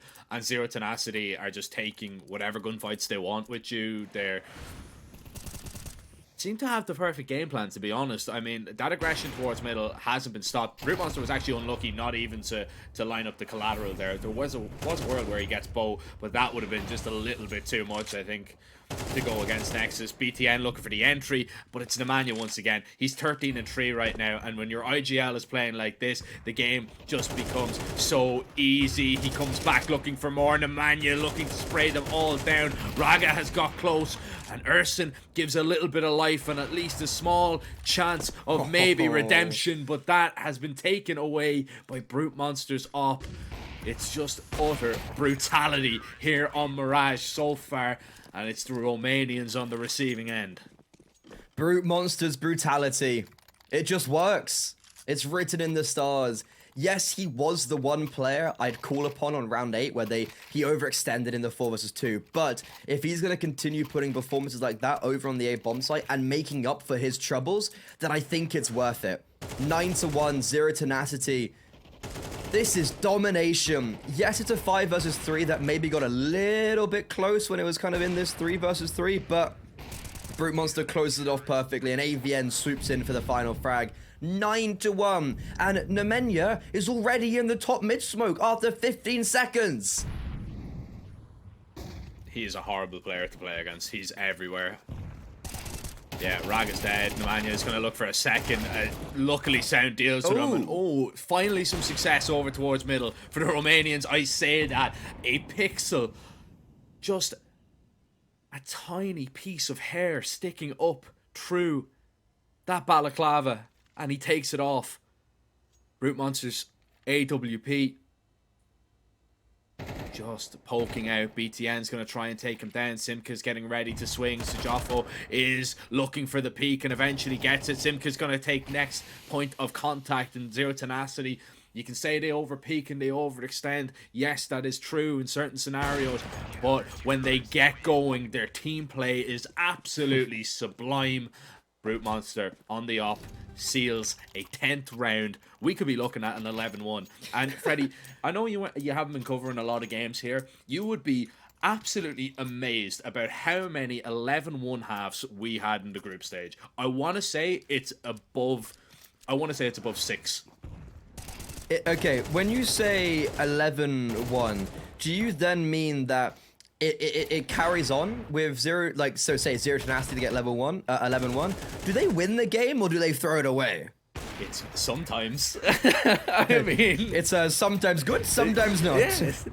Oh, but sometimes very good right now. Brute Monster, that was an insane flick. Nemanja just getting aggressive elsewhere, not just the middle. He goes deep in towards A. He does a lot of damage to Sound, and that just worries Nexus right now. AVN is spotted. Raga coming up connector. He's going to try and take his time to take him down. And the opportunity presents itself. He will strike. Oh, Brute Monster, a rare miss, costs him. Yeah, I was going to praise him in the last round for how methodically he didn't instantly thicken towards middle, but it's your fault. With the AUG, not the weapon you'd want at close range, low rate of fire, and, well, he actually will fall. So there is a lifeline for Nexus in this game. It's a very short lifeline. You know, it's a very rugged raft in the middle of an ocean. But if they are able to get 2, it's something. But the operative word is if they're able to, because the bomb gets dropped. Perfect team play. AVN flashes for Simka, but Exello is on for the second of the round. He's been so close in clutches previously at the start of this map. Is this going to be different? Rotating from CT, AVN, lovely rotation, flashes from connector, instantly tuck tails, goes, wraps around, and kills Xello as the bomb gets planted. 11-1. My God. Can we remind ourselves, this is Nexus's map pick. Yeah, it's Nexus's map pick. But Zero Tenacity don't care. They don't respect anybody. This is an insane performance in all seriousness. We were not expecting this, as you can probably tell by the tone of myself and Freddie's voice. We were expecting this one to go extremely close, to be competitive, but Nexus, I mean, they could get nothing going on their T side. Arguably, the only round that they won was a round that Zero Tenacity probably should have just won cleanly and won out. Zero Tenacity lost it, and Nexus didn't win it. Yeah. And like it is kind of disheartening to say that, and I don't usually like saying that, but it is the truth about that round. If Zero Tenacity wanted to win that and wanted to play, you know, in a way that they weren't going to give up their lives to pistols so easily and over peak and over commit into a gunfight, we could be looking at possibly a 30-0. But instead, an 11-1 will have to do. T-side pistol, and it's already started off great. How many times do we see Nemanja light up the kill feed first? However, this is a good mid-play from Nexus because they're going to be able to neutralize these opponents when they're coming into a connector. Oh my God, it's messy. Xello also gets goosed in window. He finally gets finished off, and oh, it was perfect. I think Nexus had 3 players in middle ready to catch off the Zero Tenacity players, but no. They miss. It's going to be map points. Or is it? Erson? Hold on a second. Almost planted on B. Yeah. He's got a little while to go. You always have to believe, though. And, I mean, he's hitting some nice shots. We haven't said his name all that much. If there was a kid, I still would believe Freddie. I can't lie. Maybe a little bit delusional, but Simka is going to put my mind at ease. It is going to be a Zero Tenacity round. And now, it's a horrible situation to find yourself in for Nexus. At least if you're on the T side and you're 12-1 down and you get a bomb plant, you know, you've got some kind of money. Zello is going to be the only one that's going to be able to purchase a rifle, and Erson, I believe. I think both of them can maybe afford M4s, but I think that is going to be the height of it, if I'm not mistaken. And no, it's even just the one. I think Erson took the hit, dropped one over. They have it in Sound's hands. And I like this, though. They are going to go for a little bit of a boost. They're going to get a little bit tricky with it, but it's already been spotted. Hey, Jack. Nexus have got 2 opening kills this whole game. My tea is still warm. My tea is still very warm. Zero Tenacity. I was not anticipating this on Mirage. This is a team that I haven't really put much thought into, I'll be honest. But my God, they are forcing my respect right now. They're forcing me to understand who they are. And Nexus, this round, yeah, they've got the opening kill. Sure, they've got that. But look at this from Chofo. Already walking out of apartments. No one is there to greet him. Simka even puts it back into a 4 versus 4 and is holding the full retention of Nexus. This is a round over. Bomb's going to go towards B. They're not going to rush it. The only thing that can happen now is if Sound gets the kill on Joffo, but Sound actually gets backstabbed. The timing eludes him, and now the gig is up. The B bomb site, it's open. It's been relinquished, and Mirage is gone. Oh, it's looking like it. Zello and Erson, what do you have? A miracle. Hopefully, if you're a Nexus fan. But Simka shuts down Zello and Erson. He found a few kills in the pistol round. Gets absolutely nothing in this one. Zero Tenacity do not care who you are. If you do not respect them, they will destroy you. Nexus, I'd say they are quite shocked with the way that one went. That is not how you really drew up a Mirage at all.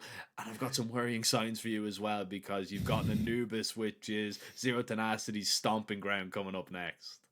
Yeah, like, sure, Zero Tenacity did have some real struggles on Anubis, and that could bode with the fact that they have struggled a little bit recently at this kind of like the beginning of this month, and ultimately I'd say like this year in general, I haven't really seen a huge amount from them. But when you look at their past results and recent results, ignoring the kind of 7-map loss streak to maybe some even not great opponents, Nexus, they don't have most experience on this. When they have, they played it in like ESEA advanced playoffs against teams you wouldn't be anticipating to compete at this level. And then when they have played against teams like Bait in this tournament, they have lost. So when I take a look at this right now, I think Zero Tenacity, they've speed run this quarterfinal. They've got 3 players still in the top 3 statistics for this whole tournament, and it's shown, Jack. Yeah, man. I mean, look, they have barely put a foot wrong. The only round that they lost was one that, they lost themselves. So, yeah, I mean, Nexus, they need to really respond with something absolutely massive on Anubis. They'll get the choice of sides, of course, which will definitely help things, but they need a big performance if they want to stay in this event. We're going to send it to a short little break, ladies and gentlemen. We will be right back with map number 2, and we'll see if the Romanians can do it.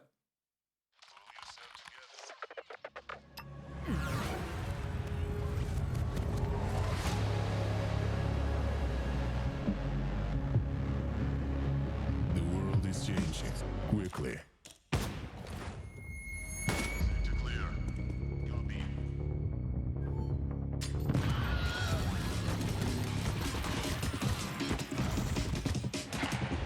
Sector clear. Copy. Shoot it.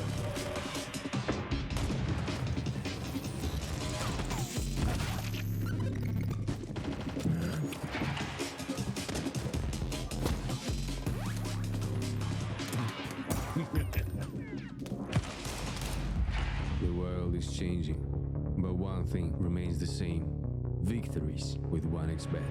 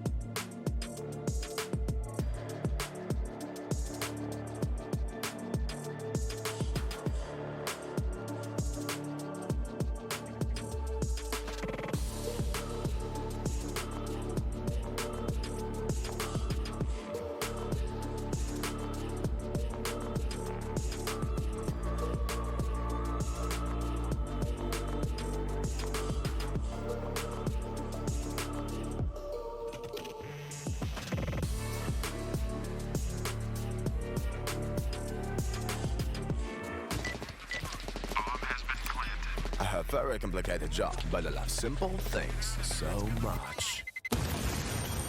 One move. One push.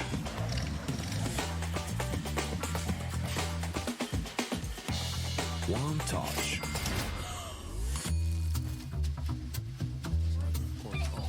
One love. One click. One XBet.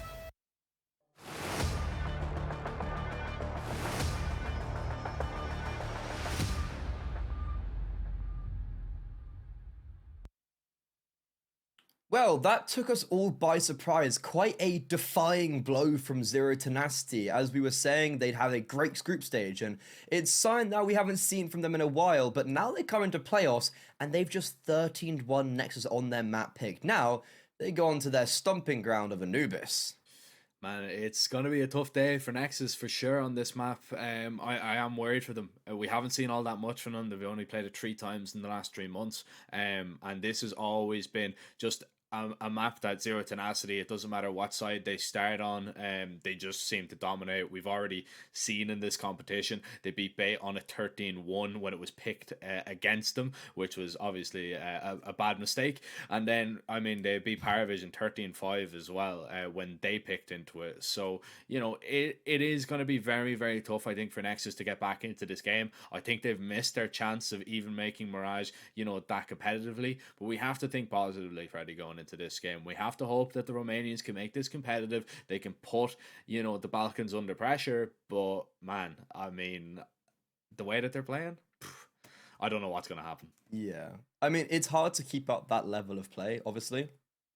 But they did it against Paravision. So that's already like against Bait. Like they did that exact same thing pretty much against Bait, where they won map 1 13-2 and then map 2 13-1. So like you already have clear examples from the past where Zero Tenacity have done this. And I don't know what's happened in this tournament, but they are playing like a bat out of hell. I honestly am kind of racking my head of where this comes from. But when you watch a Mirage like that, we were talking about in the break, Jack, you were just breaking down for me. I was like, okay, that was perfect Counter-Strike. The way they were aggroing and re-aggroing towards middle, but then on top of that, the way they were all hitting their shots. As soon as they won that, as soon as they had that one slip up where they did overextend on round 8, and they did give Nexus their one and only round, it was short-lived because Zero Tenacity right away kind of dug back in and decided that maybe we're not going to overextend in a 4 versus 2 versus Tech-9s. Yeah, I mean, we seen that once and then not again. But like on that Mirage map, man, it was just so clean because Nexus didn't know what was coming. They didn't know if it was going to be aggression towards middle, which they weren't ready for. Even when they were allowed to take mid control, there was a little bit of util being thrown, and then later on at a random moment, flashes came in and 4 players would appear on your screen, and there's not really much you can do about that. When 4 players appear on your screen, you can't look everywhere at once, or you'll go cross-eyed, which is bad news. So, you know, you don't want to do that. And even if you can see everybody, how are you going to react in time? It's very, very tough. So I don't know, man. I think Zero Tenacity really just showed Nexus levels, to be honest, on that Mirage game. And this is probably the best Zero Tenacity that we have seen, like, period. That is like the best Zero Tenacity in this event, and I'm hoping to see more of them, but I want to see more of Nexus as well. Straight away on the pistol, Brute Monster is going to be putting pedal to the metal, trying to sprint forward, take down this B defense, but there is signs of life from Nexus. Yeah, for sure. This is really sharp Zero Tenacity, but in this round, they do have the player disadvantage. Make it a second. Simka chopped down as well. And Jofo left in a very unwinnable 1 versus 4. So finally, Nexus, this is a great start for them. They found the first round, not after 8. They found it in the first round, the pistol round, and let's see if they can actually build upon that. Yeah, this is really interesting as well. Nexus have decided to pick onto the CT side. That is ballsy. Like, very, very ballsy to do against Zero Tenacity. Of course, last time out, Zero Tenacity got to start on the T side. Do you want to hazard a guess of what score it was in the first half? 12-0, first half. It was 11-1. You were very close. Oh, the classic, the classic Res Regional 11-1. 11-1, and yeah, I mean, look, I think obviously they win the pistol, it's good, but it is just incredible that they've decided, we're not gonna start out on the T side, which a lot of teams like to do. We're gonna pick into the CT side, see if they can maybe get something going early. Luckily, they need to just survive this eco round, which should be fine. But while we have a moment, ladies and gentlemen, if you want to click the banner down below the stream and head on over and take advantage of any of the lovely odds on these games, of course, you can head over to 1xBet, sign up using our code 1XORIESEU, and get 130% deposit bonus on your initial deposit. Zero Tenacity, your clear favourites. They are a map up. And you believe in Nexus coming back. I mean, you can get some very good odds. I've been talking and glancing over this round, Freddy, but I've got that feeling in my stomach. A little bit of nerves.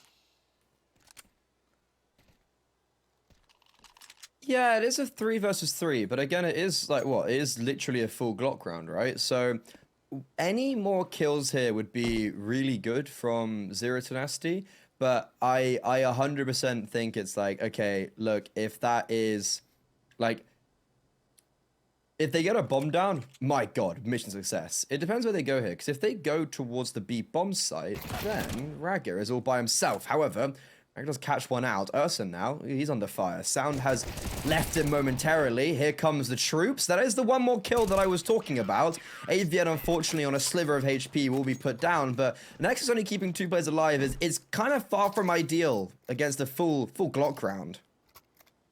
Yeah, that's where it's a little bit worrisome. You lose a lot of players. It gets very expensive for, the pretty much nothing that Zero Tenacity had to offer up and fork out. And now they will be spending the big bucks, bringing out the rifles, 4 AKs, a Galil, and plenty of utility. This is where I feel Anubis is going to get a little bit spicy. Do you like spice, Freddy? No, I'm Irish and, well, I'm English, Irish, and I'm white, so kind of put one into, not a great combination, right? I mean, I'm Irish and I like spice, but yeah. Oh, you're an anomaly. Yeah. A spice bag is spicy for me. Yeah, that is true. They are good though. They are good. They are, God, but they do put me into a coma. Yeah, they're not good for they do make you quite sleepy. You're a little bit tired. Yes. Now, don't want to be falling asleep at the wheel in this round. If you're Nexus, you've done a very good job of finding an entry. Simca has already been dropped. You've got 3 players over towards this B site, but Sujafo, that's a wonderful pick to find. This B defense becomes very weak. Zello up close, Brute Monster with that refrag. You're just looking for Sound, and you have found him, but need to drop him. You know he's somewhere in the smoke behind the site. Oh, a little bit of tag damage as Sound might try and get a little bit closer to drop this bomb. Brute Monster cannot feel comfortable. He will throw some Hail Mary flashes into the sky and hope he can maybe get away, but doesn't even attempt it. However, Nemanja with a double. Maybe, just maybe, this is gonna be the round. Nemanja forcing out the steps. Here comes the swing, takes that fight, and Urson shuts him down. Saves the day for Nexus, and still Zero Tenacity without a round. I thought they had that. Nemanja, that was so close. Sound lines up as he's spraying, and Urson with 20 HP. There was a kit, so Nemanja kind of understands that he might have to go peeking, but he swings pre-aiming the bomb, pre-aiming the stick, instead of like jiggling or whatever. And Urson has just repositioned slightly to make it uncomfortable for Nemanja, forces a flick, and the flick almost connects. Heartbreaking for Zero Tenacity. However, Jack, look, we've had 3 rounds. Obviously, one's the pistol round. We've had an eco, and we've had a gun round. Across those 2 rounds, 3 players have survived for Nexus. Sure, they're 3-0, but every single time it's been like whew, okay guys, that was a little bit tight, and that's another exhibition of it. Sure, the round itself was quite clean because it had to go into a 1 versus 3, but Nexus have to try and see if they can just formulate a little bit more structure and keep these rounds not as tense. That's kind of my 2 cents right now. Yeah, I mean, look, I agree with you. They can't really afford to keep losing players and winning, you know, 1v1s all the time, or, you know, just coming down to like 1 or 2 survive, because your money is just going to be absolutely binned by it. And that's why Zero Tenacity have probably gone for that tactical timeout, just to maybe try and pry an opening in this defense and realizing what an important round it could be to get you back into it. But there is Raga with a double, nading open that smoke towards connector, peering into the canals, and there's 2 floating bodies there after he's done. Yeah, there's blood in the water. It's all Zero Tenacities. The Romanians, perfect rotation as well in middle. Nemanya's been spotted previously. And he actually will be able to isolate 1 kill. He even gets the second. My God, he's got 4 kills, and 1 was almost a 1 versus 3. And the other 2, well, they've potentially allowed this round to be plausible. Chofo, super unlucky, even gets another tag on Nexello. The AWP on 7 HP, walking wounded. AVN lurking out of the B bomb site, gets spotted. The timing eludes him. And this is a round where, my God, it could have gone it could have gone both ways, considering the duels that were being taken. But now we see Zero Tenacity in yet another 1 versus 3. However, this is made quite plausible on the fact that Chofo's found Raga extending. Oh, he can really make them pay here. He can really make this one hurt. Shafo, if he gets a little bit closer, if he wants to risk it going through this smoke. Zello is still a million miles away right now. Eventually is going to get there in time. They're terrified after that lurk smoke that he's thrown. He's actually walked past it. Doesn't see sound just yet. Oh, no. And can't react in time, unfortunately for him. He was looking to do even more damage, but it doesn't really happen. Nexus still only survived with 2 though, so it's not really comfortable. Zero Tenacity are at a point now that they're going to continuously be getting 3,400 max loss bonus, but Zero Tenacity say, you know what, enough's enough. We need to get a solid buyout. We need to get everybody on AKs. More importantly, get Brute Monster onto an AWP as quickly as possible, because this is his map. This is his domain. One of the most incredible Anubis operas that I have ever seen. And he put on some spectacular performances already. These pistols begin applying the pressure towards B. Raga, so good at just stopping that first man though. Yeah, every single early round has been clotheslined by Nexus quite a bit. And this is the first time that we might actually see the late round now become equally close. Xello denies the bomb going down and only lose 2 players. Nexus ignited. And again, as I said, first time where I felt like that was maybe, you know, it's the first round where there wasn't the question marks and the asterisks. But still, losing 2 players, it isn't massive, but it still does just hold the economy tight. They've had, in the so far since the pistol round, in those 5 rounds, they've had 2 players, 1 player, 2 players, 3 players. So they've really not been able to, like, yeah, that they haven't had the cleanest of runs. No, like, and when you look at the buy that Zero Tenacity are going to have on the other side here, they win this round, it's 1,400 going into every bank account on the CT side. Yeah. Like, their money is shattered, and Zero Tenacity, I mean, they're not a team you want to be given an invitation like that to get back into possibly 2-0ing you in a series, and possibly 2-0ing you into a quarterfinal and getting into those semis. Like, it's just something that you cannot really afford to happen. And Nemanja, even though you haven't picked up a round yet, this man has been absolutely incredible. He's already caught a timing, he's already across, waiting for maybe Zello to be flashed, and if he is, Zello could go down. If he moves a muscle, man, he is in so much trouble. Zero Tenacity begin to take a lot of space. Nemanja is just waiting to strike. Zello, smoke out. Here's the timing. Nemanja's collected a kill, and Ersin cannot believe it. What? How is Nemanja getting away with these ludicrous frags? 6 kills to his name. They've come from 3 rounds. All of them double kills. And all of them kills where I've just gone, huh? How has that happened? And now Zero Tenacity, as you said, and as we were mentioning, they've reset Nexus economy. Sound and Raga looking to save what AKs they have, but the AWP on Nexello that's been dropped deep in enemy lines will not be recovered. Yeah, look, this Zero Tenacity team, they rely so heavily on their leader. They rely so heavily on Nemanja, on any map they play. We've seen it on Mirage. Even when they weren't going for those aggressive plays over towards middle as a unit, as a group. Nemanja was still going 1-for-1. He was still stopping that initial player from getting up, from taking space on that CT side, and then just making it so easier to hold on. On the T side, he does pretty much the same. On this map, getting space over towards middle, just cutting off those quick rotations, and he's just so good. He's been so accurate in all of the gunfights, literally hitting the head of anybody that peeks him, bar maybe one or two, but we can let him away with that because the impact that he is having on these rounds, he's making Nexus sweat. And finally, Zero Tenacity have something to boast about in terms of round wins, and they're looking to really put their foot on the gas right now. BTN, oh, he's going to crunch towards middle. Look at that. Ersin finds that shot a whisker away from a brute monster flick, as Ersin will collect that rifle, try and hightail it back. Nexus decide to take the fight to Zero Tenacity, but it doesn't go the way they expected. And there's three things certain in life, Freddy: debt, taxes, and a Nemanja kill towards middle.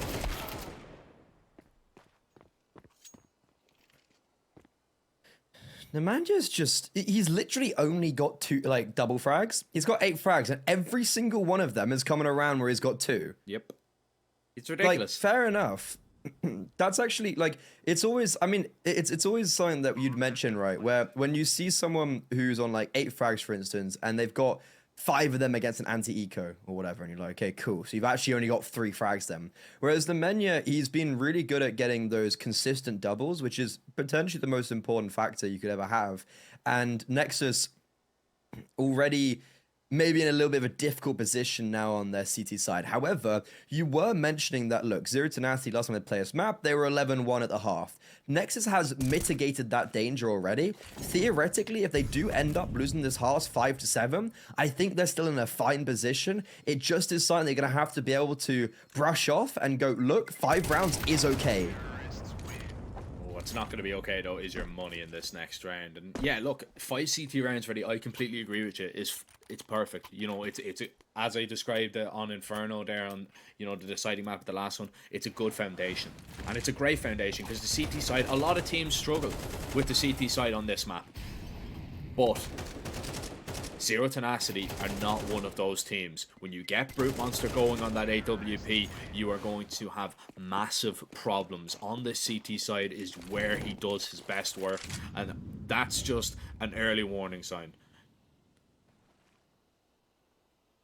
Because I've witnessed it. I've witnessed it many times already this event, and I'd be absolutely shocked. Even though he's 2-5 right now, I'm just waiting for the halves to switch, and he gets that big green in his hands, and with that magic stick, he can't make the magic happen. I mean, I think this is like, it's a T-side AWPing map in my opinion. I think it's really hard to sometimes get openers when you're on the CT side. And, well, he's just going to be shooting fish in a barrel right now. Needs to make sure he doesn't overextend like we've seen him do before. But no, he ends up getting 3. So that 2 kills turn into 5. But as I said, those eco frags, not normally the most beneficial, but it can be good for getting your confidence brewing. Okay, Zero Tenacity, they've been allowed 3 rounds in a row. Nexus back on the rifles. This is a big swing round. Do we still continue to see Nexus dominating? Or, well, not necessarily dominating, but will we continue seeing them, you know, pull forward, close the gap, start taking a lead? Or do Nexus actually negate that and pull forward to a 6th and just keep on extending and testing their luck on Anubis? Yeah, it's interesting to see for sure. If they are going to be able to do that. BTN under a lot of pressure. It's not just Nemanja you have to deal with towards middle this time around. He's got some backup, he's got an op, he's got another AK. Molly goes deep, BTN still playing close, and he's got no quick rotation in this position, and he's just been spammed down through the wall. It's not a Nemanja entry. Oh, Brute Monster would like that one back for sure. AVN has the information on 2 players there, so that's maximum 2 players over towards that A bomb site. You've already seen Ersin, that HE, oh, nearly 2 HP. Zello holding with the op, Sujafo oblivious to what he's walking into. But this is still a round that's so winnable. Simka, in the smoke, catches Sound off guard. Will he anticipate the second? No. If he did, then the B bomb site would be open. It still is. And AVN, in this 1 versus 3, has a grenade. So Urson, obviously, a bit dangerous there. Bomb's going to go down kind of for free. But AVN tapping it, losing the precious seconds that he has. Needs to just stick this bomb, and he will finally. Bomb goes down. 1 versus 3. Excello, very far away. Double retake from connector. AVN wouldn't have heard the drop into water. Takes the first fight. Can't hold the spray. And Raga on 11 HP allows the round to be won and doesn't plunge the AWP into a 1 versus 1.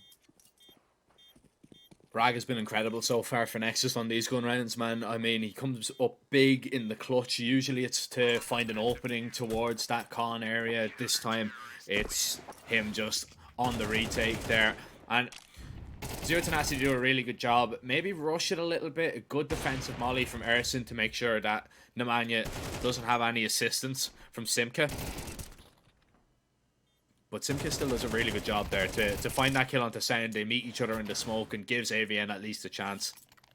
Zero Tenacity, though, they're going to be feeling rather hard done by in a lot of these rounds because they know that it could have went another way. And Zero Tenacity are going to be super critical of themselves in these tactical timeouts, you know, because they know that they should be in a better position right now. They know that their T side is a lot better than this, and they're just wondering, okay, well, what do we have to do to actually just make good on the entries that we're finding, the space that we're creating, and the pressure that we're putting Nexus under?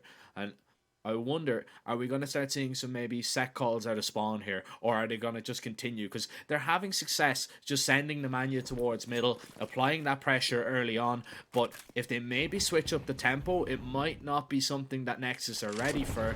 And we can see the bomb instantly making its way over towards this A bomb side here. We've got Erson up close. We've got Zello not really that quickly in a rotation to him. But Erson gets into a really good position maybe to deny. Yeah, BTN needs to be careful. Even in the Molotov, still wins the fight. That is rare from Nemanja. We'd be actually anticipating him to win that out. Zero Tenacity, they're going to have to rethink this attack because as soon as BTN gets that frag, you can see he's rotated over towards A, fortifying the bomb site. There's 3 players there now, so the early utility, they're going to have to move themselves elsewhere. Zero Tenacity, not necessarily going to finish towards the B bomb site, trying to poke and prod, but as soon as they leave A, BTN clears out all this space.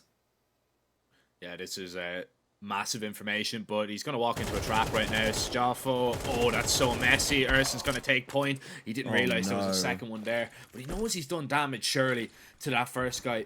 The execute is going to be thrown over towards B, but the bomb is not in a position to rotate. If it was in towards the canals, they could have maybe hightailed it over towards that A site. Now they're just going to have to hit B and hope that this round sticks. Zello holding around the smoke. AVN on the screen. He misses. Sound is burning up and he is cooked on the back of the site. Raga needs to stand tall once again. He's been great so far, but Brute Monster is here locking in that kill, and BTN low from an earlier exchange. If Zero Tenacity are able to give that information, BTN didn't see AVN. AVN's just going to drop him for free, so it doesn't even matter. AVN collects that frag, and Nexus's B hold falls apart. I just kind of don't know how that hasn't worked out for Nexus. They block both B main and connector. They don't allow any space to be garnered. Alongside that, even if we look at the beginning of the round, BTN's able to get 2 kills and allow for the 3-man rotation towards B. Excello completely anticipates what AVN's going to be doing here because it's so obvious. Like, he throws the lurk smoke. What do you think he's going to be doing, Jack? And he misses. Well-placed Molotov. AVN doesn't collect the second because the Molotov does finish him off, but he basically gets 2 kills on the back of Plat, and unfortunately Raga only able to get 1 in that basically 1 versus 3, and then BTN, who did so much, can't succeed at the end with such low HP. 2 rounds left in the half. Nexus, they're going to be on a low buy here, and Raga's already getting very aggressive, but unfortunately, I think everything's going to falter here. There's no armor, it's just pistols.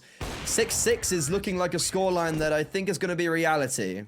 Yeah, it's 1 round away, and it could definitely finish 6-6, which wouldn't be, you know, all that bad for Zero Tenacity, considering, you know, you started 5-0 down. But considering Nexus are the visitors on this map, and they're going over onto the T side, and we were kind of questioning a little bit. I was certainly questioning why Nexus decided to pick that CT side to begin with.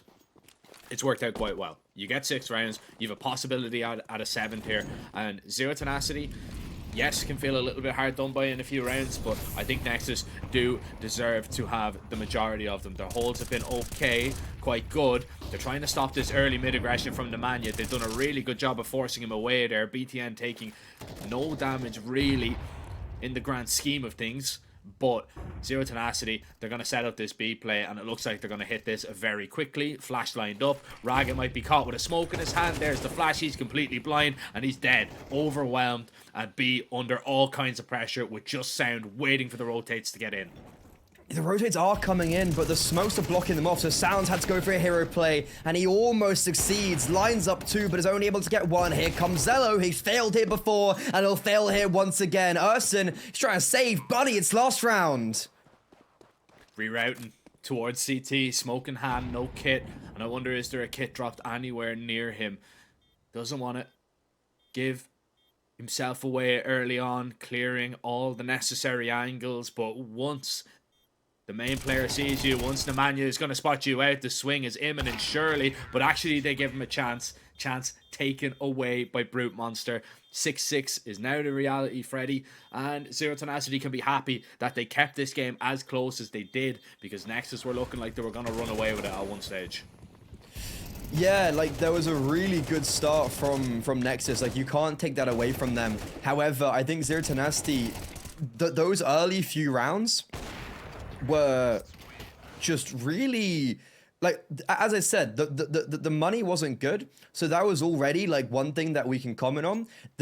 On the basis that Nexus were not winning any of those rounds in any sort of conviction.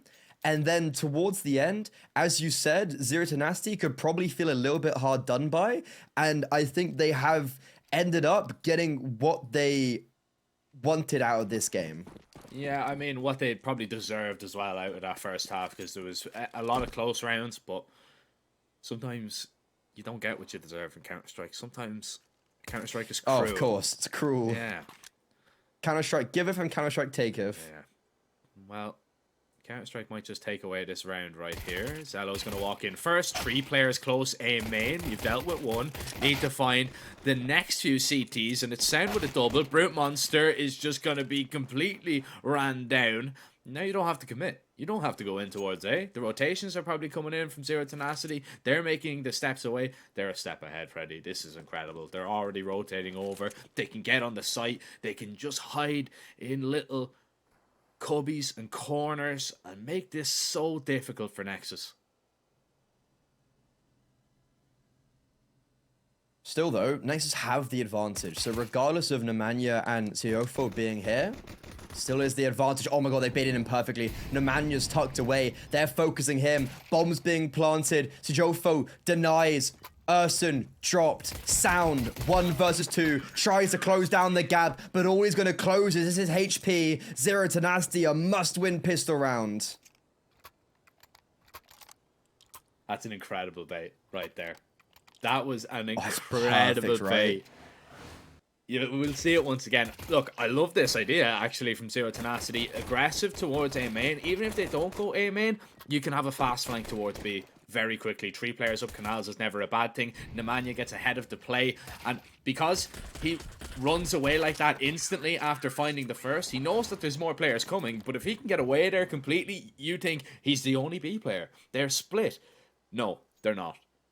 As Raga doing a little bit of reading, as it might be a little bit of reading and weeping, unfortunately. Oh, unless Sound does something like that. An incredible first eagle shot. Simka, though, will find a double of his own, make that a triple. The ecos just keep coming to him. He's on for the ace. Ace.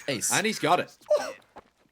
That was beautiful. 3 with the MP9. That's going to be an extra $1,800 put into your back pocket. And then 2 more with the USP. Boosting and bolstering his fries, giving him some sort of confidence. Sound, what a lovely opening shot into AVN. But Nexus, that doesn't matter. They are now losing the game for the first time, 8-6. This gun round, if they're not going to get the ball rolling anytime soon, Zero Tenacity could be closing this out 2-0 and just, you know, made to work for a little bit more on the map too. Brute Monster with an AWP. Watch this space. Trying to get aggressive early on here, waiting for the peak. There it is, open and frag. Raga already down as Brute Monster will gain that advantage for his side. Doesn't want to go for a reface. He's going to stick around towards B, expecting the play to be there. Bomb is dropped outside A for the minute, but the setup on the CTs, it just looks quite strong right now, Freddie.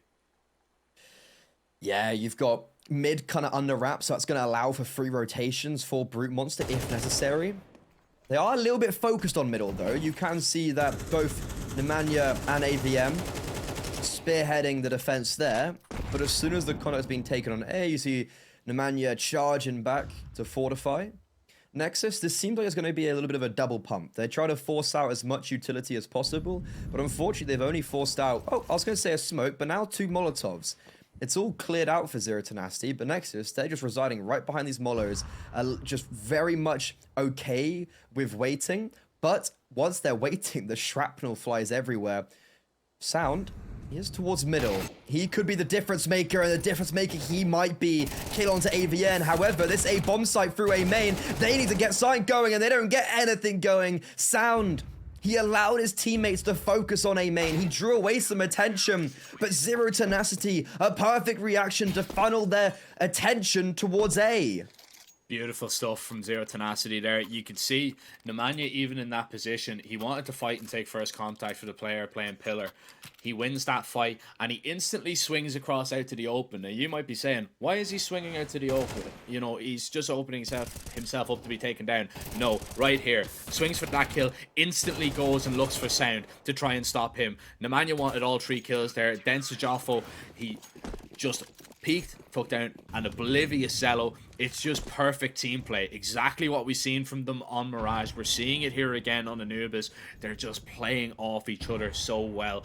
Double HE to start the round off. Nexus have been cut to shreds by Util, and now they have to get past this AWP. Brute Monster, he hits 2 insane shots. Raga with the refrag. There's an op to be acquired, but the HP is going to be a massive difference maker. Even going down for absolutely nothing. Nemanja, he's made his teammates' job so much easier, and, well, they're there to clean it up. Sweep it under the rug. 10 rounds for 0-10. Amidst the chaos, Zero Tenacity still prevail, and they do so quite cleanly. That's 2 rounds in a row. They've kept 3 players alive, which isn't the best, granted, but it's a lot better than what Nexus were able to do.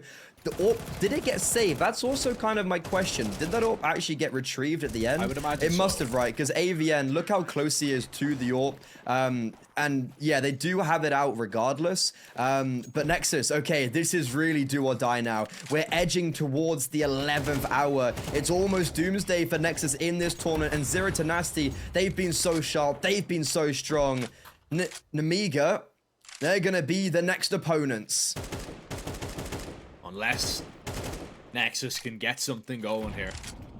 On this T side, still with chances. We don't want to write them off just yet, but Zero Tenacity on this CT side have given us no really other alternative.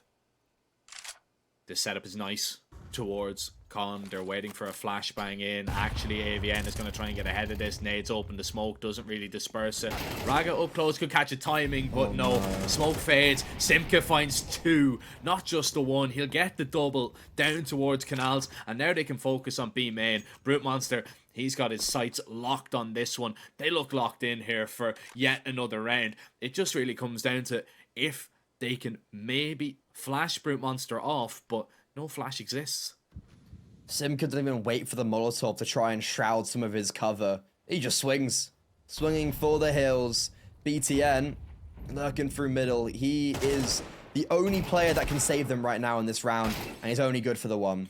Now, Brute Monster, you said he was locked in, but he's caught sleeping at the wheel. Simka, he's already got 2, adds to that, gets a 3rd, but Xello shuts him down. Maybe BTN's 1 did do something. Zello in a 1 versus 2. However, look how close the rotations are. Bomb goes down. Smoke to the left of him will fade imminently. Tiofo going to the right, making the noise, clamoring around. pots and pans. And AVN, he ends up getting the 11th. Yeah, misses that shot, but it doesn't really matter because, I mean, Zero Tenacity, they're so quick on the rotates. They make a great call mid-round there after. Look, Simka just sees him through that smoke, collecting that frag easy, then goes for a second peek full of confidence. BTN gets one, but that crunch upon middle there, when you're looking for that information, just to kind of see, all right, they're waiting for something. What are they waiting for? Is it a player towards mid? Are they waiting to execute? We haven't seen any util. Let's just try and get some information ourselves. And deal with that mid play, help out the B players a little bit, and able to rotate in time to take it down. Odds heavily favouring Zero Tenacity right now, according to I can understand why. Yeah, I mean, they're just 2 away from taking the series. Nemanja looking for another opening over towards middle. He has it. He's looking for a little bit more. Knows BTN is there, but AVN is going to deal with him. 2 kills to the good. Another double entry for the CTs. It's going swimmingly. Do you remember this was 5-0 in favor of Nexus? Yeah. They were on fire, and ever since, Zero Tenacity has shut them down. One more round, and they're going to be hitting map and series points. The double entry, as you said, towards middle. It's just so simplistic. Look at the frags as well on Z10. Everyone is doing well. Everyone is carrying their weight. And once again, the Romanians, a last-ditch effort B. Ursim does dodge the nade. It could have done a lot more than just the 13 damage it did deal. Brute Monster, will he get opened up again? Or is he gonna... If he just hits the shot, like, round is over. But history could repeat itself. And he's going to be smoked off. Has to reposition. He's posted on the angle. He sees the shadow. He sees the shots. The double peak high-low. He deals with the first and goes back for the second. Brute Monster locking in a 12th round there. Nemanja helping out. And it is a team performance, Freddie. You're dead right. It's not just one player just hitting insane heights like we have seen from Zero Tenacity in the past. It's everybody just getting on the scoreboard, pressing tab, seeing everybody bunched up together. That's why Zero Tenacity have been playing so well at this event. It's not just Brute Monster, it's not just Nemanja, it's not just Simka, it's everybody, an amalgamation of all the players, of all the kills, and man, they have looked absolutely incredible. A pleasant surprise for this tournament, sure. And it might just get even better. 1 round away from taking the map, from taking the series, and booking that semi-final versus Nemiga. But it started off quite badly. Raga collects that frag. Brute Monster has to hold on. Stops the first at least. Yeah, no, he needs to step up here, like he did in the previous. There's the second, finally closed down. Nemanja tries to save him, but that will be at the cost of his life. Sound will get the bomb down, and now Jofo left alive, but Nexus, finally a retaliation. They suppress the fire, they suppress the aggression, a lifeline, but 5 more in a row is needed to even force it to overtime. Yeah, BTN there. I mean, when you need your captain to step up, when you need a round, I mean, when your leader does something like that, that will spur you on. It'll fill you full of confidence for sure, but just beautiful from BTN there. 4 kills, won every single one with ease. It's good from the IGL. You know, it's maybe a little bit too little too late. Who knows? However, okay, starting to get the ball rolling a little bit. Opening kill goes against Brute Monster. He's been really good at getting doubles on the B bomb side. This time, he's not going to have any impact, but Nemanja doing what Nemanja does best. He got naded at the very beginning of the round, swings out, kills Raga, puts BTN tantalizingly low. Sound exposes himself as the push comes through, and AVN, I don't know how he wins that. Sound was holding for him, and AVN, somehow, only taking 50 damage, gives Zero Tenacity back the advantage in a blink of an eye. Yeah, just Zero Tenacity once again on their CT side. They're extremely proactive. They want to take the fights to the T's, but you can overcommit sometimes doing that. Yeah. AVN spotted. Zello gets it back into a 3 versus 3, and that's going to make it really uncomfortable for Simka over on that B-bomb site. Bomb is just waiting there. Erson's going to try and keep the rotations towards the A side, but it's going to be 2 players hitting in towards B, it would seem, late on. Staffo, he has a big fight coming, whether he knows it or not. Utility caught. Ursim closing the gap. There's a flashbang coming in from Xello. Doesn't blind Joffo, and Ursim gets double swung. Good for one. However, it doesn't give Nexus any clear directive, and as soon as Simka hears that nothing else is coming towards A, he's remaining here towards B. Xello, first to come through. The orb isn't going to clear the corner. BTN, he got 4 kills in the last round. Now with 8 seconds, the Molotov will give him some space. 5 seconds. Bomb needs to go down. Bomb needs to go down. BTN forgot to plant it, and that is going to eliminate them from the tournament. Oh, he thought there was another one there. Oh, I don't believe it. I don't believe it, Freddie. Oh, that's heartbreak. Man, I'm lost for words, Freddie. I really, really am. BTN, man.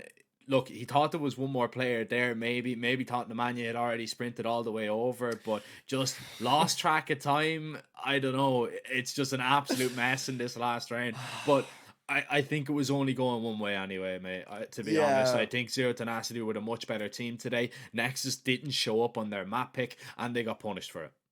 Yeah, like, look, it okay. I agree. Like, it was gonna go one way. It's just the manner of how it happened. BTN does so well to clear Simka, and I'm quite surprised that he expects a second player to be there. I guess he just thought that they gambled B, so he was trying to find the, because like they knew it was Chiofo, was it, that was coming in from mid, or was it Nemanja that was? It was Nemanja that got the kill. Nemanja, yeah. So like they knew there was a player in the kind of like camera area. Obviously, we know Nemanja didn't rotate over. But I can understand from BTN's perspective that he thinks there is going to be a player there. However, it wasn't, and it's so rough. It's well, like, that round kind of got given to Nexus a little bit with the fact that Zero Tenacity went aggressive water after being in a 4 versus 3. I think AVN giving up that kill was a one-way ticket for Nexus to build onto an 8th, but just very slow pacing, sending individuals out towards A, towards B, completely by themselves. And when it came down to the final few seconds, Xello doesn't clear his corners, and BTN, well, doesn't plant the bomb.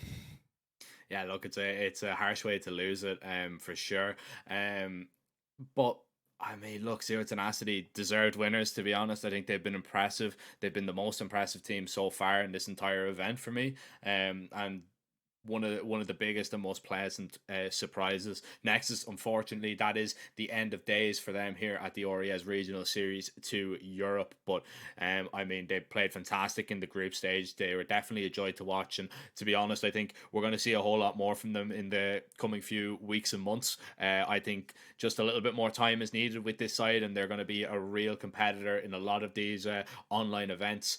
But with Freddie, mate, we still have to focus on a few more games that we've got coming up. It's not just those. We've got our first semi-final in place. We know who's going to be playing in that. We still have to figure out between the 4 teams that are going to be taking place, or rather taking part in the games later on, who is going through between Bleed and Sangl and Passion UA and Bait, Ukrainian derby to finish us off today. And we're not going to be covering that one, Freddie, unfortunately. It's going to be Jay and Dwag taking over. So I'm going to ask you for some quick predictions. Quick predictions. Bleed, they're playing really good Counter-Strike. There was a phrase that Tea Time used the other day, and I can't remember what it was, but I can describe it. It was that when enough people say that someone's bad, then you just start to believe they're bad. And I think that's something that Bleed had, where they had the whole community talking down upon them, and we were just like, yeah, they're a bad team. Well, they got second in the Res qualifier, right? That was the qualifier to make it to Blast Premier Showdown, if I'm not mistaken, and now they're in the finals of the Thunder Pick World Championship right now against Gaming Gladiators. They fixed up. They got really good roles now with Vladin replacing Launx, and I think this is a really good squad. I think they're taking it 2-0, and then when I look over at Bait and Passion UA, I think Bait, they struggled greatly against Zero Tenacity, but I can understand because apparently everyone's struggling against them right now. I think they're also going to win 2-0. Okay. Yeah, I mean, Bleed, they were the runners-up last time round in this competition. They came up short against Fnatic in the Oriez Regional Series 1. So, you know, I have to fancy them to, you know, go through to the semi-final, maybe even do one better. I think it's going to be a really intriguing game if, let's say, Zero Tenacity make it through Nemiga and Bleed make it through this side of the bracket. To be honest, I think you know, that Anubis, I'd be licking my lips looking at that one for sure. I think that would be an incredible head-to-head to witness. But Passion UA, I'm just gonna say it now, Bait have been good, they've been improving. Don't sleep on them. Do not sleep on Passion UA. I think they can catch a lot of people by surprise, and those young Ukrainians can definitely hurt you if you are not careful. Ladies and gentlemen, unfortunately, that is all that myself and Freddie do have time for, but we've got that game coming up. I believe it should be going live in around an hour and 40 minutes. Freddie, mate, I'd like to thank you for jumping in and saving me from solo casting. It has been an absolute pleasure, mate, and the pleasure is all mine. Ladies and gentlemen, an hour and 40 minutes until the break ends and concludes, and we continue with some more quarterfinal action here at the Oriez Regional Series 2 Europe. We'll see you in a bit. Hello, son. Hi, Mom. Pretty girl. This is Eva. Nice to meet you. Thank you very much. Your dad's just making his favourite dinner. It's duck. Come on inside. They're all probably too gruesome to tell you while you're eating at the table. How's your food? Is everything okay? Good, good.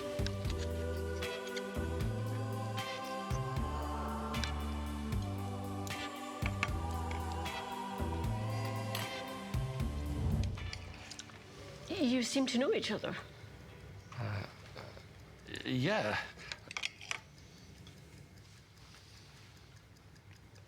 This is the new ambassador for 1xBet. Oh, I see.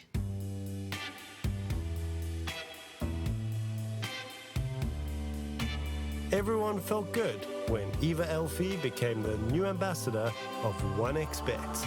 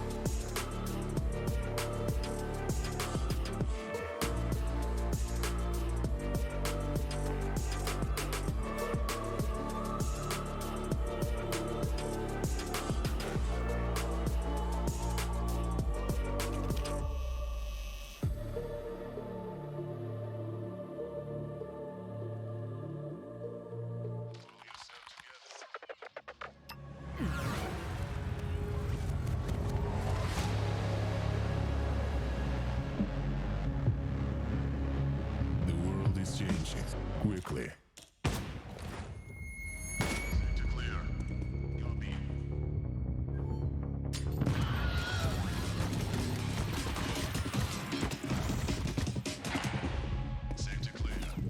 Shoot it.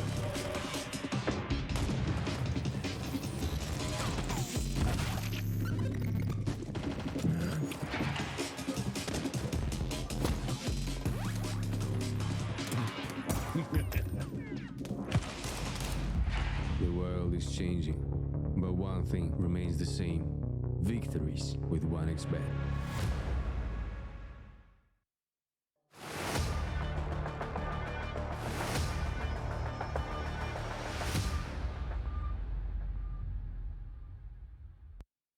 And welcome back to the rest of Regional Series as we continue on with our day. It's time to close out the quarterfinals by seeing our next two teams towards the semis themselves. Two more best of threes to cap out the two that we've already seen as our second half will begin here and now. I'm the Eternal J.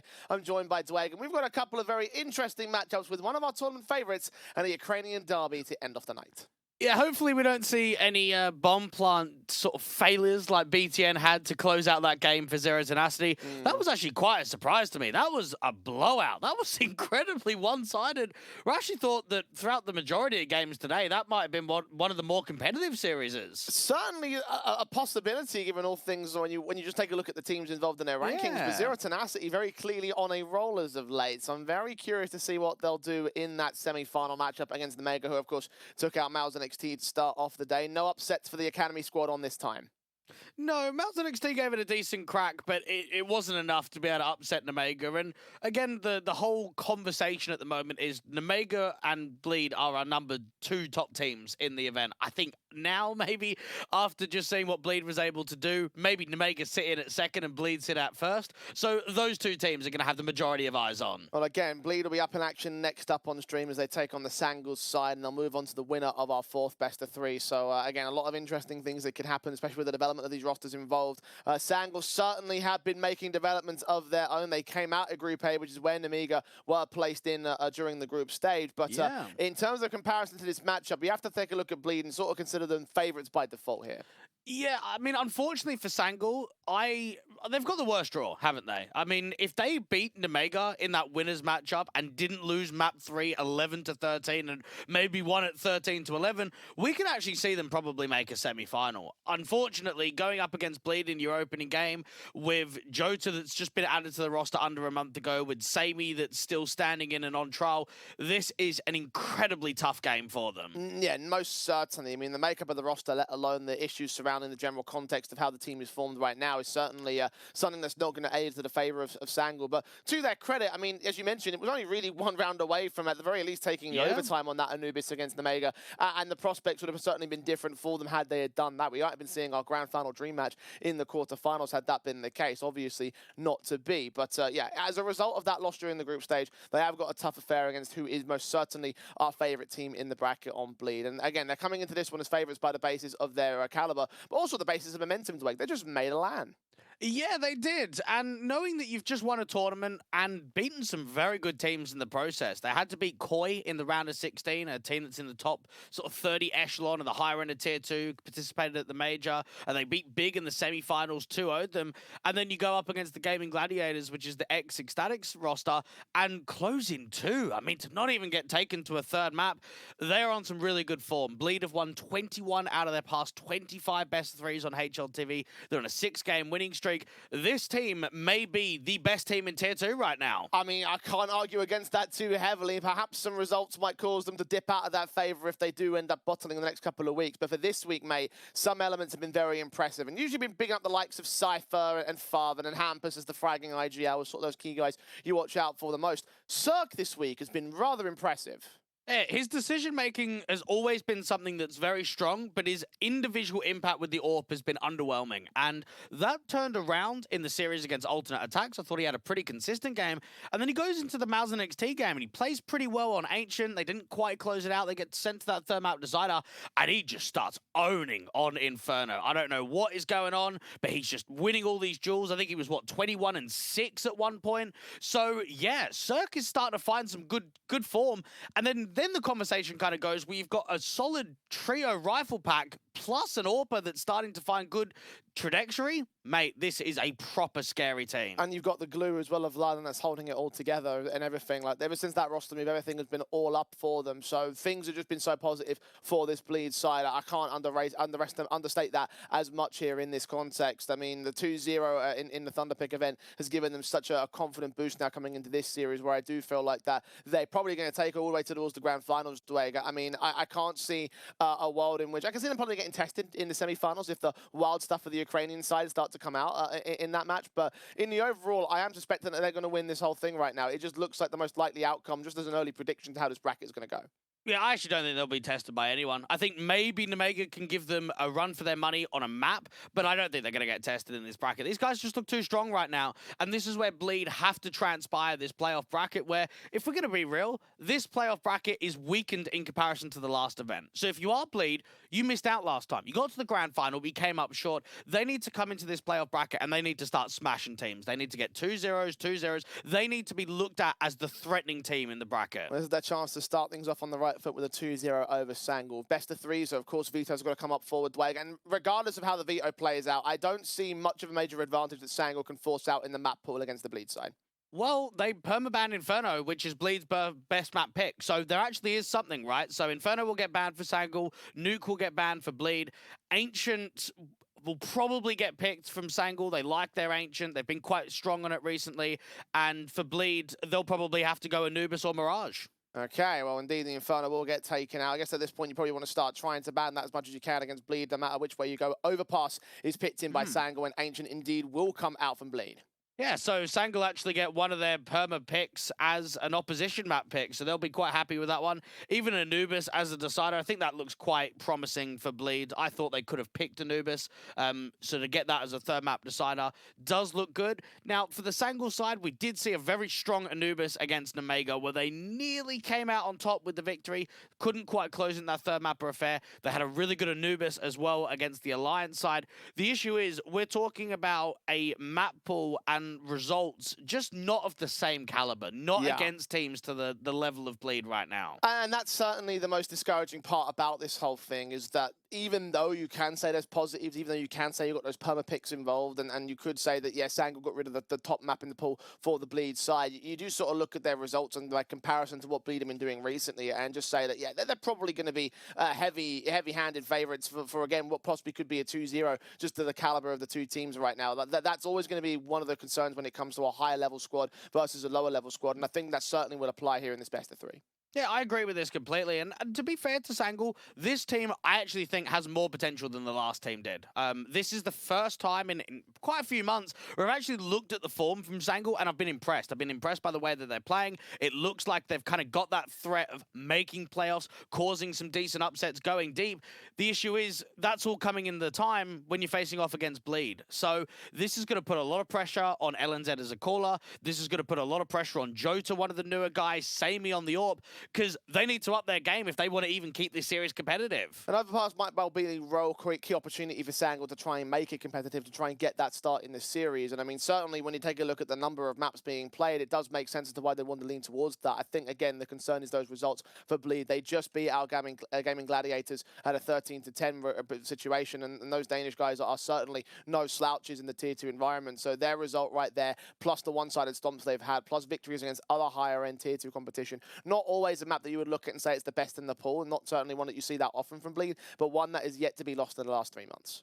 Yet to be lost in general. The Bleed side's never lost Overpass on HLTV. So yeah, this is going to be a tough battle for Sangul. At least for their sake, you've got a little bit of a rivalry. Now, LNZ and Hampus played together on NIP. This is the two in-game leaders from the respected side of Bleed and Sangul. They won IM4, one of the RMRs. They placed top 8 at the Stockholm Major. So for LNZ, he'd love to be able to get a little bit of a revenge, going up against someone that he's familiar with, someone that, from an IGL's perspective, understands some of his tendencies. It's certainly going to be a curious dynamic with the idea that both of these teams are now leaders of their respective respective squads. I mean, coming out from that whole Ninjas in Pajamas organization, they've obviously got a lot of history behind them, and their eras within the team was very different to where it is right now. So the idea that they've taken that experience at the higher end of the CS:GO at the time circuit, and then taken that back to the tier 2 situation where you've got these two newer international squads, and now it's a key test of where these two players have gone, right? I don't think they were IGLs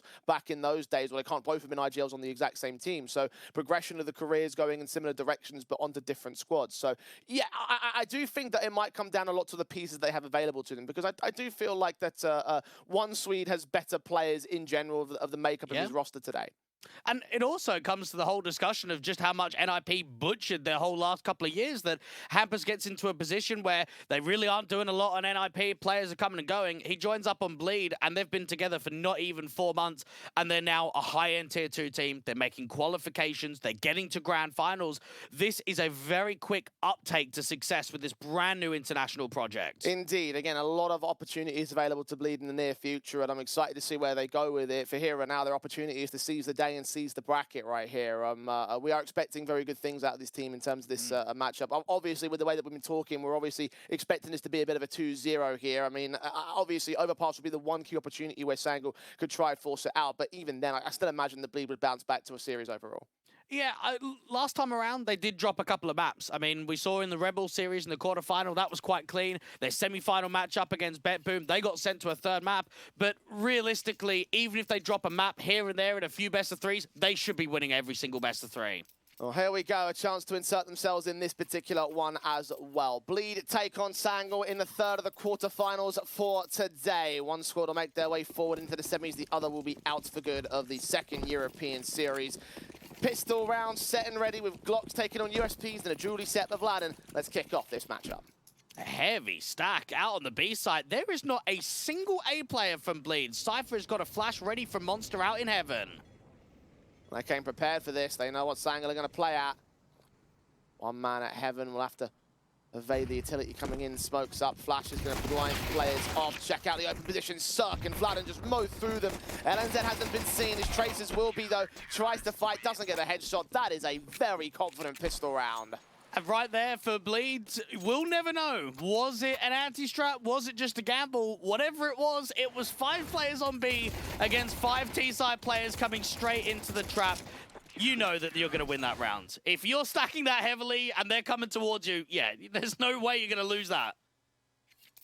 Start up for the Bleed side. Sangul just overwhelmed in an instant. The odds at 1xBet definitely have Bleed as key and heavy favorites. Odds to them.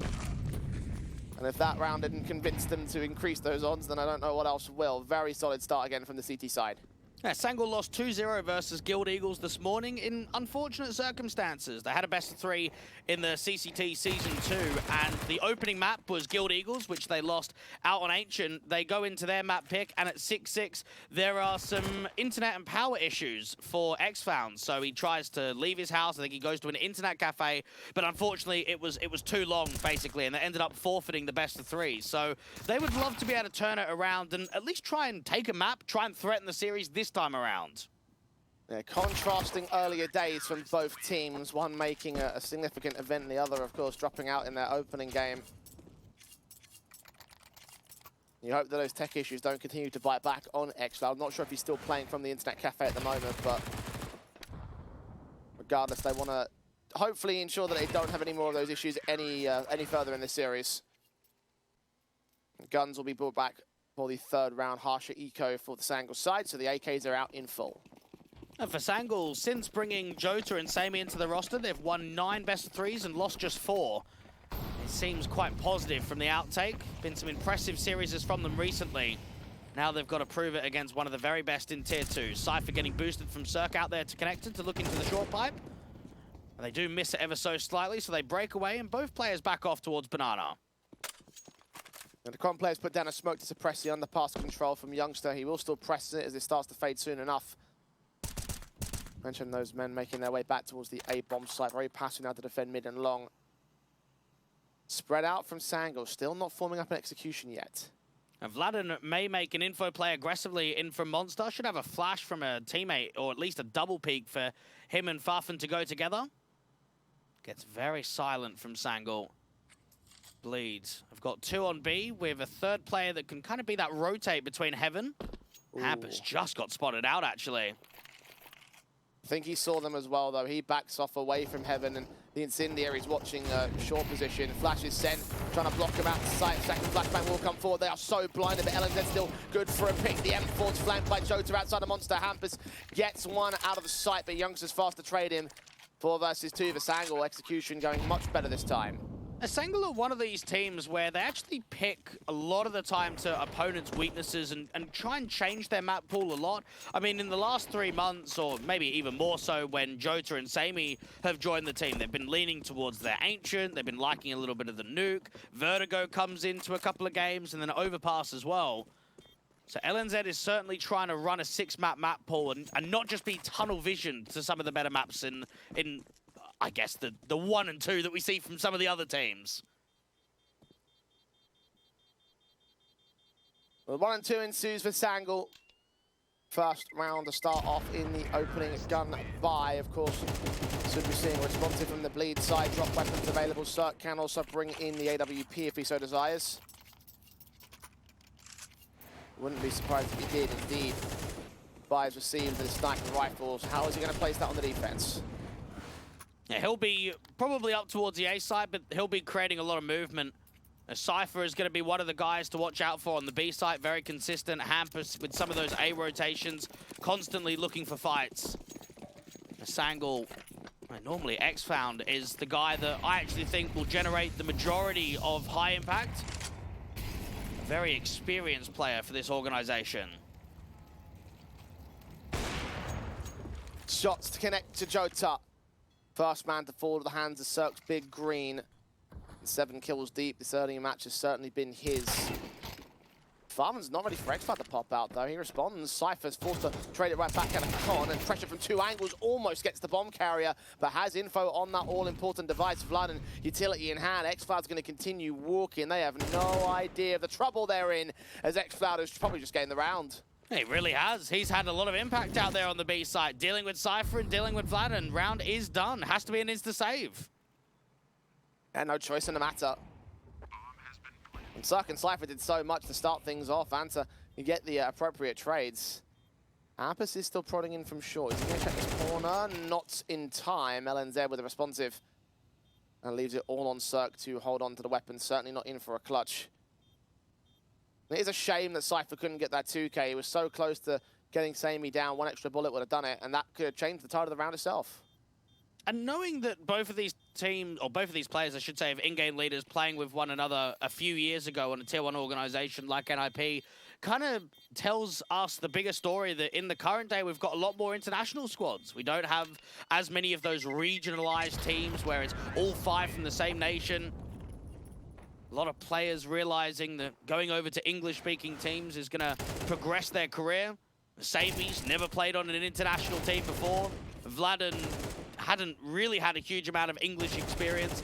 Played on 0-0 Nation for a few months, but before that was on iNation in the Serbian scene. Hampus too. I mean, this is his first international stint as well. Had a little, well, to be fair, no, I say that. He had that little project where it was like him in existence out on Gamer Legion with Scream, but that was legitimately a handful of months. It wasn't a long tenure.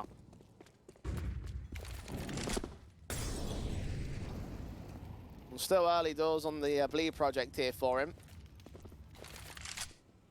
Regardless of how you count his international stints, not frequently seen from his career, so maybe there's a bit more of a stabilized position. Bleed, their setup is lesser so.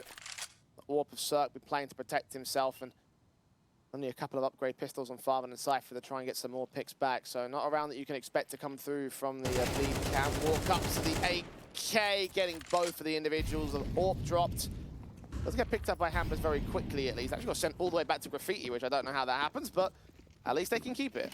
What I am noticing quite frequently on this T side is they're trying to exploit timings on B. There's a couple of walkouts from both Monster and from Short, and I reckon we're going to see that consistently. So Bleed have got to be very aware of if they're repositioning, constantly having their weapon drawn, that they're communicating well, if there is a timing that can be exploited. We saw X-Found do it in the previous. We've seen Jota do it now. That's where Sangul have found their success. Well, they'll continue their streak. 3 on the trot for the T side. Lead taken over Bleed. Positive stances to stand on here on this map up.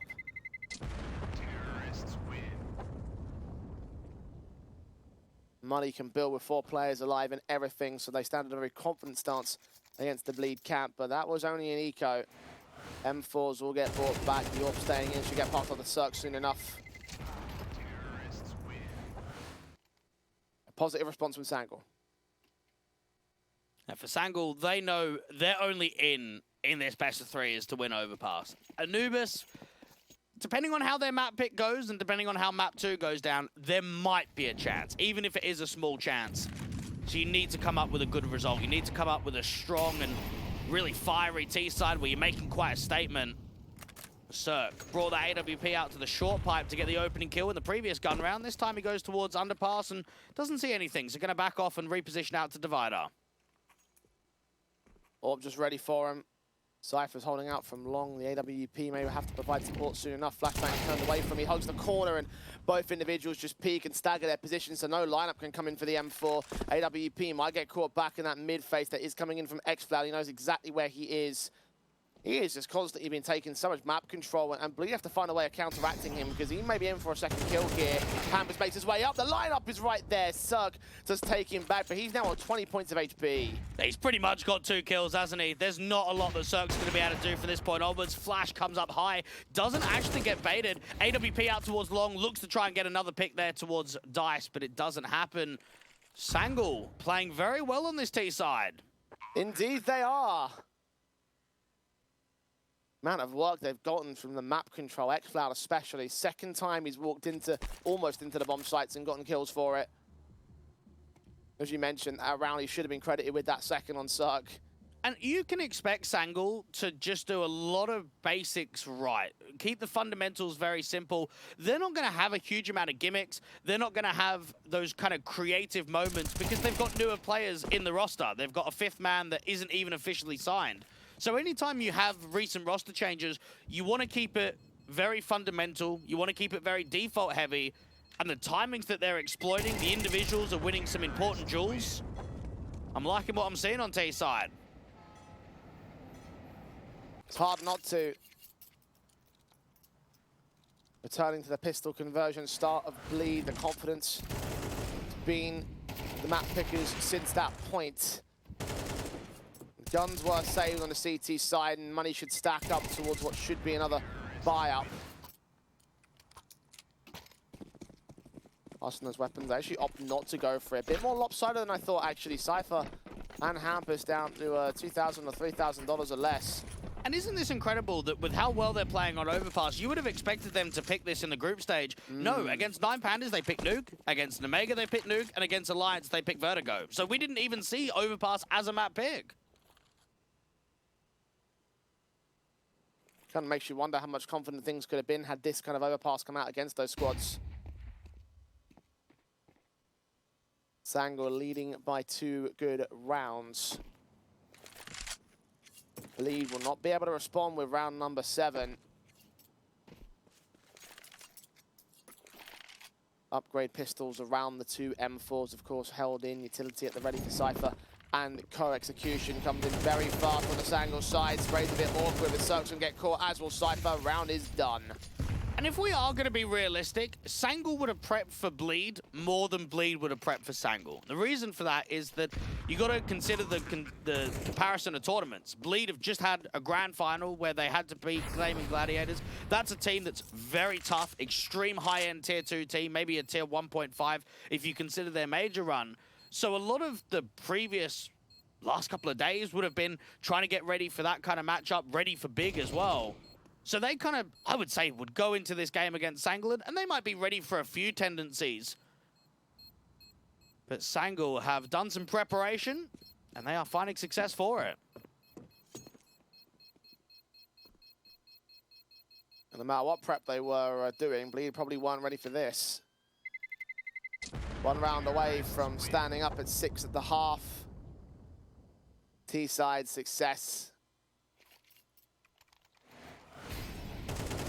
Leads by a margin of 3. Bleed look to try and get back in with the buys now. They have got max loss bonus stacking up.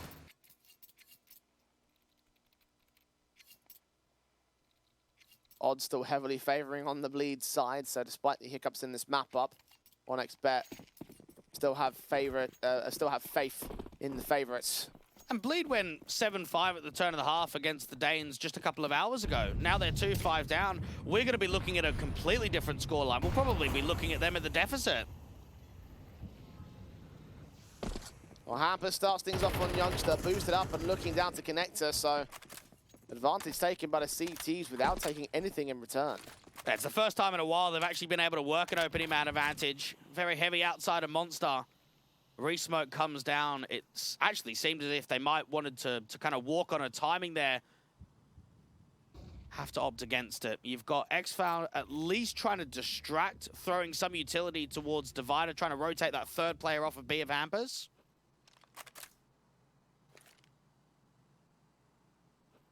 Walk contact. Baden.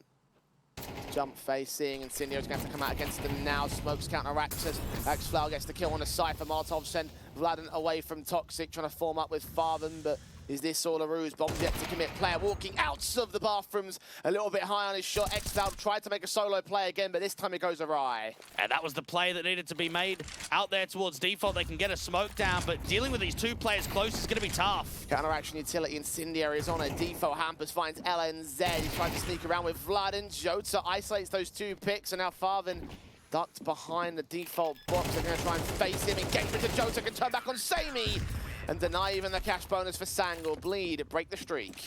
And Farfin's been in good touch over the last few tournaments and even the last couple of months out here in Bleed. I remember watching that series that he had against Big in the semi-finals of that Thunder Pick qualifier, Jay, and he was just ripping. He had probably the most impressive performance to his name so far out on Bleed, and trying to transpire that into being a consistent, strong piece for this organization. If that 1 kill goes the way of the Rifler against Circuit Long, if xFound catches him, maybe that's a different round. That was the key kill. Taking a lot of damage in the early portion of this round as well, xFloud. He wants to aggress, he wants to catch the CTs off guard, but all that damage may be in vain. Jota looks away from Pampers, wrong timing there. The advantage once again sits with Bleed. Jota cleared out the boost as soon as he came out from short pipe, but it was a repeat back into the angle from Hampus. And while xFloud has got all of long, he doesn't have a lot of winnable elements. Ops considering it. Shadow seen, man goes falling. 2 versus 5, Bleed come back into their own. Sangul have been red once again. Now this is starting to turn into what could be a very successful round streak from Bleed. Rounds in a row looking quite convincing. Samey Orc battle is going to be very uncomfortable, and Cirque gets another. Takes his back up. His back almost leaned into the bathroom's entrance. He's looking through over to Divider. Cirque will just back up, knowing that time favors him at the moment. A stall out for it, does lose the Orc pick, so that's 1 trade back. But now the rest of the CTs know they can close in with the backstab. There's only 1 angle of attack for Samey now. Smoke on the site, M4 close, sprays him down. Grabs the AWP and holds on to another round here for Bleed. And there's going to be a lot of viewers, Jay, that say, oh yeah, I remember Cirque in North America where he was doing really well on NRG and EG before maybe some of the negative years. For you and I, not only did we witness, but we casted him before that move. We remember his days playing with NK and Spellin and the Bulgarians of Outlaws when he was absolutely tearing it up in Tier 2 in the European atmosphere. A team that was towards the higher end of Tier 2, around that top 30 position. And these last couple of games, I'm starting to get vibes of that Cirque that I remember. Yeah, 2017 was a really good year for him. 2024 could be another good year for him.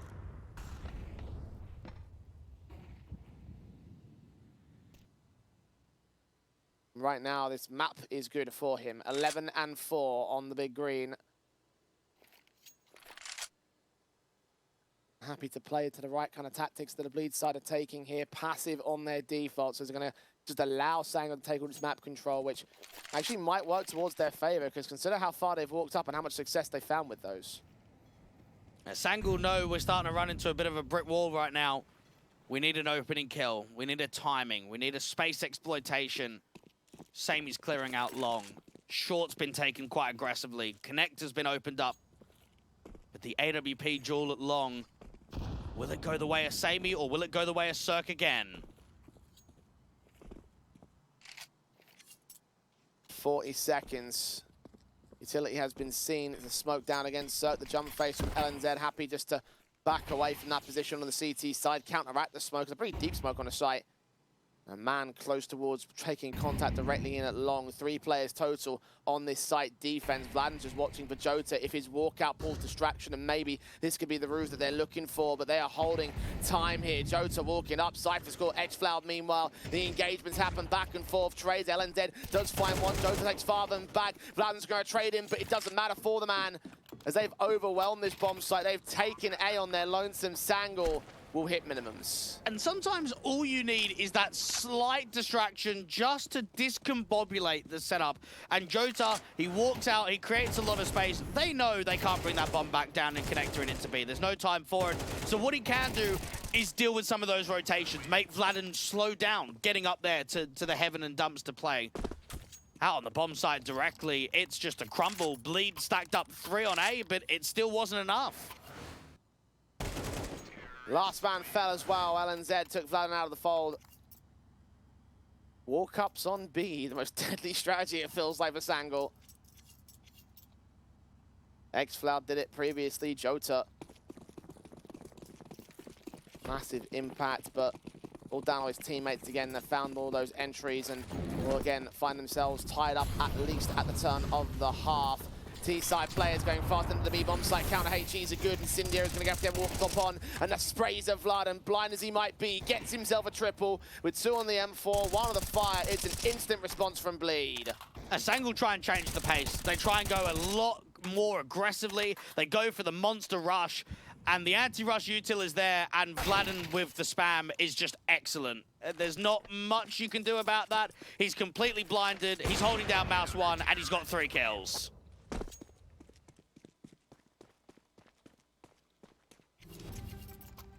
Well, Sangul cannot concede the half, but Bleed can at least be on to recover the deficit that they have been put out on such an early position. Vladin just firing away. Wonderful round from Bleed. Sangul again walking into the CT trap, the confidence established. They go towards the final gun buy for both sides in this half. 3 AKs and 2 Galils on Sangul. A youngster getting down towards connector quite quickly. Cypher might meet him head on, actually. AK against Molotov, forward face. The fight is won by the Brit, and Hampus provides support on LNZ. Vladimir is traded by Jota, striking from short to a 2K. B-side has been cleared up for the most part, but Hampus still holds back over a graffiti until he pulls his utility out, and Jota times that peak so well. Jota is making a lot of impactful kills happen on this B-side. HE, a little bit too shallow. Cypher has actually been brought his attention over from Hampus. Hampus is still throwing utility at graffiti, so they must be aware of that position. 2 players to line up, though. Jota doesn't detect the second. Cypher into a 2 versus 2 to his AK. That's his 2nd kill of this round. Here comes the execution. Cypher's got a HE. If this gets timed correctly, possibly towards short, or even when the bomb goes down, that could do a lot of damage. Taking the directive fights, though. Swing from short's going to cost X-Floud. Cypher doesn't get Samey. It's down to Cirque now in a 1-on-1. Orp in his hands, coming in from heaven. Samey, AK around the corner. Orpa watching position, peek forward. Adjustments right there. Shots, single bullet. That's all you require for Bleed as they go 6 apiece on the CT side. They do well at the turn of the half. I was getting seriously worried with Sangul's timings out there on B, with the overall strength of the deep lurks that they were able to encounter on T side, where it was getting that vibe of an 8-4-ish sort of scoreline.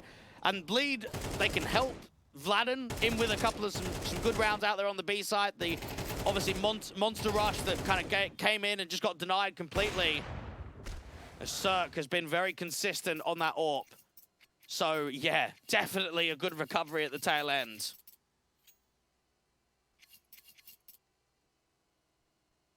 but only 6 on CT side. Really expect more out of Overpass, but Leader, a very powerful squad. Proven that time and again. T-sides aren't terrible for them. Let's see how far they can take this. Fast plays into the pistols once again. Cypher involved. Youngster overwhelmed. Second player's round the corner. Does get caught off by Jota. There's one tray back at the USP. LNZ is also out here, but caught off as the smoke starts to clear. But Jota should be known about. He was not the man that got the opening kill. LNZ, the casualty, leaving him alone. Face forward from xFloud. Vladen deals with Jota. Down to 2 versus 2, making it 1 with Farvan's responsive. xFloud now over a jungle, swung upon by Hampus, who closes out the second pistol for Bleed. Very quick and very accelerated with just the overall utility, getting the monster barrels, Molly involved in almost immediately. They get the heaven smoke and they just try and brute force a lot of those jewels. Cypher with the clinical entry. Jota tries to stay alive for as long as possible. He tries to maneuver around that edge of the smoke, but just not to be. Bleed take the lead now.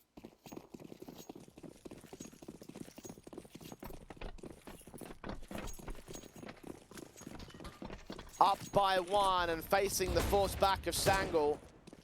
Scouts involved, SMGs, the UMP on xFloud. Same has already been detected by the AKs here. They are moving into pairs. Trying to catch this man. Cypher swing is spotted. Can't quite get the killing blow though. And for me, Sangul don't really have a player at the current moment of time that's a star player that can get them out of really uncomfortable games against, let's say, high-end Tier 2 competition like Bleed. I would say that when you look at the lineup overall, Jay, it's not one of those deaf teams that we look at in Tier 2. But they are clicking with one another. Systematically, they're playing some good CS. It's just how far that's going to lean into this entire opening map. Jota has taken Vladen down, so it's 4v4.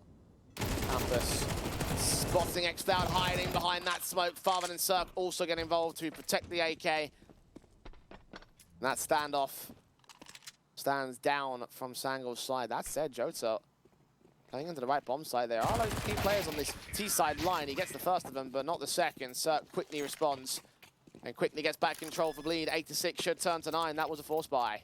And again, what I said at the beginning of this sort of series, Jay, is that Sangul have a really rough draw here in the playoffs. If they would have gone top seed in their group, if they would have beaten Omega and got into that winners matchup, they go up against Mal's NXT, which I would say is a very winnable game. I would look at that best of 3 and say, yeah, Mal's NXT are probably the favorites, but that's a game that can get you into the semi. So oftentimes not taking your chances in the group stage to get that first seed can really come back to haunt you. I think they missed the rush, the anti-rush incendiary there from the CT side. Hampus kills in on him and Cypher. Dead to rights, 5-on-3, just peeking out from Monster, dealing with the pistols as appropriate, so no concerns left on the T-side basis. And third kill comes in for Cirque. Yeah, round was going to fall that way most of the time anyway. And I am concerned about the performance from Youngster as an overall pitcher. In the group stage, he played 9 maps, negative 34 KD difference, and averaged a 0.89 rating, the lowest on the team. You go into your map pick in a quarterfinal single elim bracket, and he's 2-11. I would say that he's the least experienced player on this lineup. Now, he has been here for quite some time. He joined the organization on the 2nd of August last year. But I do wonder, is this a worry? Is this something that we need to talk about? Is the lack of impact from Youngster in high important games? Well, 2-11, certainly in this game, you have to have some level of concerns.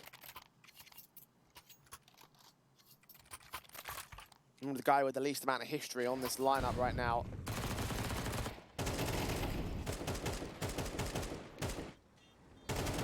Sangul might have to turn to him to raise their basement or someone else to get their ceiling up higher. True ways in performance metrics to how you bring back this scoreline. Bleed is starting to get up to a very insurmountable position. Plenty of players staying alive in these rounds. The AKs are out in full, as are the AWPs, as are the M4s on the opposite side of the board for Sangul. So gun buys are in, but they have to insert a round. I would consider Jota quite lucky there, considering that AWP was scoped in and jump spotting out to boost. That could have been the opening pick to go the way of Cirque. Cypher jump spotting out to Park into the front side of the bathrooms, but not seeing anything. Vladen in a position where he's almost toying with the CTs to get aggressive out to Monster, playing an off angle behind the fence.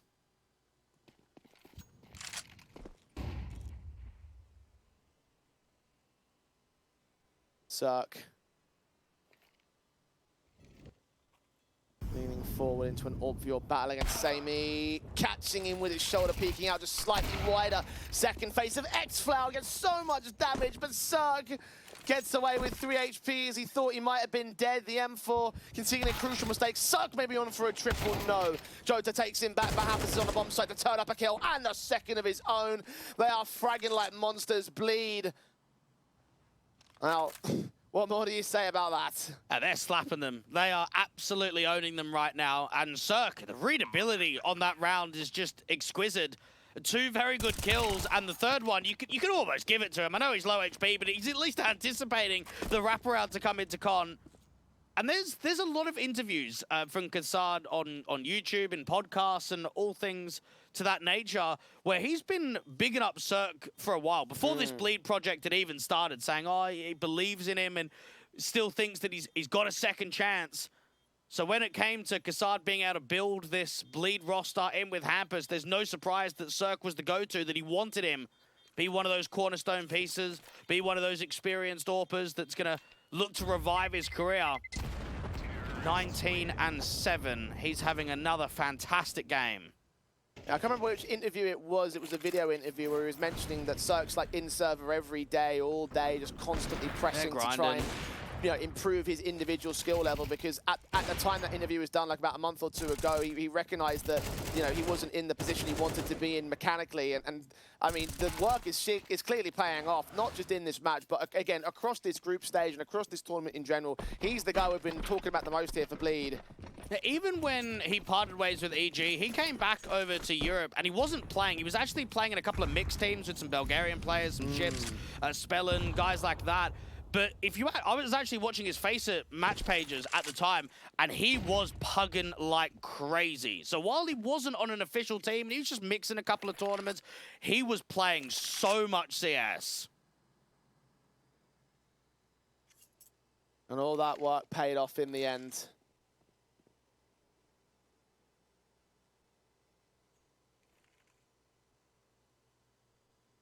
Bleed should go to number 11. Sangler bought a couple of M4s around this half by. The Eagle standing on LNZ, fighting onto Hampus, dishing out damage, but not the kill. The wraparounds towards bathrooms might become a concern for Cirque, but he spotted X-Flower, will back away from Dividers. Going to be wary of also the mid-face in general. The bomb's going to get to a safer position before it gets planted, which probably is the right call to make here. There are CTs all around us. How much can these upgrades get done? I can't expect a lot. Cypher now initiating that crossfire, and the FAMAS has already been caught from Hampus. Same around the corner. 5-7 does get away with a kill. Low HP on Hampus as well. Could be a secondary pick back. No one's watching the bat lines over at Bank, but Sammy does get caught back in the bathrooms anyway, so these last 2 players just a prod of the T side, but revealing themselves towards Bank without much time, without defuse kits. No way this retake comes in realistically, so they recognize that to fall back and hold on to these 2 M4s for the next round bye, which will be the last chance for Sangle. This has gone to 11-6, only 2 more to go for Bleed. And 7 in a row and 9 out of the past 10. I mean, there was a portion of time I will give a lot of credit over to Sangle where they were impressive in the first 6-7 rounds of this map. We were seeing a lot of individual success. We were seeing a lot of space being taken without contacts. But they've got into a scenario now where they just can't break it. They cannot put up a fight against Bleed. The favorites in a lot of these series is at some point they're going to switch on, and then that's when you're going to lose all your opportunities. That's where you're going to lose all your ins. And they have looked in this second half like they can't even hold their weight. I wouldn't even say the rounds have been that close. I would agree. 5 rounds in the lead for Bleed. Sangle had that 5-round streak on the T side, so they're going to have to generate something similar. they want to bring this back from the brink, because I have no doubts the Bleed are in the winning position. And this is similar to the playoff game in the quarters they had in the last Rest event, where they went up against the Rebels, and it was the Rebels' map pick of Ancient, where Bleed won 13-3. So on an opposition map pick, that's where they came out and just exploded.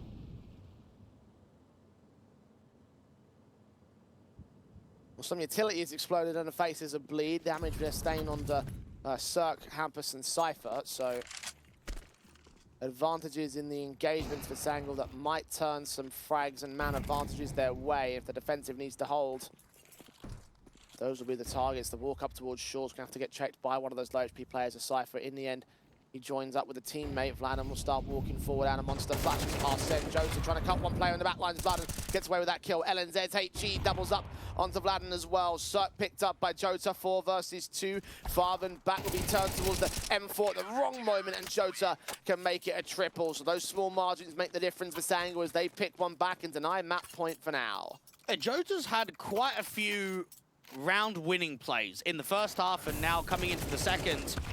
A guy that, in all honesty, we don't know much about. 21 years old, only played on Eternal Fire Academy, didn't have a pro career before that organization. He's out here on loan. Maybe they'll try and bring him back, considering what's happened with their lineup at the current moment of time. But out here on Sangal, he's putting in a good fight.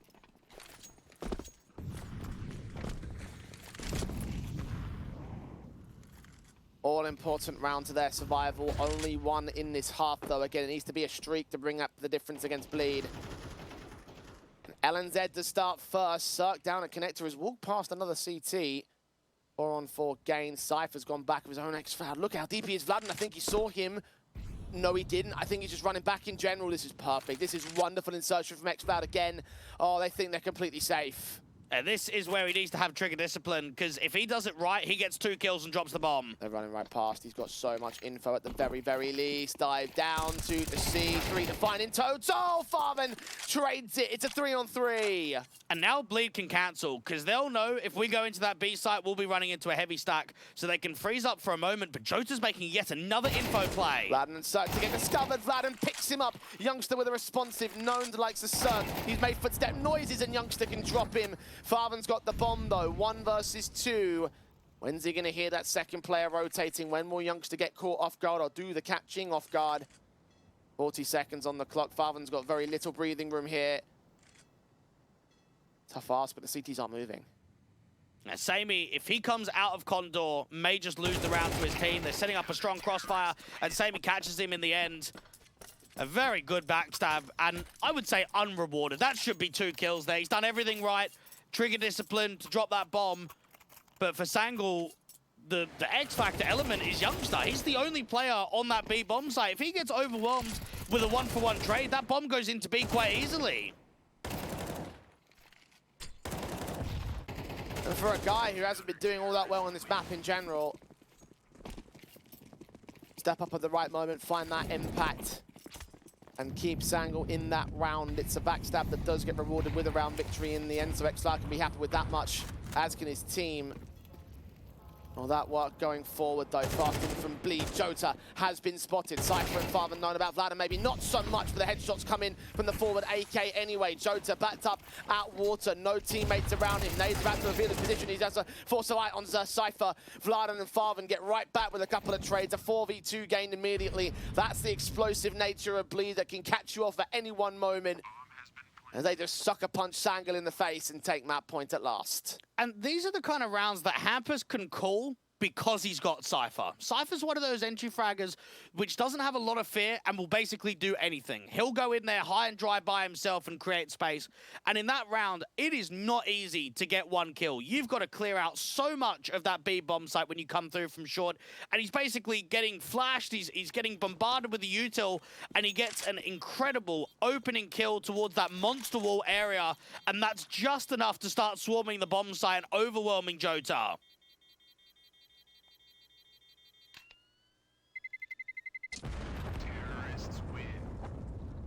And there you go, 4 map points now for the Bleed camp.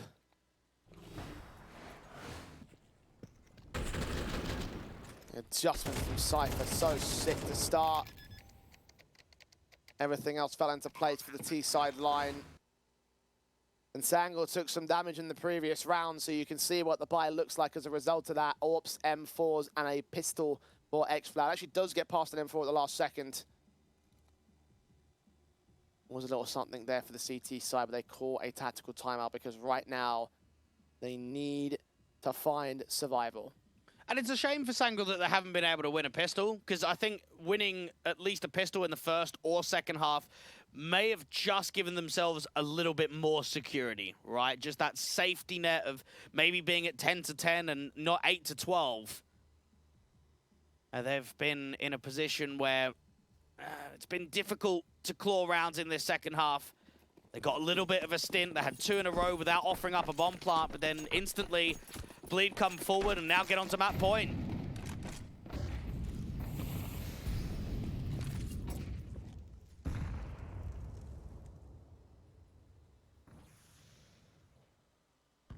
Round 21. More important than ever for Sangor. One boost from Hampus trying to get himself inserted in at Park and Fountain. Orb of Samey is watching from long. His opponents are right around that corner wall. Flash sent, shot rings, doesn't connect anything. Samey might be able to try and set up a flash for Youngster to peek aggressively, or XFan, I should say. M4 comes in close, but doesn't quite get the kill. Walk round the corner, M4 bursting back for XFloud. Struggles to get the kills. The damage comes in, but not the same can be said for Samey. The AWP misses completely. A 5-on-3 now. LNZ alone, burning in the back of the bomb site. Can stand for 1 kill, no more than that. It's a 4v2 for Bleed. This is over. Indeed it is. Chota and Youngster are going to double up out here from Bank, but Hampus is ready for the fight and aggressive at Dice. Leaning forward on these M4s, T-side players around the corners. Jota trying to group the Youngster, the footsteps are heard. Hampus moves through 1, can't get a second, not like it matters. Farvan's there to chip him away even further. 18 HP, smoke on him, but open. Diffused position, Vladen catches the headshot in the end, and Bleed will secure map 1, 13-8. Perhaps testing in the first half. That second half, though, absolutely not. I actually thought Sangor played pretty well. Again, they're a team, Jay, that are 80th on HLTV. They've just got a new 4th player. 5th player's on trial.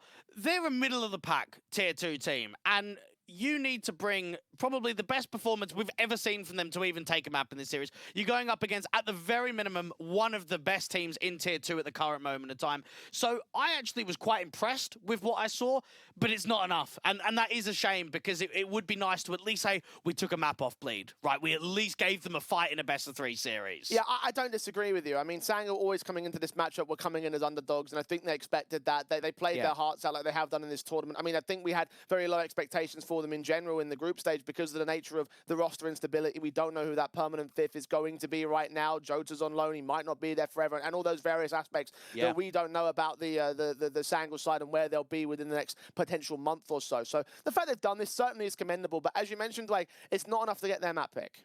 And now for Bleed, you have to look at this best-of-3, the next map, the next best-of-3, the next best-of-3, and say you should be sweeping the floor with the majority of teams. You should come out here, put in a good shift. Okay, yeah, it was a bit of a slow start. You are right, they did get tested.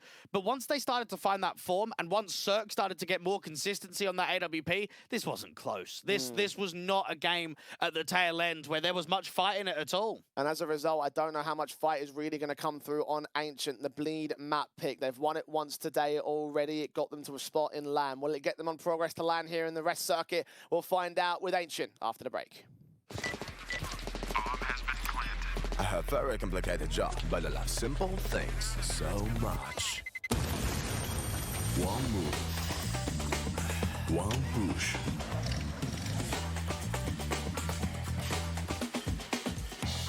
One touch.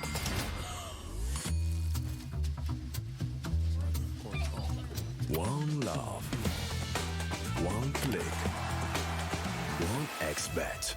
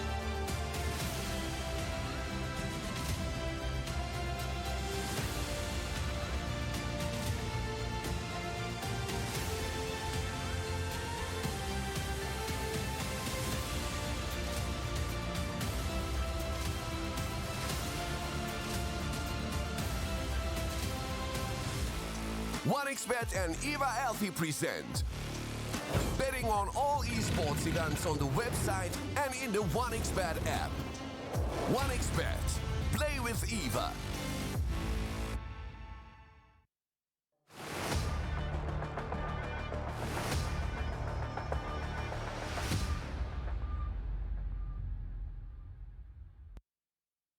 As expected, Sang will put up a fight, but they weren't able to take their own map pick of Overpass. Certainly a good streak going for them in the first half, but come that second, Bleed came into their own, and now they come into their own map pick. Ancient is up next to Egg, and unfortunately, this is kind of what we expected it to see. 2-0 in the predictions, looking like it's going to be 2-0 here and now. They've won this map once already today. I don't see Sang being able to take it. I'm hoping they still put up a good fight, but I don't think they're going to take it. To be fair to Sangle, I actually have looked at the majority of games I've played recently, and I think that Ancient has been their better map. They picked quite a lot of it. They picked a little bit of it in sort of the recent group stages that they've played. The issue is you've already lost to Guild Eagles on it today, and you're going up against Bleed. So I reckon, I don't know, could it be more rounds than the first map? It might be. We might be at least closer to double digits, and it should be fairly competitive to an extent, but Bleed should take this in too. Yeah, most certainly. I mean, you might say in terms of the map win rates and the details of how many times they're playing it, yes, they have the advantage in the numbers because they've got a lot of this map on record. Yeah. But it's those results against the likes of, as you mentioned, Guild Eagles a moment ago. Nemega beat them out 13-4 at one particular point. Some of those rosters with higher end level tier 2 components like 500, for instance. I know they're not quite at that higher end tier 2 level as a team, but they obviously have some players that are sick and they beat them out on this map as well. So many opportunities, so many advantages going the way of the Bleed camp with that extra context of how this map has been done at the higher end level of tier 2 for Sangle is what gives me the overarching position of yes, this should be a 2-0. It's that thing we come back to at the start of the show earlier on, Dwayne. It's that caliber of difference of the two teams. Bleed are a much more better squad competing at a higher level, and Sangle can't quite mount up to that. Yeah, I think Sangle do lack some of the star players as well. I mean, even out there on Overpass, the T side had some good lurks and they had some good workability, but they didn't really have the players that could multi-frag, that could kind of win around by themselves, whereas Bleed do have these players. They have Cert that can multi. They have Cypher that can open up ridiculous kills on an entry fragging department, and it is just the caliber of players. Bleed have got players that have played at a tier 1 level in the past, guys that have been at high end of tier 2 for the majority of their career, so it's going to be incredibly tough. I mean, LNZ is the cave player as well, and I'm still 50-50 on that one. I think that he'd find a lot more impact putting another player in his kind of position, so that might be an area of the map that's going to be tested. If LNZ does have a good performance, cave is certainly a high impact position. If he comes out and he starts firing, then maybe we might have some good success on the CT side at least. You are banking it on one individual having good performances, right? And I mean, we had plenty of individuals doing the exact same over on the Bleed side during that last map up. Obviously, Cirque, the guy that we were highlighting during the pre-matchup for very good reason. He also had a hell of a game over on Overpass, and even though the numbers weren't quite there for the likes of someone like Cypher, I think his impact certainly can't be really rated by the stats all that heavily, and even then you got those higher fraggers of Hampus getting involved in that one, so there's a lot of players that have really picked their own up. Over on the Sangle side, Jota did score 20 kills in that last game, but it's not backed up by the rest of his teammates, so gonna have to see some big improvements from the individuals, certainly for the Sangle side, and again, I'm just not convinced as of yet. Maybe there could be something involved in this map up. Let's find out with Sangle's CT side. Sangle in a position where getting an opening start may give them a little bit of leverage. We know that Jota and Sammy have been playing quite a bit of Ancient since joining up with the roster. This is now their 6th time. Early defaults carefully considered over at lane. It's Hampus, the man that gets a bit overly aggressive, but does make it work for the damage on Jota, not to the kill count yet. Sammy with these jewelries out towards Cave could do a lot of damage against Hampus. It's the ramp players, though, that Youngster and LNZ need to deal with. Flashes in LNZ and the bat lines. Youngster is being faced upon. Taps to come forward. The flashbang doesn't catch any of the T-side players. Circle out that opening kill. LNZ caught with U2 in hand as X-Cloud will drop. Sammy can get one with the jewelries. Low HP in the bat line. Cypher focused on the front player. As Sammy goes down, it's those left of these two players from the CT spawn angles. As Cirque takes LNZ, Jota is all that's left against Cirque, and he'll double up the quadra overall to the pistol win of Bleed. That is 3 for 3 in this series. I can't wait for Ted to send us a message, Shay, saying, I told you so, I told you about Cirque, we always knew it. And it's been another good pistol round from him. High impact immediately out from the ramp take. Yeah, I'm not getting any messages from Ted. He ended our friendship after I predict Passion UA to beat 500. So yeah, fair enough. I'm not going to get any friendly DMs. I'm pretty sure I'm blocked on all platforms and everything like that. So Bleed certainly odds-on favourites on 1xBet, and for rightfully good reason. 7.48 is the money line for Sangal.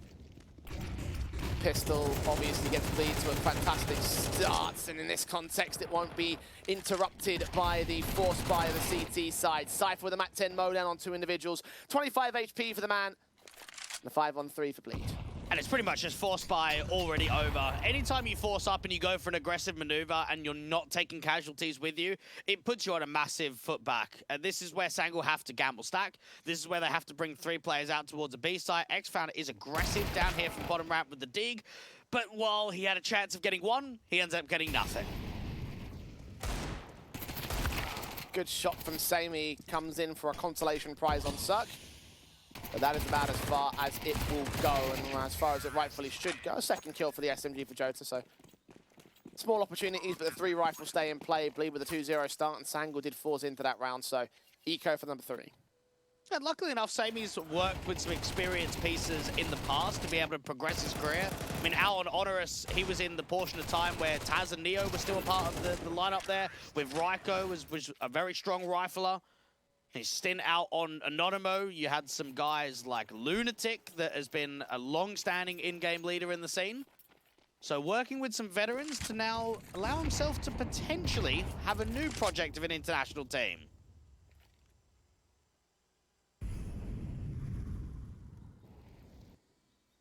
Pistols.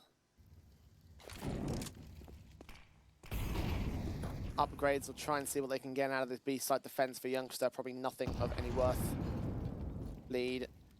At least taking the careful approach towards this. Don't want to get caught off guard by anybody. Not impossible for these Pistols to win the rounds, even if they're extremely slim chances.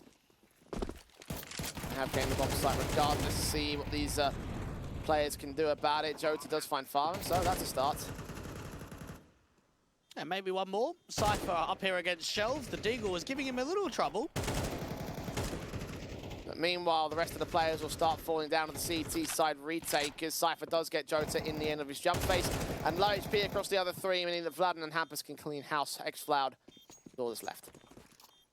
And we've seen over the last few years, Jay, Tier 1 teams really struggling in the Tier 2 atmosphere online, coming down to these sort of tournaments and dropping a best-of-3 series, and sometimes just saying excuses. It's online. They don't play the same way in Tier 1.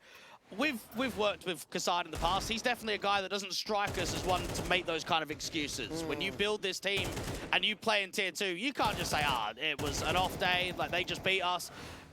That can't happen. You've got to grind Tier 2. You've got to work qualifications. You've got to give the respect to these Tier 2 teams. And that's what Bleed, I think, has been able to do very nicely over the last couple of months. I mean, just thinking about the way he reacted to when Zinchenko did as well as he did against Bleed on 100%. Ancient of all maps as well. Yeah. He responded that he was going to make changes, and that's exactly what he did. Changes in the pace, meanwhile, for the Bleed side as Sammy tries to start off with the opening kill. Farvan's taking his back up, and Sammy has no idea how inserted that T-side player is. The bomb carrier does get dropped by Jota. He backs off away to a 3 versus 3, but Farvan's Orb is still fighting. Finally, Youngster gets him dealt with, but the 3K has made impact that Vladen can trade off of. 2 versus 1 now for him and Cirque versus Jota. I think they've got a rough idea of his general positioning. They certainly will do now as the bomb gets dropped once again. It's a Galil to clutch versus the M4. Jota's waiting for that repeat out from the big box, but it slows down. Vladen is extremely good in clutches. Oh, that's perfect. Wonderful burst. AK held into this. He plays it patiently and finds only the smallest of crack angles. 4-0 start now for Bleed. And there's a lot of sort of international teams in the Tier 2 atmosphere. You've got Mouse NXT, you've got Sangal, you've got TSM, you've got Fnatic, you've got Bleed. The list goes on and on. Entropic is another one. Bleed are, without a doubt, I would say, the #1 international team in Tier 2 right now. Maybe Fnatic, you could say, after the last Rest event, but even with them, they're quite inconsistent. Not to the same level as Bleed.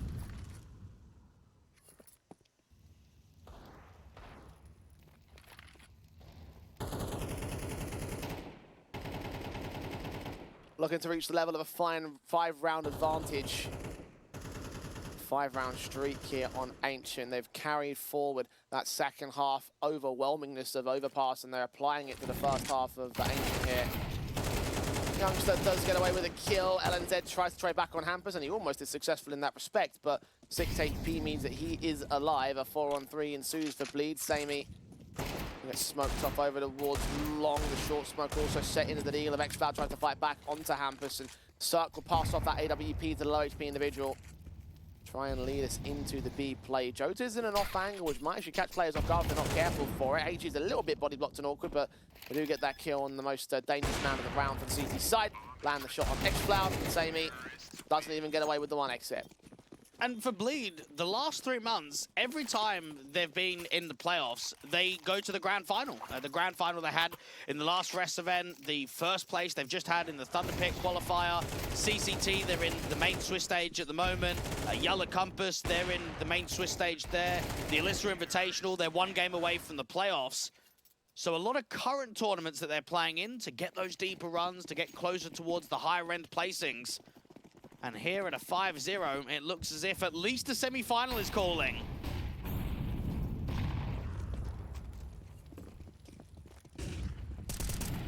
Straight into the CT side, trying to counteract with aggression of their own, but look at Cypher! Straight through the smoke at elbow with the flash assistance of Farvan and Vladin. LNZ takes it back for 1 trade at least, but a 4-on-3 once again ensues. Cypher might be an easy target for a trade later, but Bleed are giving them nothing. That was madness from Cypher. For him to get 2 kills and stay alive from the aggressive elbow.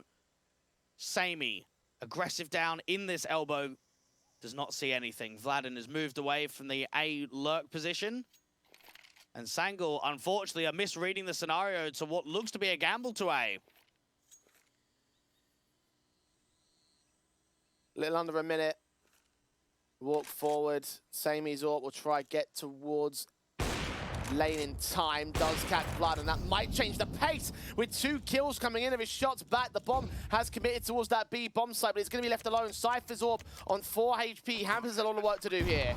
I don't see Cypher on the AWP all that often, but picking it up from Cert because of the low HP, he needs to get at least 1 kill to try and back up the in-game leader. Oh, look at Hampus. He's walked through. Oh, this is wonderful place. Molotov step back to the back line. The Cypher might draw their attention all the way. Hampus is going for the big old backstab. They make their noises. They must realize he's somewhere on the back lines of the site. Cypher gets caught. LNZ is watching for Hampus to creep around and will deal with his former teammate. That is a first on the board of Sangul. And that was well read there from LNZ eventually. Now, there is a timing we can both see that both of those long players are looking directly at the bomb side, but because there isn't a contact, because they've been able to clear out the front side of long and they're looking into the bomb side, they don't see anything to get your back turned, wait for that wraparound to come in. Samey, though, this round was won because of him. He was the only reason that that was at least recoverable. The second shot was so sick as well. AWP picked up by the man, now applies towards the next round with a couple of AKs also safe for Youngster and LNZ, so firepower plenty for Sangul to try and answer back with. They've got their first on the CT side, now they've got to convert it to a second one here, because Bleed, similar story with their own buys, the AKs can come back. Hampus, 47 HP, is not all that fantastic, and his opening engagement still goes the way of xCloud. Cypher maintaining bottom ramp, and Youngster's going to get flashed forward. Cypher completely blinded, still alive, but Youngster eventually catches him. 4-on-4. Teams will start walking up mid into contact position. Smokes will suppress the CT from pressing on to hold the backstab, and I think they know about that. LNZ is watching Reds. Third teammates also on the way. Jota is the man on the defensive, and they make their move in now from Donut. 2-2 split per bomb site. Smokes in. LNZ still spots out one with a quick peek up. Farthen with that kill. Flashbang from Blood reveals Jota barely wins out that fight in the end, and now the site has fallen for them. Hammer still cutting off, rotates in mid. The AWP is caught. Now Youngster's surrounded. No way he makes his way out of this round. 1-on-3, the most difficult clutch to hold in this one. Youngster at least pre-aims out there towards the back plat position, but Farfen catches him, and instantly there's a response from Bleed at 6-1. Sangul in a stance there where they give a lot of space out towards Donut. It's a 1-for-1 trade in CT, and then Vladden gets a pretty easy kill from A main, and that just ruins the round completely.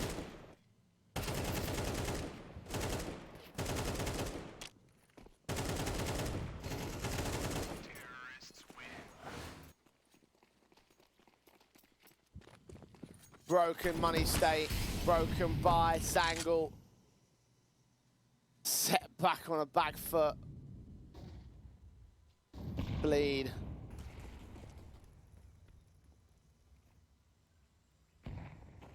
Got the aggressors coming towards them. Vladden's M4's holding. X-Cloud walks in, does dive down underneath the crosshair. Farvan's forced to fight against the first, aware of the second, deals with them both very comfortably.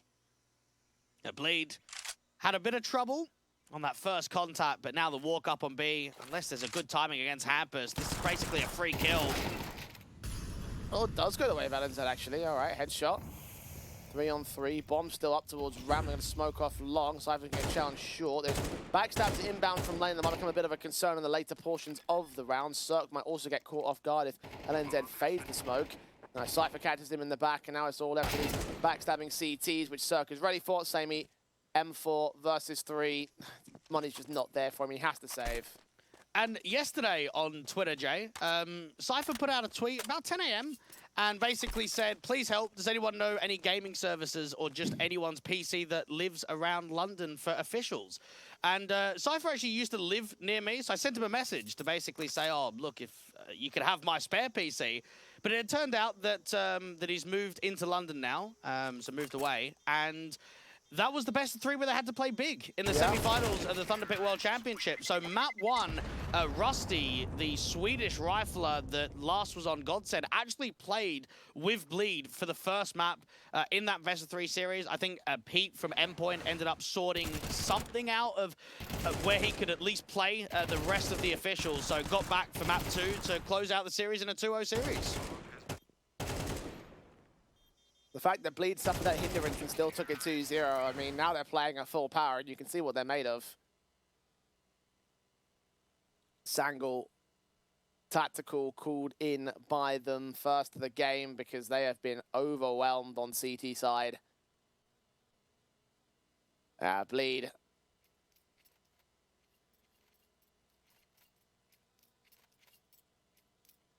I just want to see him on LAN. That's what I want to see, Jay. I want to see them get into that environment. Yeah, I mean, look, they've got opportunities coming up, as we all know, and with the way this one's going, they set themselves up for a pretty good deep run into this second series, so they could usurp Fnatic on the top end of the board. They're already within the top 2. This is a very, very scary squad, and I'm excited to see where it goes in general, not just in this tournament. Orb set for Samey, Cypher and Farvan walk their way forward towards mid and now towards Shelf and lane. B site looks to be a potential target, but that bomb is not committed and it probably won't do for the initial portion of the round. A lot of Ancient gets played for the Sangle side. 10 wins and 8 losses in the last 3 months. But right here, they are having some struggles. Hampus getting flashed up towards top ramp. Actually gets away with 1 kill in the process. Even half a kill on Youngster, 45 HP. Smoke's in the way of the ramp control as Cypher looks to strike on LNZ. Should be aware that Youngster is somewhere else on the bomb site, but specifically where is a mystery to the CT, or to the T side right now. Rotations, the second man coming forward. The smoke towards ramp's about to clear. It's about to be revealed towards Cirque. He doesn't even need it. He gets the shot through the smoke. Cypher swings on Jota, and that is another overwhelming one for Bleed, just to knock the wind out the sails of Sangle. They took their tactical and they got nothing for it. Samey gonna get backstab already, and he's watching out for the shelf play, so this AWP is definitely gonna fall. It just depends on whether he can get 1 kill. Out there to CT, he gets 1, but not that second onto Cirque. Bleed. Individually, they're looking proper sharp. Just the crosshair placement, the straight-up jewels out from Cave and the B-side, just a fundamental collapse. And for Sangle, they've not been able to get themselves out of trouble at all.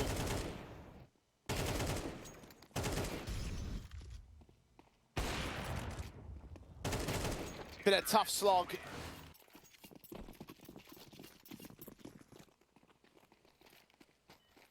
Seven to the good. Continues to get better for Bleed. Sangle half buying in this round because they've just got nothing. No money, no streaks, no presence, no wherewithal to hold on to this. And I was hoping it would be a good fight. I was hoping that they would show some of that proficiency that they've had at the lower end of the Tier 2 environment, but this is a very different beast they're playing today. You mentioned all those maps that they've played, but just never truly wins against a team of Bleed's caliber, and that's coming back to bite them quite heavily. LNZ and Jota, a couple picks back, and X-Cloud sneaks a couple into the CZ. Maybe amongst the downtrodden, there's an opportunity involved. And there was just enough distraction, wasn't there? There was enough emphasis on that MP9 towards the top of the shelf that it drove the attention away from Donut and towards that area. Vladen can't even make it happen with the breakage open of the smoke. So Sang will make it 2, and a very good sequence from X-Cloud out there in the Donut with the CZ.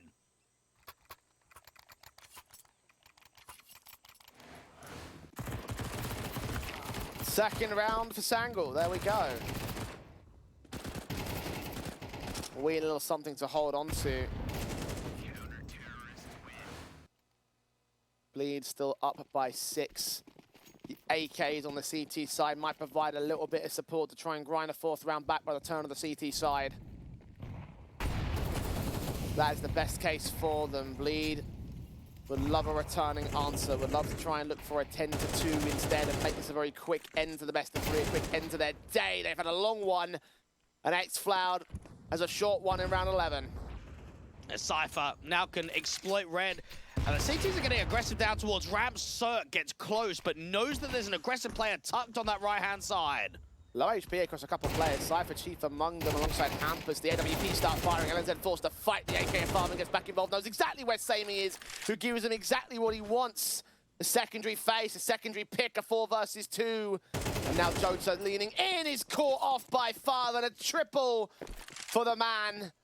And Bleeds every single time they face resistance. Every single time Sang will find any modicum of success. It's responded to 9-2. A lovely sequence there from Farfan, and I remember when he was basically just grinding in the local German scene when he was playing on Division and Euronics, and he got that chance to play with Sprout, and at the time I think it was sort of the Cyclone, the NATO Sapphics, Percy might have been there. I think there was a Dennis and Speedy as well, sort of that iteration of Sprout where it was a little bit German but also quite Danish. And instantly, he got the taste of LANs. Basically, within the first couple of tournaments that he played, it was straight to the LAN circuit. Made his name known quickly in Tier 2. Obviously, Big is where he's going to be more familiar with and where most people are going to know his name. Involved in the system, but now back on an international team. Youngster tries his very best to hold on to the AK, so it's some positive moving into the next round. Very small positive in the grand scale of things, though. They went hunting because Bleed knew that they had a serious chance on their hands to remove any true buy potential from Sangul. They will get the M4s around the AK hold and the AWP also in for Samey, so bonuses are saving all those weapons, making sure that they've got a decent cash float value. Far forward, they'll make their way into aggressive stances over at lane. The damage of the utility, though. Youngster down to 75, LNZ down to 44. Quite consistently, Sangul have taken lane, but it hasn't led to opening man advantages out here to the A side. X-Found is going to re-smoke down towards A main, which means he's got no smoke for the molly. Burst spray, trying to catch X-Cloud off guard. He's in the back lines. The Molotov should get him into the open. Cypher gets him before he even takes a definitive peek. Cirque's M4 seen the burst fire of the M4, tries to isolate a couple, and that's exactly what he does, but Cirque's AWP is still in play. Not quite dealt with. He flicks back, sees a second player fade in the smoke and realizes he's about to get pressured. Vladen trying to come in with extra support. LNZ's gun barrel's seen. He turns back, the shot connects. 3 on 2. Vladen is low HP, and Youngster can deal with that individual. Back to evens will go again. They continue to peek into the AWP's hands. The bomb is in CT control, and it looks to remain that way with Hambers falling. Cirque is set to the clutch, and the gun barrel's seen. Samey gives himself up. Cirque jump phasing to look where Youngster is. Base him out. The shot doesn't connect. The flick is a bit too overcooked. And Sangul, Youngster specifically, gets a third to close the half. And realistically, we have to look at that first half and say Sangul just had no chance. They may have won a couple of rounds here or there, but consistently, they were pumped. Bleed were just all over them. They probably should have even won this round. Farfan missed the smoke from Tree that bounced back to Donut. It's not the easiest of smokes to throw just because you're not really in that position all that frequently. And it comes down to a 1v1 at the tail end. So 2 out of the past 3 rounds being won, but Bleed, they're going to close this pretty quickly. Yeah, it's a small positive at the end of the half for Sangul, but you are right about the general assessment of this first half. It's just been overwhelmingly pumping Bleed. It's a blowout match for them. One more CT pistol would seal the deal on this. Hampus Julie's up against Sammy, has caught that opening kill. Man advantage, no trades. Yeah, Cypher was not spotted and actually does not fall back to the bomb site, so still aggressive. Spams his way. Jota goes next. Youngster seen with the bomb on his back. Headshot gained to that spam up as well. 5 on 2. Hampus is looking for more. LNZ will get caught with his back turn. Kill found. Vlad found X-Cloud in the interim. 4 for 4 in pistols. Bleed on victory row. And from coming from the UK scene, Jay, I've definitely noticed how strong of a rifler Cypher has been even before his Into the Breach days.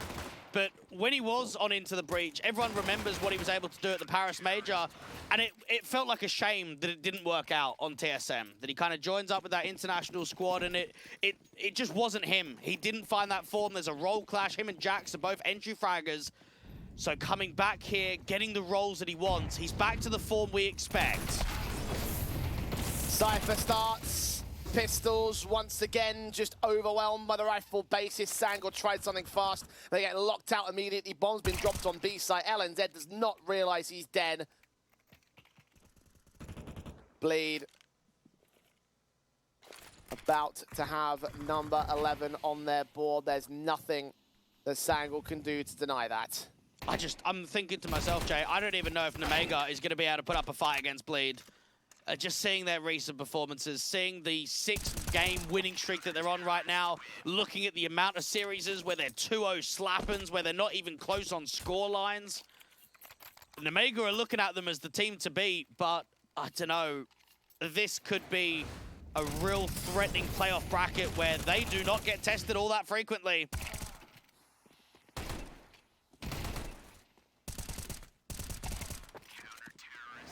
They've looked stellar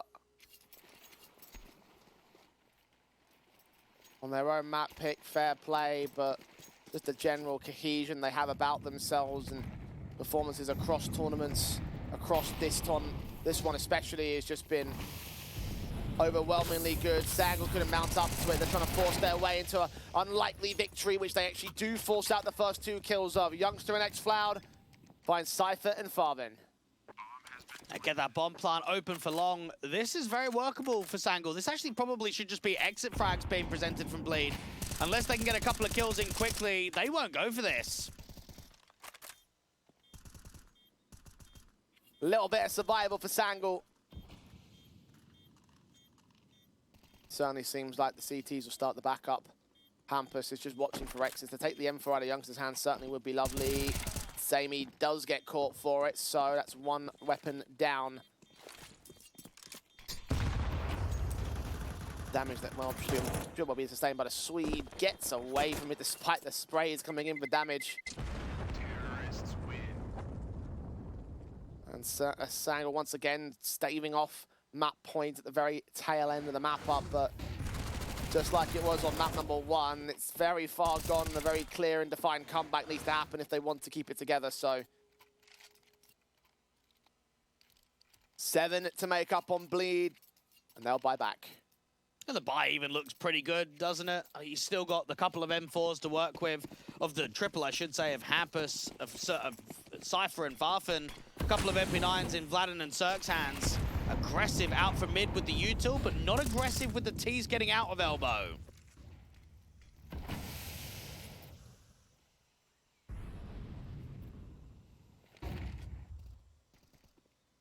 Hampus, Youngster's seen his gun barrel, will find that fight to start, so a bit overly aggressive from the M4, but trades will be attempted by Cirque, revealing himself in at mid. That burst fire needs to bring him back as Farvin takes another fight the Youngster's going to win. Now, Vladin's going to get swarmed out on the A site, you'd expect. Him and Cirque can double up together, walk in from Donut. This round's kind of over already.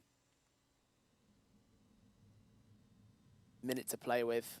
And they're just gamble stacking on B, so I would say at least they can hold their weapons into the next round, but with Youngster still here at the B doors, that actually might not be the case. They might have a couple of players that are going to drop on the save. And irrespective if they do hold on to these weapons, you're still holding on to a couple of SMGs, and money isn't exactly the best right now for Bleed, so perhaps this can turn into a bit of a streak for Sangul.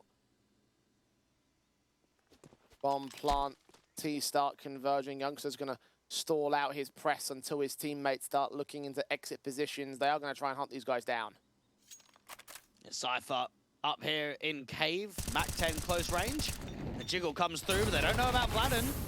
Gets involved, gets aggressive, M4 picked up. Now Youngster can strike. Cirque caught one more of Youngster back to the back lanes of B. Trying to press out towards the AK. Sammy was just seen by Cypher. Heard him walk in. M4 engages, so they protect themselves pretty well. LNZ now knows they've got to fall back out of position. Bleed have done hefty damage to Sangul. The fifth is still on the T-board. In hindsight, I mean, you're not going to know at the time, but that probably wasn't worth it, was it? Because they had 2 SMGs and an M4 being saved, and they get out of that with 4 kills and 2 AKs to get recovered. So the hunt was definitely not a successful one there from Sangul. It will be a lighter eco around the 2 saved in, but it could still be quite damaging. And you got 2 AKs, you look towards those guys, potentially to put the heart up against the Sangul side, and for Bleed at this point to get that damage, follow up with the next round, get that win on the board, and break the economy state to guarantee what would be a 13-6.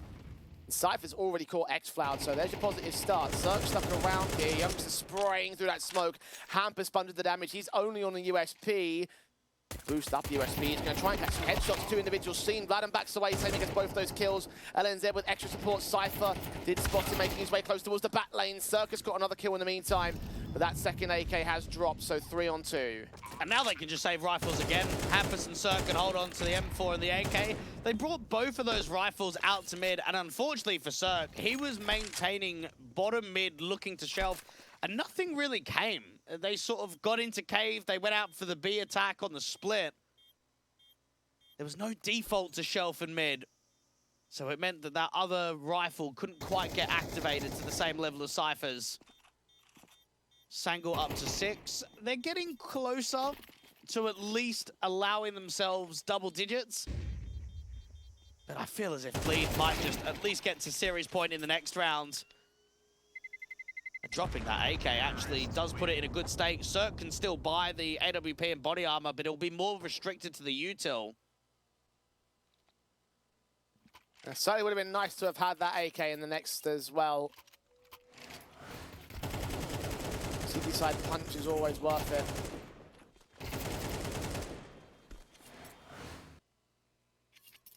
Bleed were always focused on the gun round here. Opting against the AWP, M4s across the board. We've got more than what's capable of ending this one off. Only 1 defuse to get for the retake. Aileen this time, faster rush as well for the Sangul camp, and Vladin's going to hear these footsteps on the boost. The signpost and Cindy are going to try to stop them. Flashbang comes back out of Donut, immediately sprays a little bit high for Sammy as Youngster takes some damage, as does Jota, 52 and 60 respectively, and the bomb can just about get planted here. The spams are coming in very close, nearly get denied. Cypher gets off the in-game leader. Man advantage. Bleed. Fading utility, incendiary start to get thrown, smoke to suppress vision. Cypher's back line well known about here on the T side. Gonna have that one player to try and engage it. Meanwhile, the M4 start making their moves. Back held by Jota. Cirque drops 1. Jota with 2 picks. Can't quite make it a triple. And now Farvan's caught X-Cloud. They're on the bomb site. But Youngster, he's stuck in the back lines. Farvan is caught. Got to get on that defuse. Get picked back by Vladin, but he's prioritized the kill to his success. And to Bleed now to get to matching quarter-final points. And Vladin is one of those anchors that's really good in high-pressure scenarios. Instantly, he recognizes that's an A rush. He drops the incendiary. He has a nice flash that bounces off of the donut position, and it just allows himself to play quite passive. They set up that backstab that was watching out from elbow. Farfan trades out Jota at the back of the site that was being quite annoying, And then Vladen just about gets that kill before getting back onto the bomb. Bleed, one more round to get into the semis.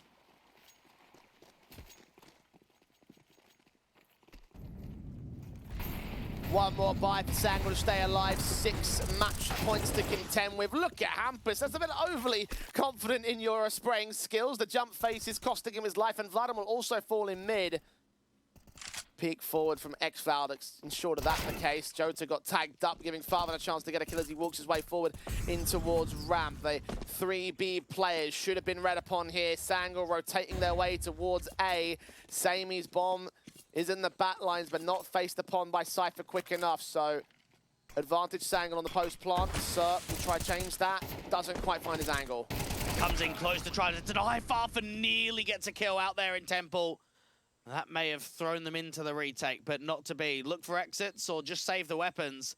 Sangal are surviving for a portion.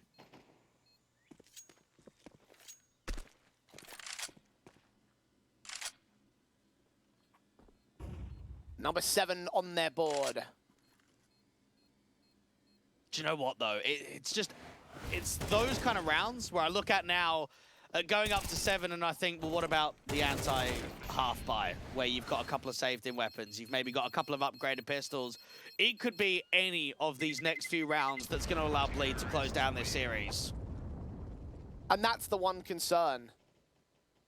That's the key thing you look at and say, for Sangal, you can bring as much of a comeback as you like, but if you lose that one, it's done. It can be 1 out of the next 5.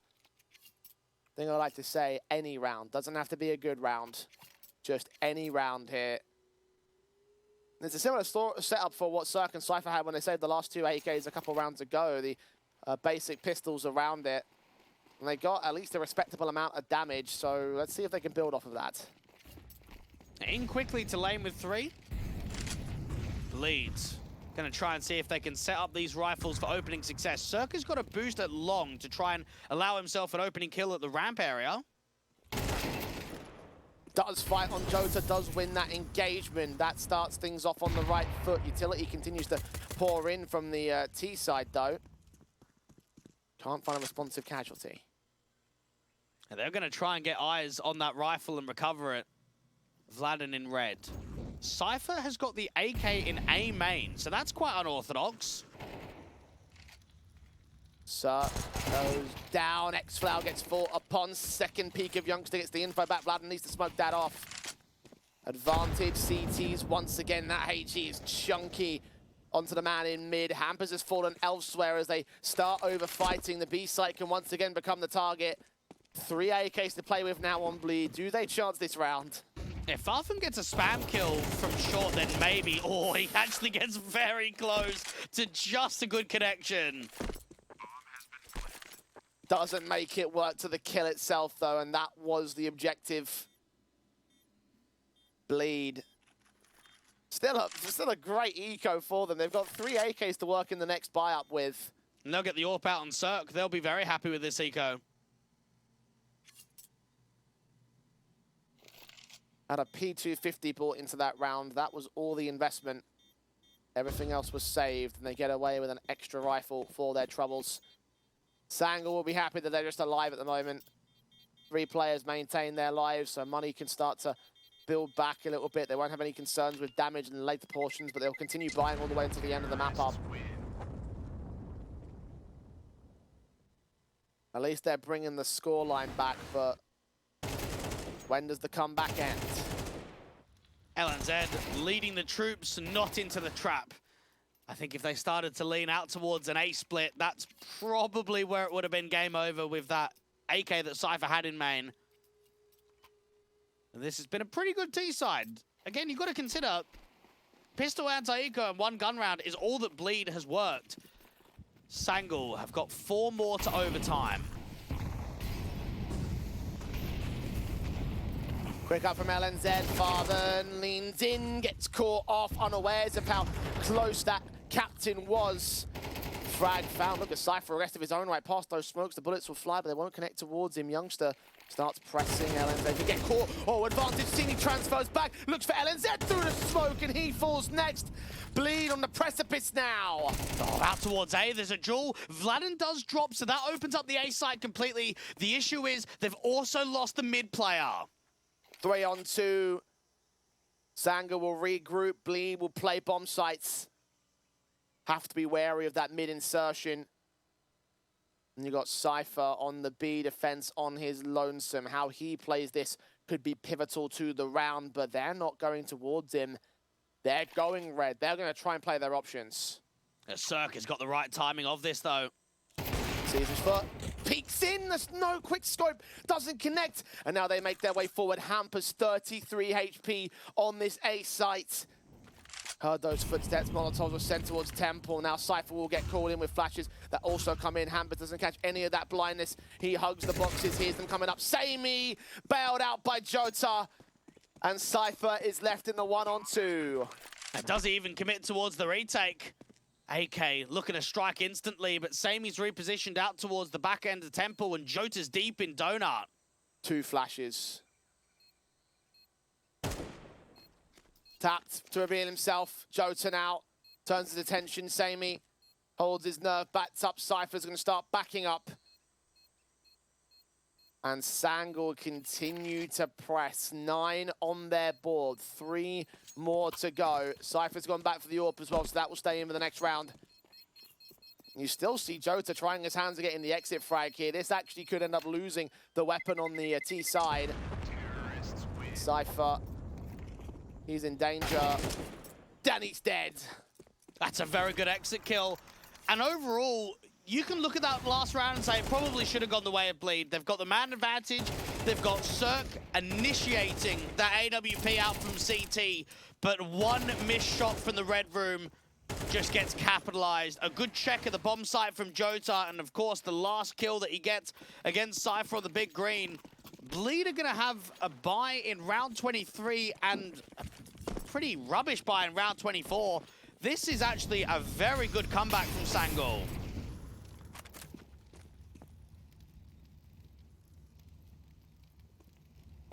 They are working their way forward. Continuously, consistently, round by round. And a half by round from Bleed should provide another opportunity. Vlad's SMG, though, stands to attention, does so much on the A defense. Damage even on Samey to 15 points of health. And his fights have drawn the attention of the CT side back towards the A site. Hampers his M4. He's going to press the issue. Out of a secondary flashbang that comes forward. Samey dry walks it. LNZ concedes his life, and the half-by could be the one that breaks the backs of the T side. Jota's still alive, and if he's alive, the round is on. Youngsters trying to come through from Donut. Jota's got a HE for default. Comes back for damage. Youngster wins that one fight. Hamper still stands to his own. A 2v2. Both players are tagged. And both the remaining CTs are on pistols. Cypher is a dead man, though. Cirque needs to get involved in a shot. Does connect. 1 versus 1. Tap to the head. Youngster's tagged.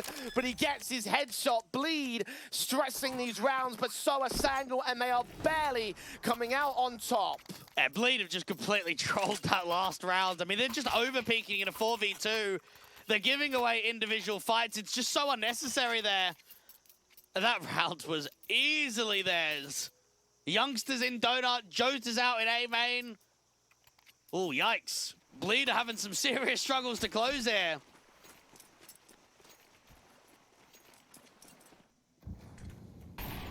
Still issues to be ironed out clearly on this team.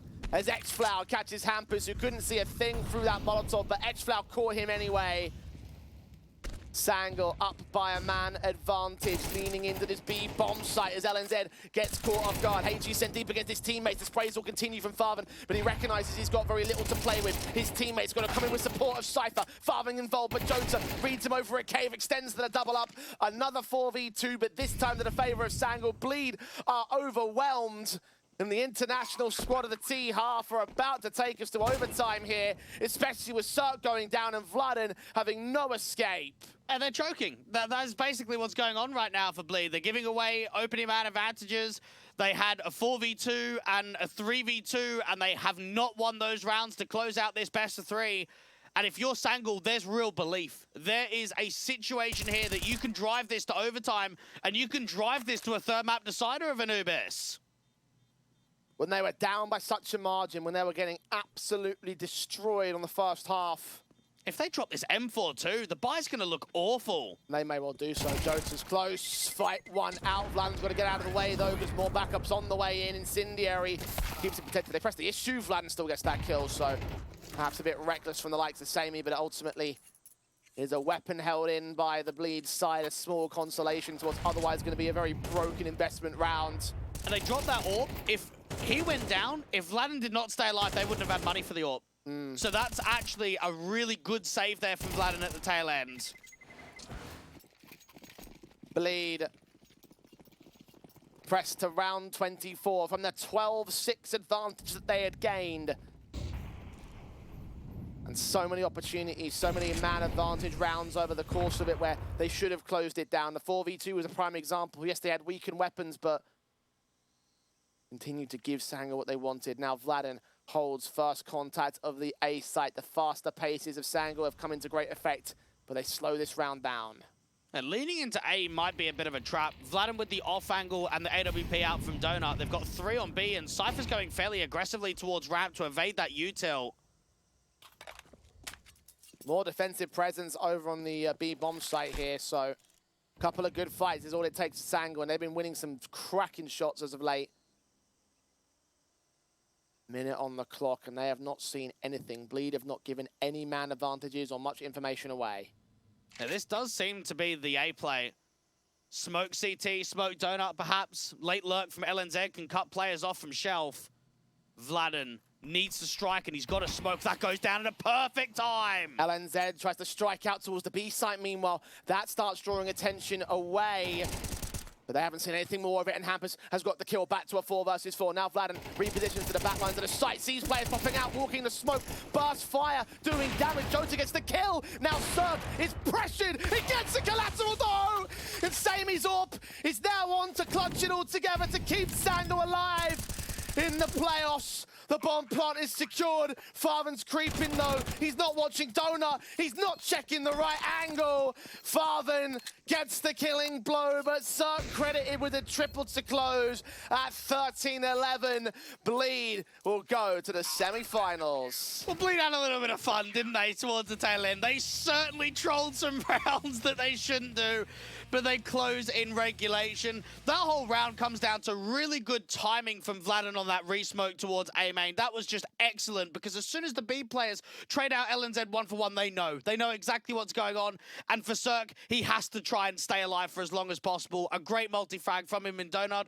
For Sangul, it hurts because they did play really well in that second half. We saw a really good T-side from them. But at the end of the day, Jay, when you're 6-12 down, you've got to be realistic. It is nearly impossible to win a map from that scoreline. And that is what we said coming into that comeback, or coming out of that comeback, or just in general when they started getting rounds together. It's that one back-breaking moment. It was almost a half buy at one point, and at that point it would have been the end of it. So Bleed certainly not all that fantastic towards the tail end, but they do get the job done. For Sangul, it is a little bit heartbreaking, because you're right, it came down to one decision made. If LNZ forced out the kill and forced out the rotation, then perhaps it would have only been Cirque to hold that bomb site, and at that point, maybe it doesn't work out for them.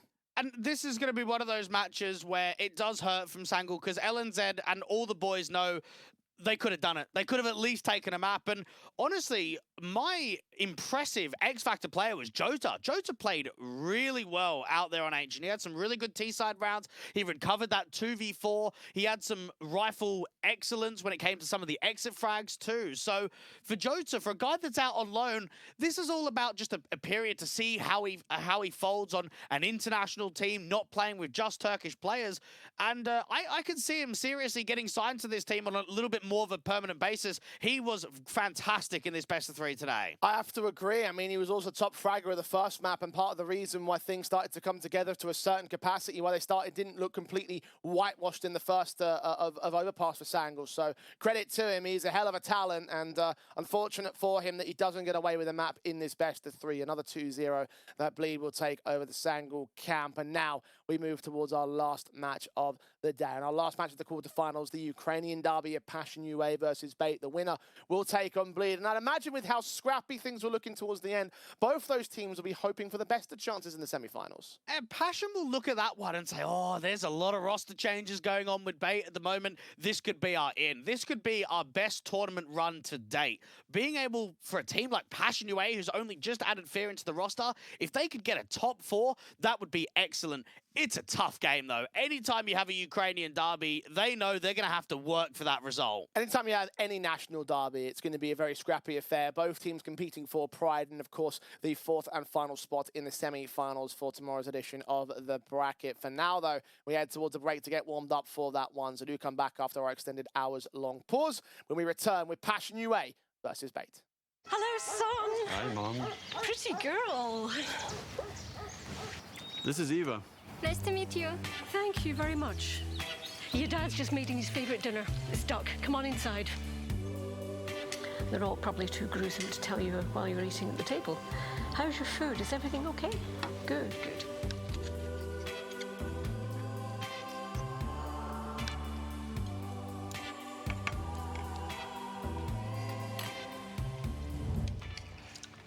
You seem to know each other. Yeah.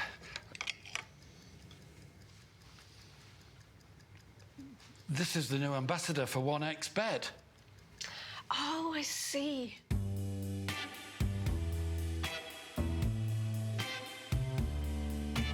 Everyone felt good when Eva Elfie became the new ambassador of 1xBet.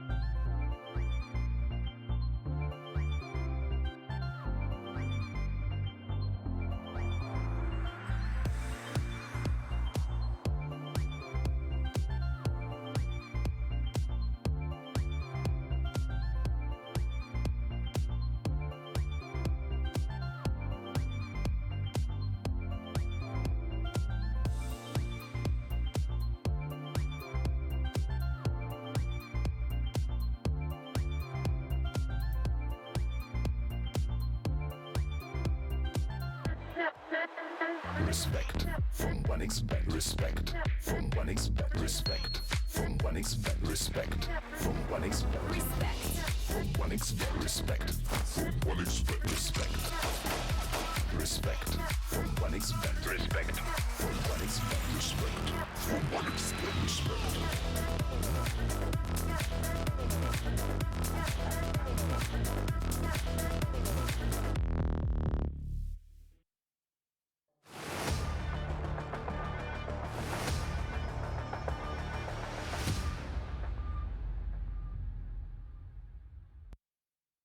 And welcome back to the Rest European Regional Series. It's time to close out the day and close out the quarter-finals as Passion UA take on Bait in a match that might not necessarily represent the teams that might be on to win the tournament, but it is an exciting Ukrainian derby that could go blow for blow. Yeah, indeed. You've got some real rivalry on the table here. And for Passion UA, they're still searching for their deeper tournament run with this new and inexperienced roster. Whereas for Bait, they've been in these kind of positions before. And I think that will give them a little bit of an edge in this final game. I'll certainly have to consider how much of an edge they will have. The playoff bracket does already see our 3 teams forward. Nemega take on Zero Tenacity and Bleed will take on the winner of this matchup as well. And obviously, no double elim bracket, so loser will be done for good in this one. And for Passion UA and Bait, there's pride on the line. There's that deeper run to get involved in terms of this tournament. For Passion UA, obviously going first place in Group D, have a lot to live up to in terms of their recent potential. And for the Bait side, their group stage came off of the back of an absolute disastrous opening matchup. I mean, that Zero Tenacity game, they legitimately got 3 rounds against them. And then you kind of think, okay, well, at least they beat them the very next day in another tournament. They bounced back against Harvu, actually beat them pretty comfortably. And then against Perivision, the exact same outcome. Map 2 and in Map 3 of that series, they were all over Perivision. Yeah, for Bait, obviously, it's a hell of a recovery, given all things considered. I will say that Zero Tenacity, considering what they did earlier on today, it's certainly an encouraging factor that was the team that Bait had lost to. For these guys, however, I mean, you're going to see a number of different jerseys on screen in this one. And that's because I'm not really certain exactly where we stand as the roster itself to stabilize. I mean, for Bait, obviously, they've got like a 5-man unit, but I have noticed there's been players coming in and out of the roster recently. Yeah, we saw in January that Amster was benched and Essential came in, and then there was a good couple of months without that many changes, and then Wrinkle gets picked up by NIP, so there's more changes have to be made. Hetrick comes over, and then Baz is in a position from Spirit Academy where he gets brought in and Owner gets benched, and Baz has played 22 maps on Bait, but yet hasn't played any of the last 6 best-of-3s in a row. And then I kind of wonder, is Alex back? This is a guy that played on Bait for 8 months. He's currently under the Betra organization, but he's been playing with them in the majority of tournaments recently. Yeah, we don't know what the deal is there. I mean, there's a case that he might not be looking to stick around for Bait too long, or maybe he might have some affinities or some sort of like a loan deal going on there just to give him a bit of a standing tenure while Spaz takes his time away from the roster for whatever reason that is. But that already puts him on a bit of a back foot, right? We're talking about the fact that rosters coming into this tournament are not quite always complete, and therefore, much like Sangl we saw in that last series, won't be able to pull ahead of their opposition. And that's very true, and that does allow for Passion UA a bit of an advantage in this one. While these guys are inexperienced and they're only just starting to get the feel of what it's like to play at the middle end of Tier 2, now they're starting to get a bit of a taste of what some of these playoff runs are made of. Indeed they are. I mean, Passion UA topping out their group. I don't know if we really expected that per se. Certainly an opportunity to prove themselves even more so than what they've already done. And for these guys, obviously Fear being the only man that's really known about in mass capacity on this Passion UA side. So still, like, I guess we are starting to discover more of these guys, and we have like a bit more of an idea as to who the stars on this roster right now for Passion UA are. And for this 5-man core, like, this is such a significant moment for them in general, when it's to combine alongside a number of significant tournament runs that they've had in the last few months. Well, they certainly are in a position where they're actually starting to upset some higher-end tier 2 teams. I mean, they beat Espionage the other day, they beat 3D Max, they've beaten Sashi. So there are individual matches where they've done quite well, but on the grand scale of things, this is a very new taste to kind of get into playoffs of these higher end tier 2 cups. So they'll look at this one and say, we've been in similar positions at the lower level previously. Now we need to bring it in a very uncomfortable game. I honestly think for Passion UA, you would much prefer a completely different draw. You'd rather take on a Mouse NXT or a Zero Tenacity. I mean, to be in a Ukrainian derby in a quarterfinal matchup, it's probably the worst thing that this young team could have. Yeah, I mean, look, we talked about it in terms of all national derbies, the Danish derbies, the Swedish derbies, even the CIS regional derbies that go between all those countries. They can get very, very wild and scrappy and messy, and there's a lot of things on the line for everyone involved. So I'm expecting this one to be a blow-for-blow contest, just off the basis that it is a full Ukrainian team versus another full Ukrainian team, and before we get into any of the deep analysis on that respect. So I'm expecting this bet to be a bit of a hell of a one over the best of 3. I'm expecting it to go to 3 maps, of course. I don't know who I favour at the moment, because you have got a bit more tenure on the bait side that might be able to outplay Passion UA in some small capacities. Yeah, I give a little bit of favoritism towards Bait just because they're way more experienced players. I mean, you've got Hetrick that's played at the tier 1 level. You've got Captain Kirker that's been around these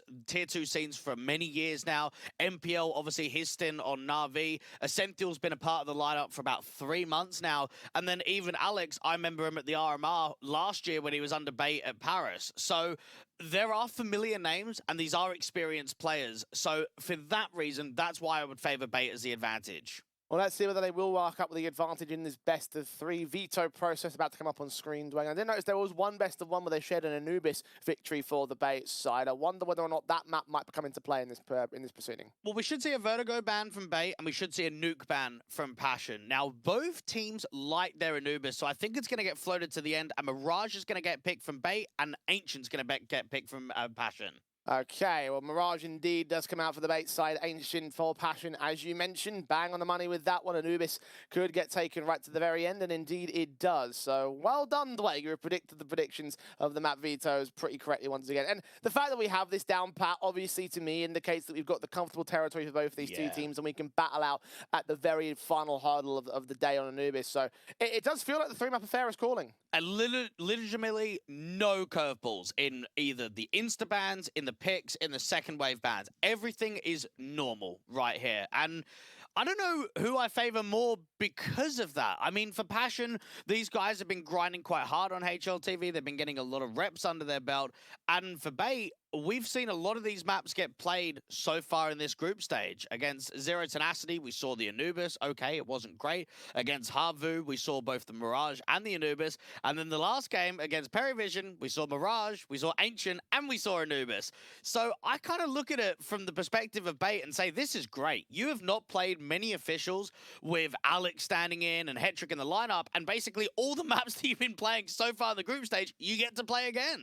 Yeah, it's comfortable, I think, for the Bait side in that respect. But I do think that both of these two teams have just such such an even stance when it comes to the map vetoes in general. I mean, obviously, but all these maps are comfortable territory in the first 2. And that's a result as to why I feel like coming into the 3rd map, we're going to get a much more better idea as to who's the team that's playing the best on the day. Because it may well just come to on the day the performance. We talked about that time and again in the group stage. Sometimes a bad off day and, you know, awkward performances in the group stages and the unimportant matches could lead to just a poor run and a disappointing exit. So I don't think that'll be the case for either of these two teams because they'll be out in top 8. But I feel like in terms of how this best of 3 progresses, we might have to pay close attention to some of the more finer points of Passion UA and Bait and sort of come to an assessment as the series goes on. Despite that, though, Dwayne, I am going to push you for a prediction. Are you back in Passion or are you back in Bait? I'm going to go Bait 2-1. I think Jambo, the AWPA of Passion UA, has had a disappointing and underwhelming tournament so far. And if he delivers to that same sort of caliber,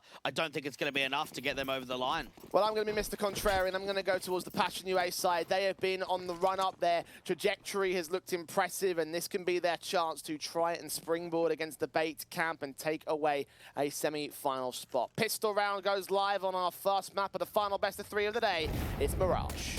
And Molly gets missed out there from window, allows Jambo to peek on the contact. Chilla struggles with that duel against Alex, and Ascential actually comes away with a 1-for-1 trade. Good opening starts, but the responses are just as good here. Bait backed up to a 4 versus 4. They've got MPL inserting himself. I don't know if Zero Fix saw him. I think he might have done. He's checking all the way at Murder Hole. Yep, he's going to check MPL. So he's seen them back, and Zero Fix gets the man advantage. Jackismo against here at top con could actually get dropped in the open. Headtrick starting to walk out from A main.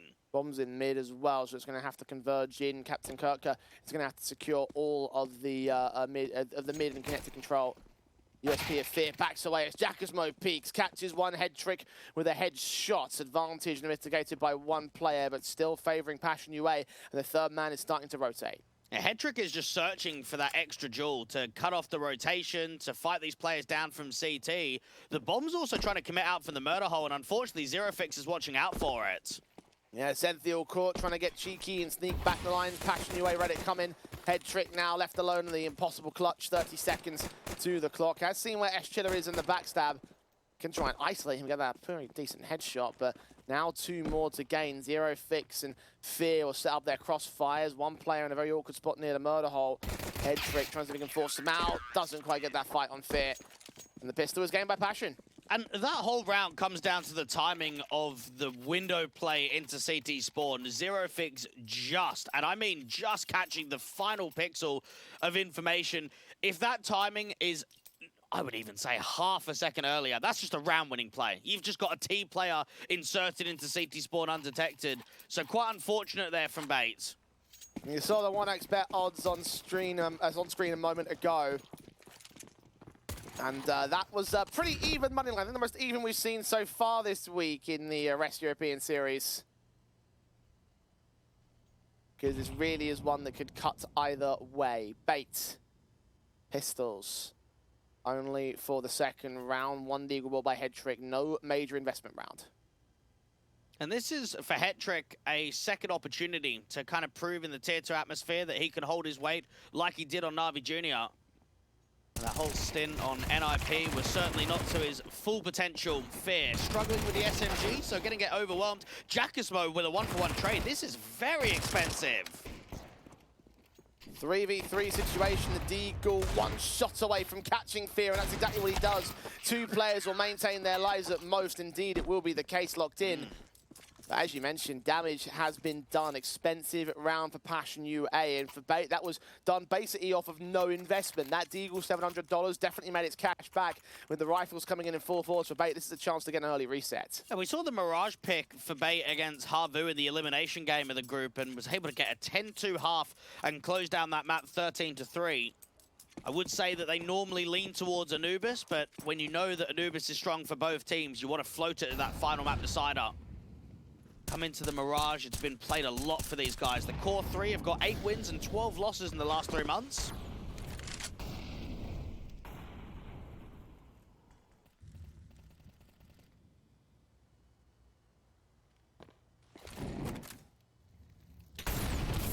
Swing forward from Alex, forced to use that smoke bait.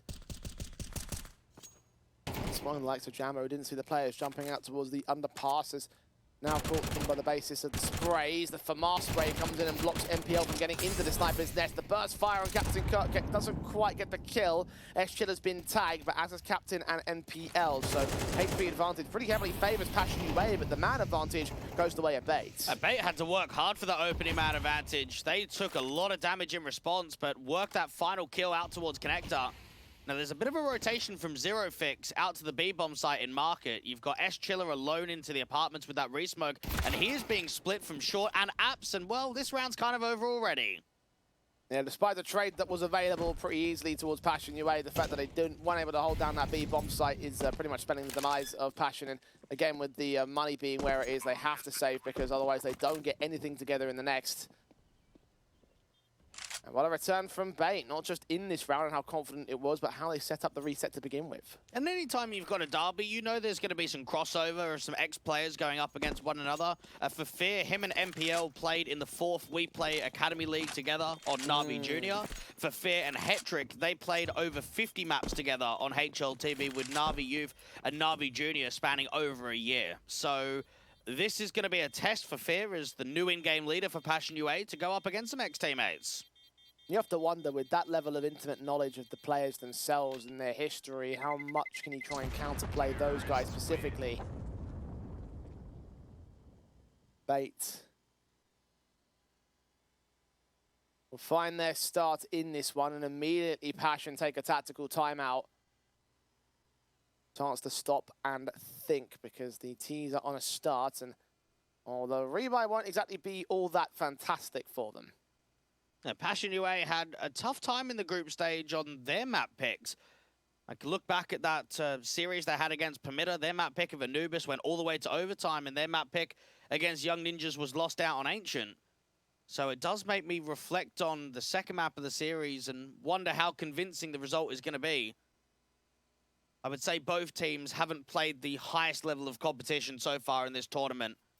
Passion had to beat the 57th team in the world of Permitter and 82nd of Young Ninjas. Bait, Zero Tenacity, 102. Harvu at 104. A Perivision at just under 70. But win this game and get into the semis, and then you start talking about proper competition. Force back for Passion. With those losses of their map picks in mind, a loss on Mirage certainly wouldn't be where they want to be at. Unfortunately, they might have to suffer in the early portions of this matchup. 3 kills on the A-site entries and a mid-control basis. Wonderfully done by Bates, looking so confident in round 4. And once again, Estrella and Zerofix don't have much of a choice but to hold on to what little weaponry they have, especially in the case of Estrella. That might not even stay in here. MPL's got the flank. He's hunting for these last 2 players. Zerofix does catch the responsive, so there's an extra rifle to play with at least. And the city side that Passion UA had in that third map decider against Young Ninjas, I would actually say was quite poor. Their T side was very good. They were able to give themselves a very good scoreline difference of the 9-3 at the turn of the half and kind of press it with the opening success. But it got to a position where they really let the Swedes back into the game. They were crumbling in the gun rounds. And now I think at 2-2, this is a very good opportunity for Bait to start running away with a bit of a strong lead. Yeah, Passion got 4 CT rounds, which was just enough to turn over the 9-3 lead that they gained, but it was still brought back to a case of a 10-9 by the Ninjas camp. Not impossible that Passion are going to have struggles on this one. Pistol and conversion certainly works towards their favor, but Bait have equalized and will take the lead away with no one staying alive. It's only pistols. They try and recover their money state. Lead will get gained by the T-side forces. They also gain the B-bomb site with no defensive. It was a hard stack. And Mirage is the third most played map in the pool in the last 3 months for Passion UA. Ancient at 19 times played, Anubis at 17, and Mirage down at 12. Compare that to Bait, where they've played Mirage 20 times, they've played Ancient 13, and then that cheeky Anubis at 21. Both teams will be gunning to get it to that third map decider. Bait didn't run into the anti-eco stack, so this round does not get expensive for them. They will just pick these guys apart. And although we might be thinking about Anubis as the later portions of the series, I hope that the Passion UA and Bait are focused on just getting the initial maps together. Bait.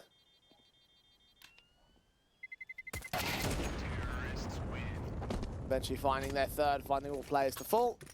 Not like it mattered, there was nothing really being saved by the CT side. They will get their gun bites here for round number 6 and try and equalize again. And Passion UA need to keep the mental in check across this best of 3. I've seen at times, just with the way that they're playing on the map, that it does look as if they are a team that get tilted quite easily. And in a playoff game, when you're going up against a Ukrainian derby, you need to keep it strong. You can't be giving away any early picks. You can't be throwing away rounds and giving easy advantages forward. Jackasmo, he's going to be my go-to guy across this best of 3. He is in insane form recently. Shut down as the first casualty here. Jambo does return fire. Zerofix extends very far forward, but didn't quite get away. Captain Kirker feared a straight back head trick at the long-range fight outside of Palace. Even stances, no man advantage, and MPL's going to take map control away. Fear is ready for him, though, at the murder hole. Adjustment doesn't quite land. Yeah, MPL, a high-fragging in-game leader, up against the other in-game leader. Chiller making the info play aggressively out to top mid. And it slows down. If this duel goes the way of the MP9, the bomb will get dropped in a very uncomfortable scenario. There's T-side players close to contact, though, at underpass. Captain Kirk having his back turn. That's an easy frag, and Chiller suspecting there might be more players around there. He doesn't know. Starts peeking, still gets away with another. He's made this doable. Jambo, a winnable clutch in the 1 versus 1. MPL's going back for guns. He's about to run right into him, and his knife pulled out. Jambo hears those footsteps, and he plays it slow. This should be Jambo's round for sure. Knows exactly where he is. Info will be discovered that MPL is low. And the slow walk comes through the timing. MPL might just be able to get towards Connector. I think he'll get beaten. Jambo, he's looking for the perfect shot here. MPL now might have his head on a swivel, might be able to catch this man off guard, checking every angle of attack, sniper's nest and all. Back's turned, smoke down, he's got himself the cover, but not enough of it.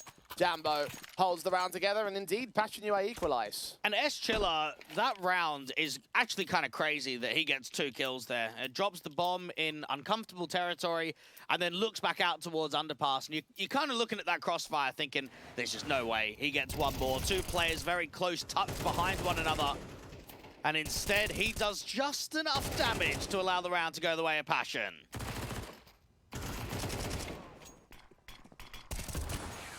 3 apiece in the first quarter. Bait, of course, have a lot of confidence in their money lines they can buy back, but Jambo can fight back. Advantage taken once again. He's the opening fragger of the CT side, and the last round it was a trade. This time it's a straight-up man advantage. Jackismo aggressive out towards Connector, so we'll need some jiggle or attention from Fear. Bait needs to try and recover the situation and force Jackismo extremely aggressive. Senthiel can take him back. He was caught in the Molotov, trying to get to higher ground, trying to find an angle which he could hold from without burning in the flames, but... He just needed to back off. Like, he just needed to not go forward there. If he backs off, they hold the man advantage. He does not have a teammate to peek on the contact from short, so he cannot afford to make an aggressive play. Probably would have just been best to sponge the HP and get back behind the smoke, honestly. Might be thinking about that in the later portions of the round, but the attention, the thoughts of Passion UA more turned towards Chiller and his push forward. Cleared out apps for the info play, and Cindy and Sentia will force him into the fight. Most certainly this time, Zero Fix credited with the kill. Advantage still maintained, and Chiller starts sneaking. Alex has no idea, gets caught on the jump up. 2 players left for Bait. I can't believe Chiller has made info play apartments 2 rounds in a row, and both times he's been rewarded with a huge amount of success. As soon as he gets so much map control, he just stacks up the A-bomb site. They allow 3 CTs to be there on defense. Made the clutch workable in the last round. This time he might have just straight up won it. With that said, though, Captain Kirker finds a responsive. 15 seconds. The orb outside of the bomb site has now got to try and prioritize that plant, but they haven't figured out the player that's pushed up Palace as well. Jambo with the AK pick, and the SMG at range for Fear can close down the last. Passion UA are back in the lead. And that round comes down to Chiller once more, so perhaps we're going to see more impact from him in an overall best of 3. You've got to be realistic with the role. If you are the B anchor, you're not going to be required, or at least be in roles where you can put impact up onto the board. There's also an area of the map that Bait need to consider how they work their defaults. Do they maybe use more utility in the early round? Do they maybe put more emphasis in apartments? They can't allow that to be a consistent thorn. Tactical call by Bait. When Passion suffered their initial setbacks, it was a tactical that they called back to try and respond. And now Bait have their money whittled away, so you have to try and do the exact same thing now that Passion UA are ahead. There's, of course, a couple of AK saved from the previous round of the CT side. And money is nowhere near as well built as Bait's was at one point. Response could still make a massive difference in this game. Bait just got knocked out of ECL in stage 2 of the medium group, and quite surprising because they actually had some really close results. They should have beaten 3D Max 2-1. They beat Forza. They beat Apex. They should have beaten Rebels. A lot of what-if kind of games, being sort of down in best of 3s with overtime losses in third map deciders have come back to haunt them.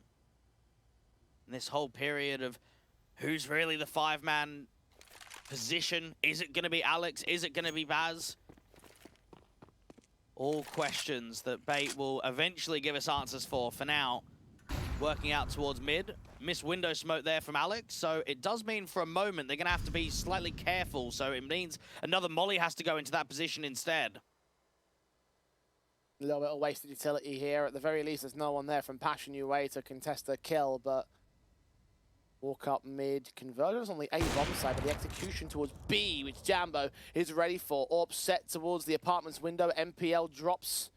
Captain Kirker starts prodding as well. Bombs on the back of Head Trick, the Orb. That's also there in apps, undetected by the CT side. Footsteps heard. Jambo is baited as Captain Kirker makes the move. Essential also called Jackismo elsewhere. Advantage taken by Bait, but Jambo is still on site to defend. 3 on 3. And the site has been taken over at B, but the rotations are called back instead. Alex and Essential getting a couple kills to return. Now to a 1v3 for Fear. And that was so well played from the captain. So he drops out of the apartments and he knows the AWP is towards backside. He's kind of baiting him, he's drawing out those shots. But notice, as soon as he gets to the van, once he makes that further progression forward, he instantly is not looking at the AWP, but he's looking for the other B player. He's looking for the other rifler on the bomb side. And down there out to the sort of get right position under the archers, it is just an instant dome. And they over-rotate the A-bomb site completely. Yes, there's one player still out towards CT spawn, but they're driving players out to B, so a very good mid-round call. Alex finds himself in an insane position, really. I mean, he's right there in window, just cutting rotations as soon as they come out of market. Fear might not stay alive here. One man converging on the apartments. Fear keeps himself protected. Then the no scope also keeps him alive. Second T-side player can't catch him. Very well held together by Passion, but it was these walkouts on the A-bomb site, the trades that were claimed.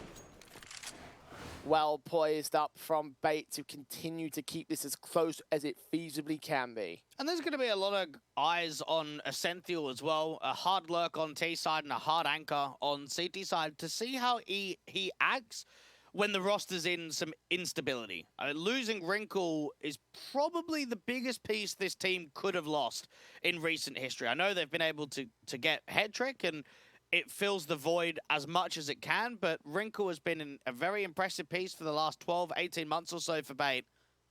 Bought into the system, was involved with that core three of the captain and owner for a very long time.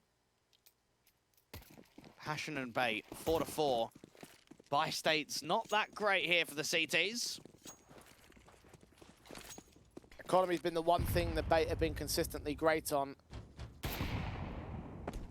AWP shots baited on Head Trick. S-Chiller did tank it. 16 HP, he's alive. He's very lucky there. Yeah, extremely. Unfortunately for Passion UA, it's a pistol that got tagged up and not one of the rifle players. Only 2 of them in. Fear with the M4, Jammer with the AWP. HE goes too deep. S-Chiller evades all that damage, so he's still alive here. Yeah, Bait have got plenty of time. They've got a player of Alex towards top mid. They've got MPL towards underpass, so they can take deep mid. They can start pressurizing connector. They've just got to get the info on where the AWP is. Jambo's aggressively towards the A ramp portion of the map. That's going to be an important tell in the round, is spot out Jambo and lean against the AWP. MPL leaning. Zero Fix watching the SMGs. Jackasmo backed up towards short. Head Trick tagged a bit. Alex caught dead to rights by Jackasmo. By that SMG engagement, S-Chiller still evading bullets flying in general direction. Zero Fix does find a follow-up as well towards short. MPL down, 5 on 3. The T's have been stalled out of the apartments, but they're going to try to make their move here. Essential, first man in. S-Chiller protected as Jackismo continues fragging 2K to him. Bomb dropped an ore. Fight back from Captain Kirk will do damage, but there's still no kills until he finally gets Jackismo. S-Chiller protecting himself as best he can. 13 seconds to the clock. Jambo comes in with AWP support, and S-Chiller has played this defensive so wonderfully without even getting a frag. Captain Kirker can trade him, but no time on the clock. Zero Fix is going to face and deny even the post plant. Defuse held a Passion UA to take the lead again. And S-Chiller is very annoying to play against, isn't he? I mean, even in that position towards default, if the captain gets that kill earlier, the round might be on. He can get the bomb down quite easily. He can set himself up to fight market eventually. But it comes down into a scenario where he's leaned out of the apartments and S-Chiller just will not give him the fight. He will not give him the wide swing from default, and that wastes so much time. That allows rotations to come through from short. It allows Jambo to get out to this market position. So at least they get the bomb plant to allow a little bit of an extra cash injection, but they aren't going to buy all the way when the funds was actually in a pretty decent flow.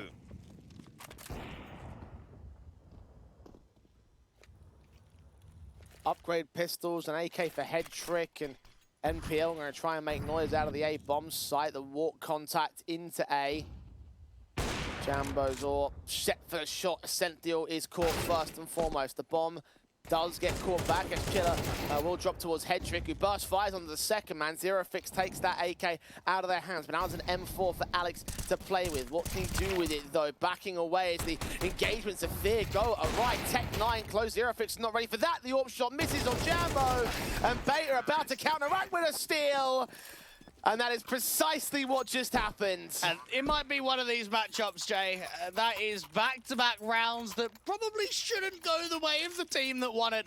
For Bait, what I love about that round is the lack of timing the AWP has. So Jambo rotates out to CT, double scopes Rap, and instantly, Hetrick's already in front of it. Hetrick's already out towards Sandwich, so that AK can just strike with a couple of kills. And then Alex, I don't know how he gets away with so much. I mean, that defensive angle from A main with the picked up M4 was just ripping. And straight into this next round, Headtrick's gonna lock out the head of Jambo.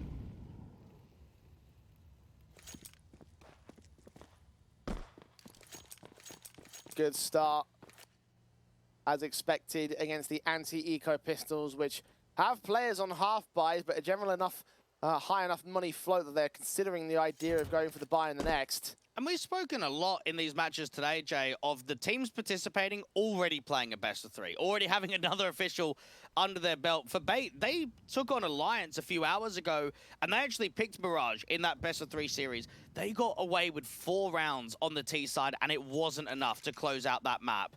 Now I'm looking at it 5-5. They could get 6, or they should get 6, but maybe even 7.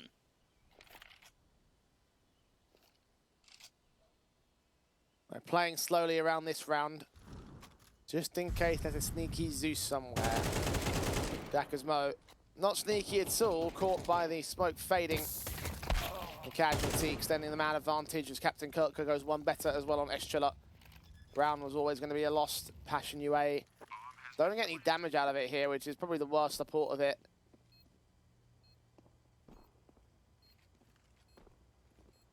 Only thing you're really looking for in this context. Zero Fix will stick around. Captain Kirka almost gets caught off guard, but doesn't go down. And MPL is, again, a high-fragging in-game leader, but he struggled in the group stage. And possibly a bit of a theory to it is that he's got to maybe micromanage more than what he's had to do in previous tournaments. Knowing that you've got Alex as a bit of a stand-in at the moment, knowing that Hetrick only recently joined this lineup as well, he might be communicating more so, he might be more involved in the overall strategy just because it is so new, and that's limiting his frag numbers. So if that is the case, then we need to see more out of some of the more rounded players. The captain as one that I would always look to from a rifling department, Hetrick on the big green, and then possibly Alex being that stand-in player. We know that he's familiar with playing with these guys in the past, so that will be a bit of a helping hand. All right, now all those guys are posting up respectable numbers. Headtrick, Captain, and Ascenthio are the ones leading the charge, though. Headtrick's all top of the board, top of the server, extends those numbers by finding Jakismo so quick. Fear with a responsive on Headtrick, and this FAMAS will trade it back to a 4 versus 4. A lovely sequence there to get an aggressive AWP pick out and even had a teammate close by to re-smoke the molly as soon as he gets the connection. Passion have got mid, but that's all they've got in this round. They've conceded A site control almost entirely.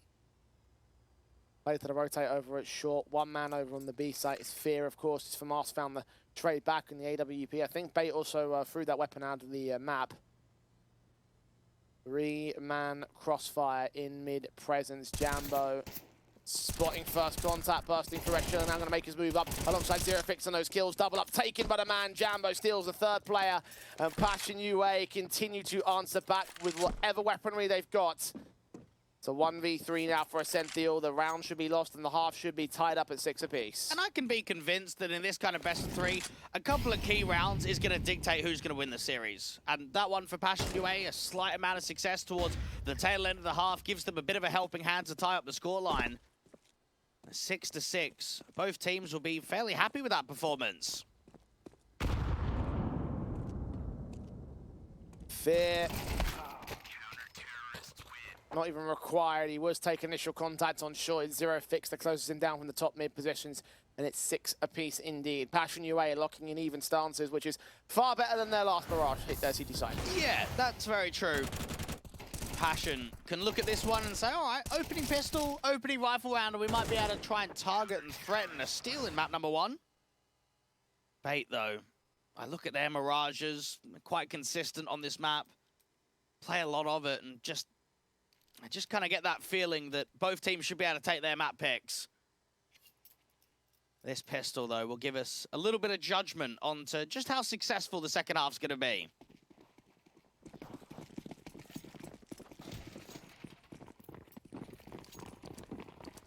Pistols, USPs of Glocks on both teams. No major upgrades, minus Jambo's bought a P250.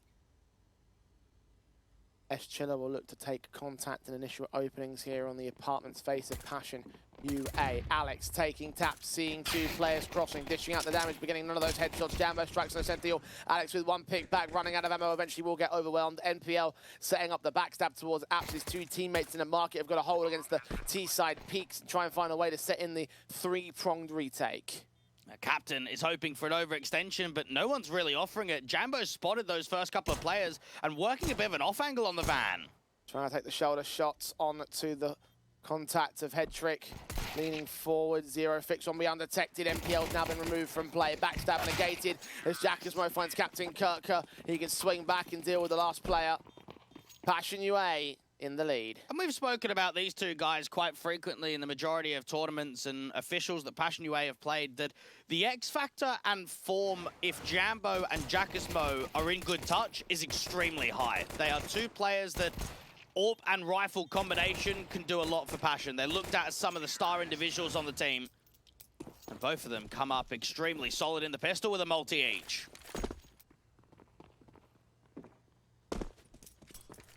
Three AKs, 2 MAC-10s. Passion UA want to try and get some money farm against the Eco pistols. Beer and S-Chiller will be those points of contact, assuming they come together for them. MPL Zeus gets nothing against Zero Fix. First man to fall. And for Passion UA, a position in a round like this where you just don't really want to be losing too many bodies. I would say 1 at absolute most.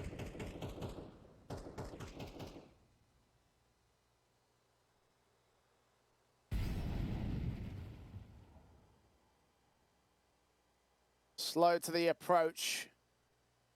Passion UA want to be careful about their positions. Matt Jambo could find himself a little bit caught off guard by the CT aggressors down over at spawn, but Alex has not got the firepower to get the kill.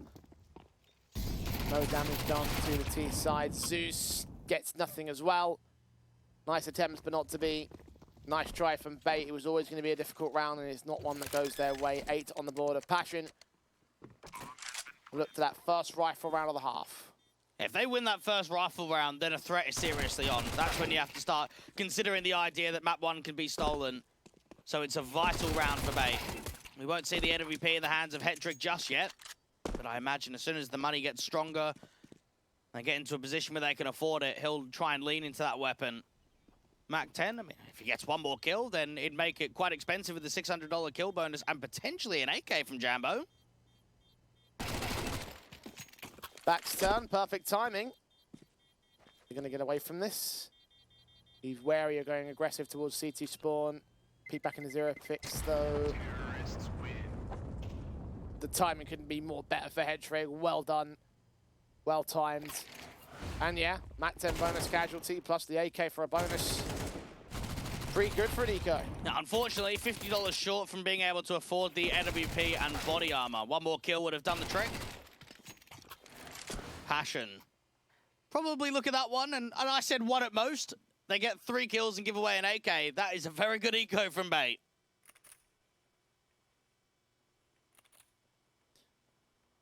That it is. One that could still turn the tide of this match back. 2 rounds that are different, and the economy is not fantastic for Passion UA. You do not have many loss bonus in return for Bait. A wipeout round with especially denying the loss bonus is going to pretty much cripple anything that Passion UA can bring to the table in the next one. So that all-important rifle round, you mentioned if it was won by Passion, it could well be the threat of the map. For Bait, it would be their way back into, once again, equalize.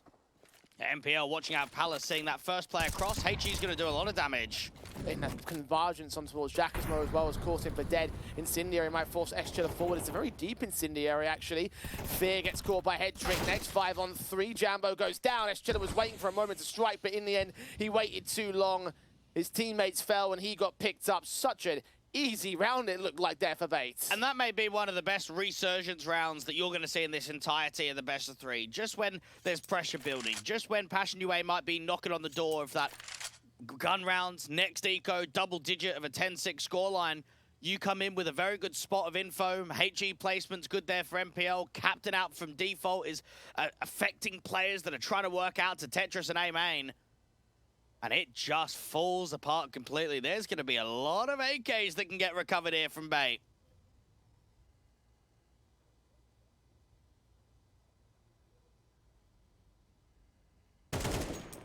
Zero Fix has now seen the FAMAS, so they'll start swinging forward and recovering those guns, knowing that there's no threat over on that A-bomb site.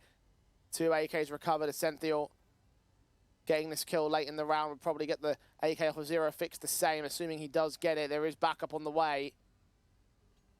An after-time kill would be even better for the CT side, and they may well just find it. Zero Fix. 10 seconds to the clock, plus the 5 or 6 after the fact. They actually back away. They don't opt to go for the hunt, so 4 AKs. That's a wonderful setup for the CT side. Senthil upgrading the FAMAS to an AK and Alex being on an M4 is just perfect. It's legitimately the best rifle weaponry you can get. They'll get an AWP out in that next round too. Maybe if one player drops, they would have invested into it come the next round. A position now where Bait can really start to build.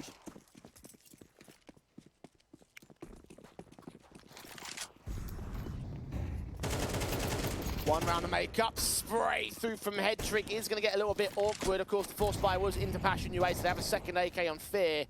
But Tag to 16 needs to pass that gun back to one of his pistol teammates.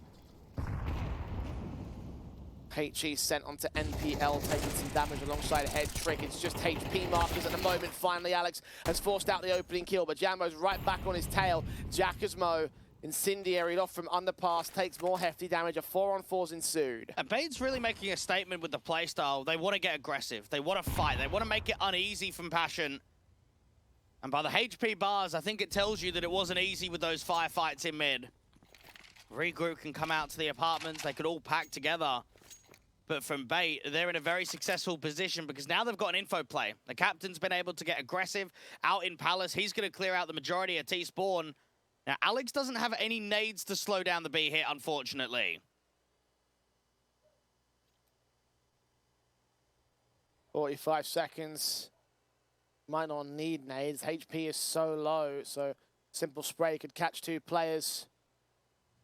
Senthil has got a smoke involved in this.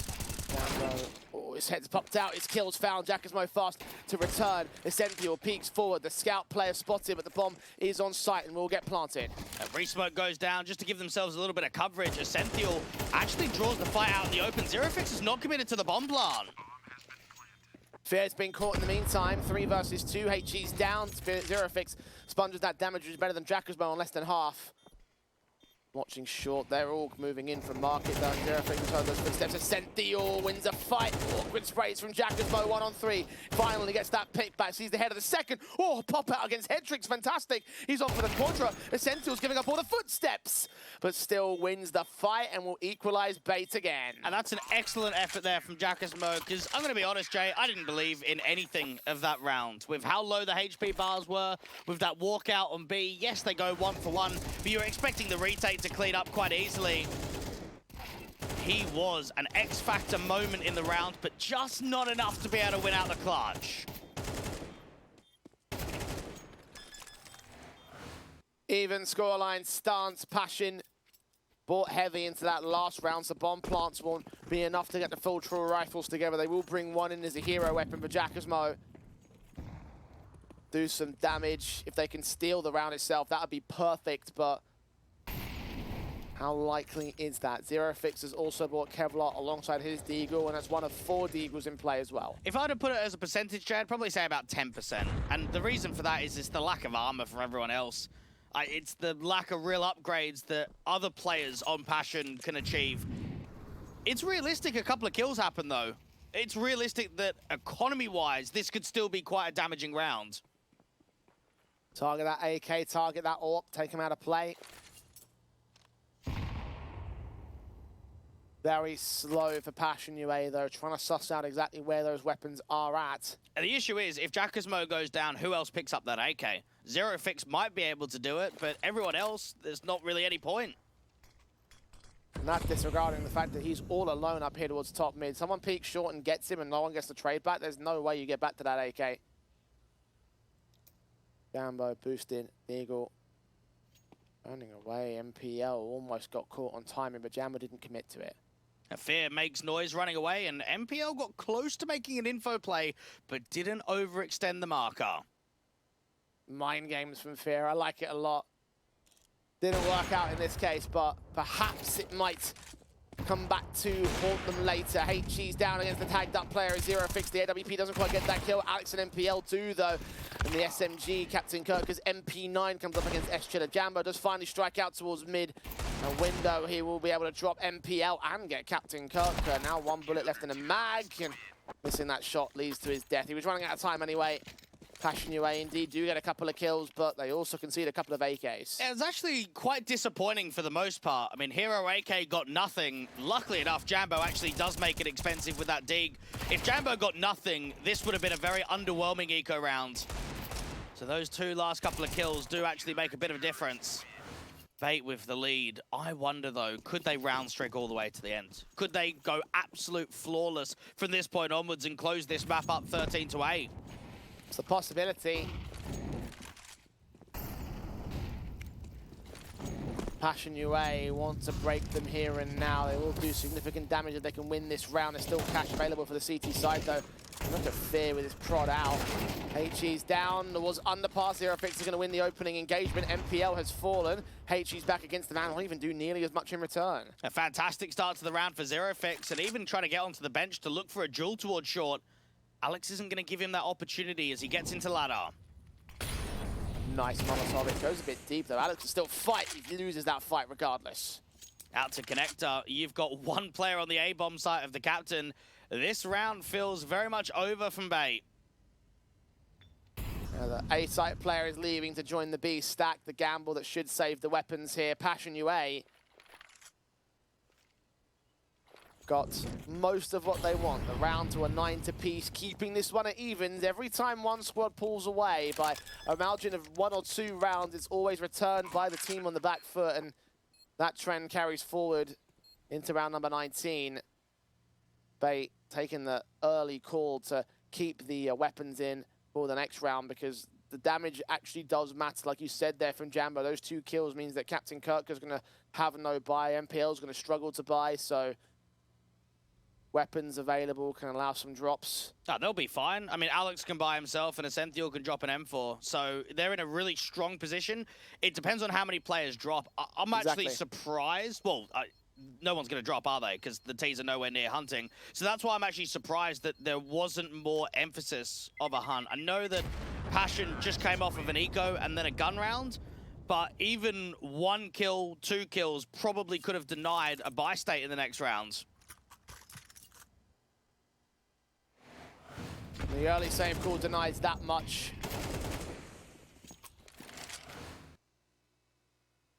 Bait will get their weapons together.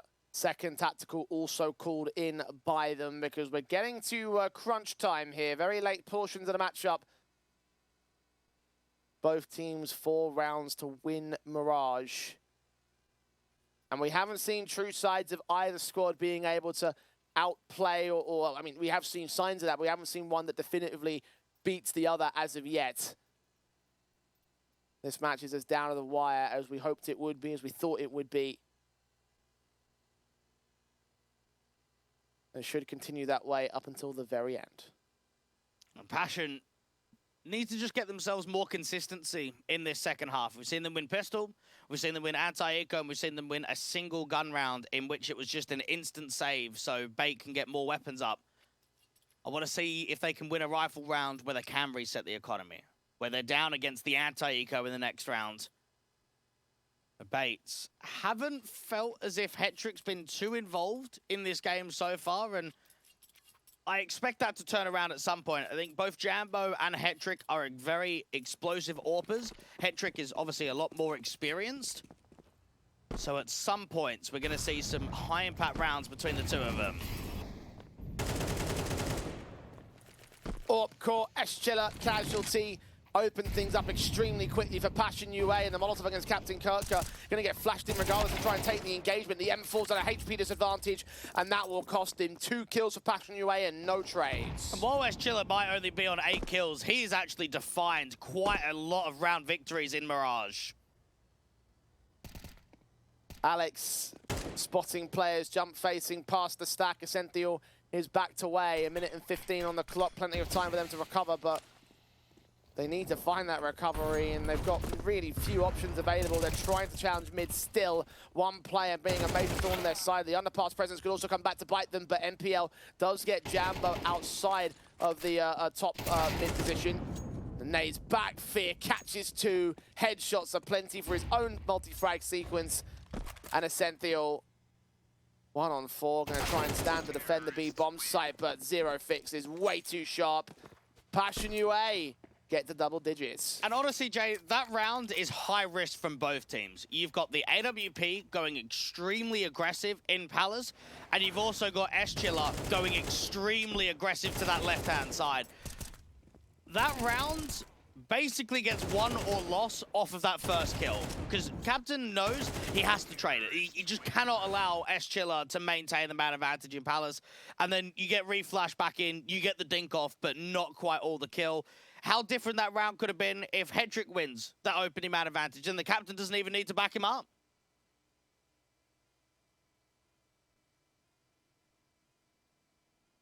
Single kills could make the difference. Passion UA, third and final tactical to try and run with their own round streak. You talked about Bait potentially usurping them when they were 9 apiece and then just running away with the CT side. However, the T's have something to say about that. Hero M4 for Hetrick, limited on the rest of the players. 2 players, in fact, with USPs. MPL and Ascentio with the Deagles. Those are with the 2 that will find the shots as appropriate when if they do have to make it so. But Hetrick is the impact fragger in this one. What can you get done? Well, he needs to be in a position where he's striking early, because they need a man advantage. They need someone else to try and pick up a dropped weapon of an AK. Get it into the hands of Ascentio that's out there on the B site. He's playing from ladder at the moment. This could actually be quite a heavy mid-take from Bait. They might try and swing connector and short all basically at the same time.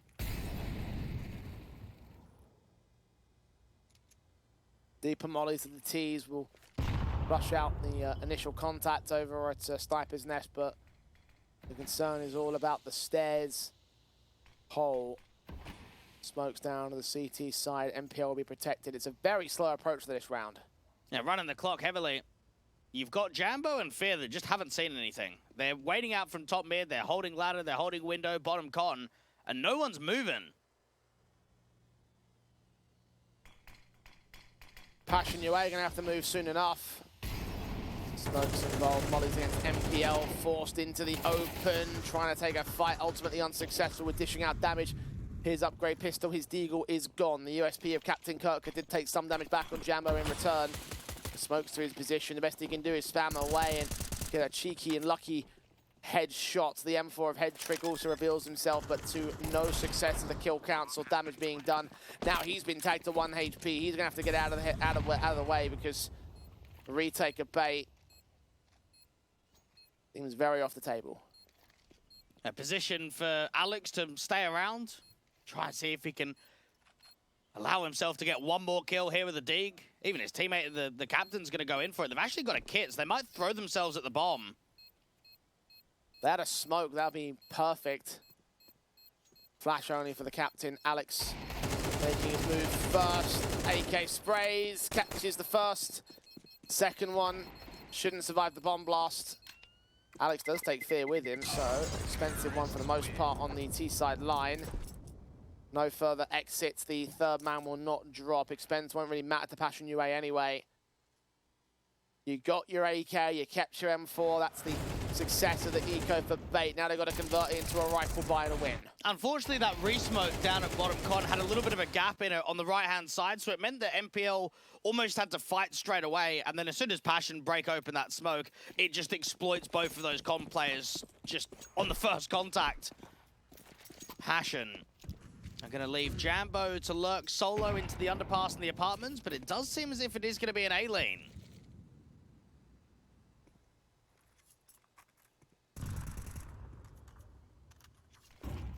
M4s against the AKs. Smoke set to the set piece of Passion UA, looking to explode out to this A bomb site, but they are taking their time with it despite the utility coming in real quick. They are now to make their move. The CT's been pushed out of the site. Plant should be secured from here. And they're going to get Jambo as a super late lurk to drop into the apartments and to start backstabbing. CT smoke will clear, re-smoke back on from the bomb site itself. The connector jungle and stair smokes have also cleared up as Zerofix has given enough room to plant the bomb. He's lost his Overwatch though. X-Chiller is the first to fall. The players on the bomb site need to stay alive because Jambo's going to win this round if time is on his side. Head Trick moving up. To check firebox here. He'll wait for the smokes to clear. Zerofix checked upon by MPL, but look at Jambo. Back to turn. He fights on one, but he can't get a second. A bit of patience may have paid off. Instead, it's a 2v4 with Jackasmo seeing the bomb diffuser. The smoke's against him, though. He can't catch a Sentinel. Fierce caught a Head Trick. Captain Karka plays Overwatch. And they just come up in time with the kills at the right moment. Passion UA on map point. Mate, you might have to actually download that demo back and see just how many seconds was left on that defuse. I actually thought they had it. I actually thought the 5-second stick was enough. Oh, that's got to be a couple of ticks at absolute most. I legitimately thought this round was over. Let's have a look. Oh, it can't be much. It can't be. Within the tick. That has got to hurt big time for Bates. Had the right call and everything, but Passion UA threw themselves at that site. And they got the diffuser. Not a moment too soon. A moment makes the difference in Counter-Strike, and that is case and point. Map point for Passion UA. And they have struggled to contest against Bait. Bait have given us a hell of a fight. But they might have just been edged out right there. Passion know that they are in a driving position to close. And honestly, they have struggled to close over the course of the last few officials, the last few tournaments I've seen from them. They get up onto map serious point, and sometimes they let it slip too far. This is where Fear needs to decide. Now it is done. 12-9. Captain jiggling and jump spotting out here from CT. Zerofix not aggressing into the apartment, so won't get dropped against the AWPR.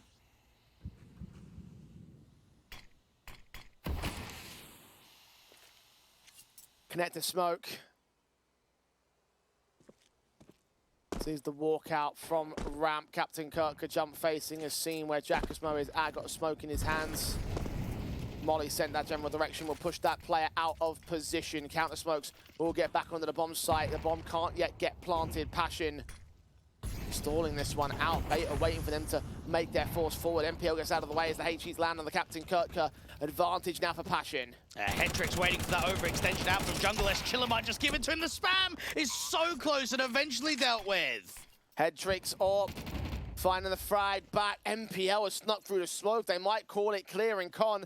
And has he found an angle on Finn? No, he's hidden behind the boxes. Jackismo in a much more awkward stance. Zero Fix gets involved here with the responsive Alex with the kill back. AWP close to a 2 versus 2. The no scope will land. And he's the man with the kit. The FAMAS needs to move. He saves his teammate, but Jambo gets what might just be the round winning kill. Alex has got to go back for that kit. The shot rings out, but it doesn't connect. And the man is now on the bomb site, on the defuse, tapping it, trying to force the AWP to go in for the casualty. Alex has just saved Bait.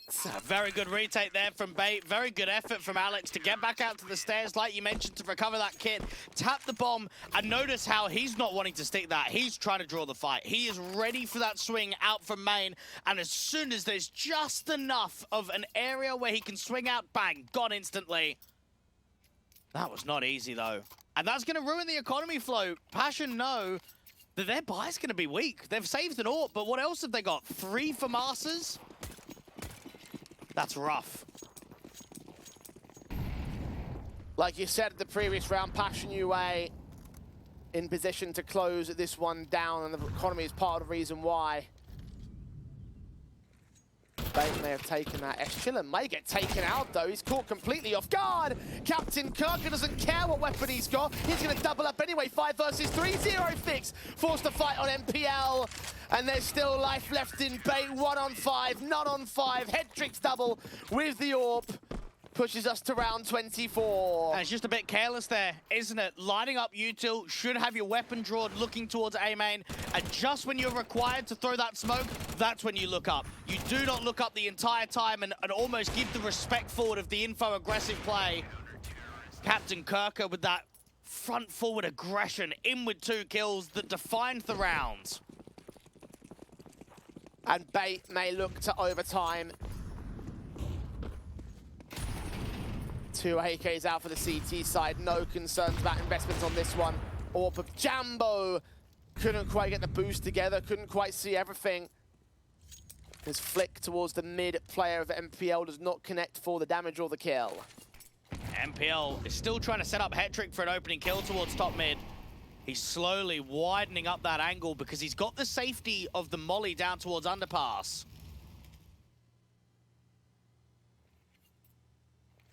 HE at the ready. Catching damage on both individuals. Mid-smoke will eventually come forward towards window. A trick up on Jackismo down. Hedrick actually stayed. I'm surprised about that one. MPL could not hold his crossfire. That is a risk to stay that long. But it's just enough to get the opening man advantage. And extend it. As he refaces Jambo down. Over on short, the bomb carrier starting to walk out of apartments. The smoke was there from the CT side, which will block his vision. Time is running out on Passion UA. Last moment, diffuse denial has set them up on map point, but 3 chances to close. They've wasted 2. It seems like the third one will disappear before their very eyes. 30 seconds for the hit. MPL's in a very strong position, and so is the captain out from CT. MPL now with the kill back. 2 players left. Not a lick of damage done to Bait thus far. AK engagement. M4 wins it. NPL makes it a perfect round for the CT side to take us to overtime on our opening map. And we've mentioned it a couple of times. We have seen struggles of closing games for Passion UA. We saw signs of it against the Young Ninjas on that third map, Decider and Mirage. They had themselves a really strong lead. It should have just been game over. It was an 11-3 scoreline. And yet it went back to almost allowing the Swedes and the Academy squad double digits. This was 12-9. They had 3 rounds, all of them being rifle rounds to get the job done, and now it's been pushed to an overtime. If you are MPL, if you are Captain Kirker, you're looking at that one and saying, let's go and take this. Let's go and win Mirage now. Let's go 1-0 up in the series, and let's make them feel very afraid of what we can do in this best of 3. Our first overtime of the playoffs in the second European series. Certainly not the first overtime of the entire tournament, I can give you that much. Bait look to try and win it out. CT side start in OT. The Orcs of Hedrick, top fragger of the server. 21 and 12 for him. Fast out of the apartments for the T side. Essential swings in for a spray of ages that locks out a kill. Alex is in support with the crossfire outside of the short presence. Essential will be down at 1 point of health as he escapes the apartments Molotov with his life just barely held together, and the bomb dropped in the open. A really good protocol there. Alex, it almost felt like they knew. Alex instantly got that molly deep from short out to the apartments, and I like for Essential that he just tries to fight it. He knows that players are going to be looking out to the left-hand side. They're going to be trying to clear out the bomb side. So get in there. Try and keep it very chaotic. And you have to say, well, this round is just over. There is basically no way that this is recovery in a 3v5. Fair frags back MPL. He begs to differ. For 40 seconds, if they do want to differ, they have to make the moves in. Low HP on zero fix. Despite the advantage they'll have against Essential, that trade could easily throw everything out of whack. 30 seconds to go for it. And they're desperate for an entry. These mollies need to be on point. One goes out towards truck, one to back sight. Ciphering off positions, the Orpers watching, landing on Fear. Jambo swings back, he does get a head trick and double up, but now Essential gets zero fix. Jambo with a third, bomb still in the open, he'll pick it up, but where is the last man? He'll smoke off default. Captain Kirker swings ahead of the Bloom and catches the man off guard. Jambo trying to prioritize that plant, costing him his life and costing Passion the round. And to be fair to Passion, it actually got a lot closer than I thought it was going to be, but you've always got to remember that if you have to cancel the B hit and the bombs dropped, it is just nearly impossible. It is so tough to recover those rounds. Even in the 1v1, you don't know where Captain Kirker is. You don't know if he's out there at short. You don't know if he's in market. It's a lack of info in that 1v1, so you're always going to give the advantage to the CT with the time low on the clock. They took it. Here we go again. Flash is sent very fast out. Zero fix going to get ahead of the game this time, ahead of the incendiaries. Doesn't stop Alex from opening up the kill counts though. Seeing that second player dropping off, Essential adjusting towards head tricks also involved. The rush tactics of Passion have been shut down again. Jambo is trying to force out another unlikely multi-frag, and he only goes so far as the one. MPL takes both him and Fear down, and Bait pull ahead by 2. I can't believe what I'm watching. This is a quarterfinal matchup. They've gone for the B pop in the first round of overtime. It hasn't worked. And then the very next round, you go for the exact same setup. What is going on? Why did we not see any of that in regulation? Because they found success on the defaults. Because their defaults are actually strong enough to get themselves up to 12-9. And now all of a sudden it gets into overtime and all they can do is rushes. Come on. Bait, you should just win this map. You should just take Mirage. Yeah, Passion may have bottled it. 2 to the good on the Bait side. Passion have fought back from this exact deficit in the past, but this is a scary CT side now. Alex consistently getting opening picks, this time extending out towards mid from short. 22nd of the game, nearly matching up to Hedrick's numbers, who's AWP holds diligently over on the A bomb site, seeing nothing as of yet. And Passion have to slow this down. Yeah, Alex out from short. The AWP should have an easy kill. At least they know where Jackasmo is. Alex will start swinging for it, but the distraction, the noise forces Jackasmo to go for the fight. Head trick, ready for him to swing, get the kill. 5 on 3, now 2 advantage here for the CT side. S-Cheddar and Zero Fix trying to fight individual fights, trying to work some sort of returning advantage. It's not happening for them though. Zero Fix 1 on 4 here. This should not be a clutch. Alex is just jiggling, just toying with him out here in Connector. Another round that just isn't workable. This is going to be the death, the 3-0 in overtime. And remember, it was 12-9. It's now 12-15. This is 6 strong rounds in a row for the Bait team, and they've just got 1 to close. Map point for them on their own map pick. Passion. Questionable decisions in that overtime half. And 3 map points you had to close, denied by Bait and partially denied by yourselves. And remember what we saw in that matchup between Young Ninjas and Nexus, right? Young Ninjas had 5 map points, didn't take any of them. As soon as Nexus just got to their very next map point or match point of the second, it was an instant closer. And it's very similar with these teams today. Passion UA had many chances to close out this map in regulation. They didn't take it. Bait's the more experienced team. Yes, it might be a stand-in. Yes, it might be with different players. But these guys are a team that have played at the higher end of Tier 2. They're a team that have been able to beat some very good teams in the life cycle.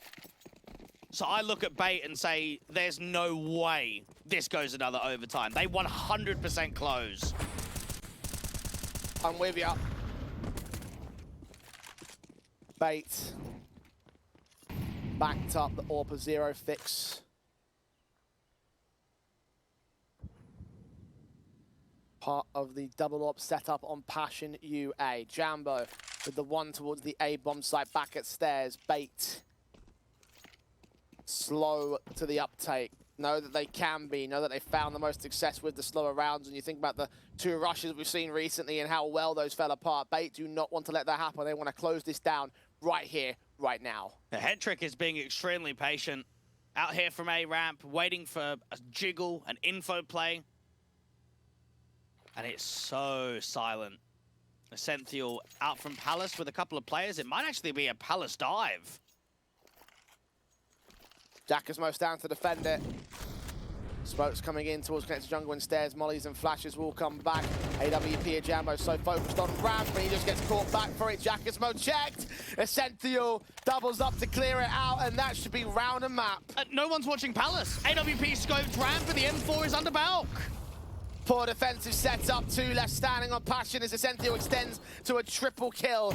Alex looking to support him, the smokes of the stall for time, ensuring that they can't make their way forward. Fear gets one, Captain Kirker responds, Essentio continues pressing, and the AWP 0 fix has now been surrounded. In this 1-on-4, there is no way forward of this. Even knives pulled out for Captain Kirker. They're going in for cheeky plays, but ultimately, Head Trick will restore order with a bullet to the last man. 16-12 for Bait. They do take map number 1. And I have to say, Dweg, Passion bottled it. Indeed they did. And again, they are an inexperienced team. And it's moments like that that they're going to struggle with. You had 3 map points. You couldn't take any of them. Bait have 1 map point. They close it instantly. Of course they do. That last round, I mean, I don't even know what's happening with the comms. How is there no one watching Palace? And yet it's not being communicated. It's not being addressed. There was fundamental collapses at certain points there from Passion. And I actually think that Bait could close in 2. I think the mental game is going to be wrecked. I think Passion could really go into map number 2 being heavily tilted because they should have won Mirage. They played the better game. They had themselves on the ropes. Even we were talking about it of the opposition. Bait did not have good gun rounds to close out at least a regulation to push it into overtime. Yeah, they worked up for Masters only, and Passion UA, I mean, they had that last second kill against the diffuser that got them to map point in the first place. At that point, you're saying, it's over, lads. Yeah. Like, you should have the mental game against the Bait side, but they stood forward. They kept it together. And I feel like that map was really just not necessarily like a demonstration once again, but more like an extension of what we saw against the Young Ninjas. Those issues with that CT side, which did lead them to get the early leads back on the Bait side. They fought back, but then that T half where things started to go off the rails a bit more. I mean, I'm just sort of looking back to the familiarities of just the setups not really being where they should be at for that kind of map. It was a missed opportunity. That's what it comes down to for Passion. You're going up into Ancient in the next map of the series. Probably could have closed this game in 2. You're now in a position where you could have taken it. You've missed out. I'm now even a little bit shaky on whether they can take Ancient. I'm kind of in agreement right there with the concerns that they've had with their map picks over the course of this tournament. It's now time to consider the idea of 2-0 for Bait, but Passion UA have fought well from the initial interim. Can they return back to mentality and start to get back into the game? It will be their map pick of Ancient. To find out after the break.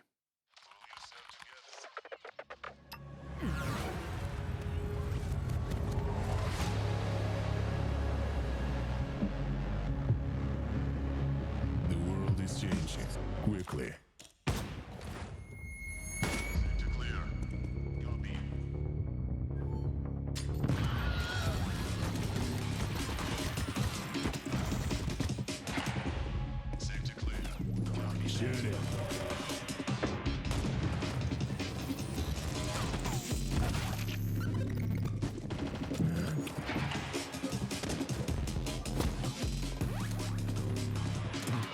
The world is changing, but one thing remains the same: victories with 1xBet.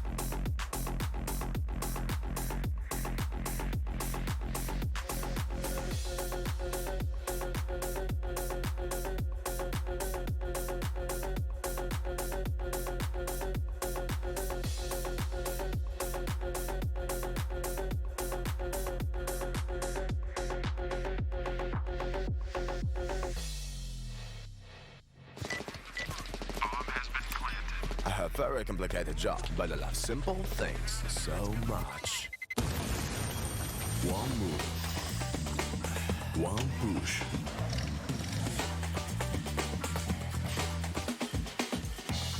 One touch.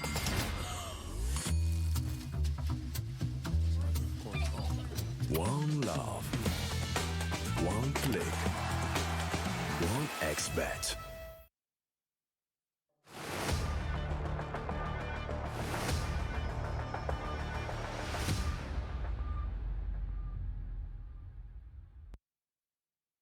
Wow, a good effort from Passion UA. Does go quite far in the scoreline, but not quite far as to the map win once again. A stellar 7-round streak from Bait takes away Mirage. They move on towards Ancient, which is the pick of the Passion UA side. But Dwayne, you mentioned a lot of things that might indicate that this could be over into the mental game of the Passion UA side, their history of all the concerns about winning map picks in their previous series over the group stage and here in the playoffs now might become another factor to consider. There's a lot of things to think about now about Passion UA. How much have they lost out at the end of that last map? It could be a lot. I could see this going in two. The results on Ancient have looked rough in this tournament for Passion. I mean, the 7 rounds against Young Ninjas, the 6 rounds against Permitter. For Bait, they took on Perivision only, yesterday, and actually had a pretty good result in that decided best of 3. So I think for Bait, they'll really seize this opportunity. And the projection for a 2-0 is, I would say, more likely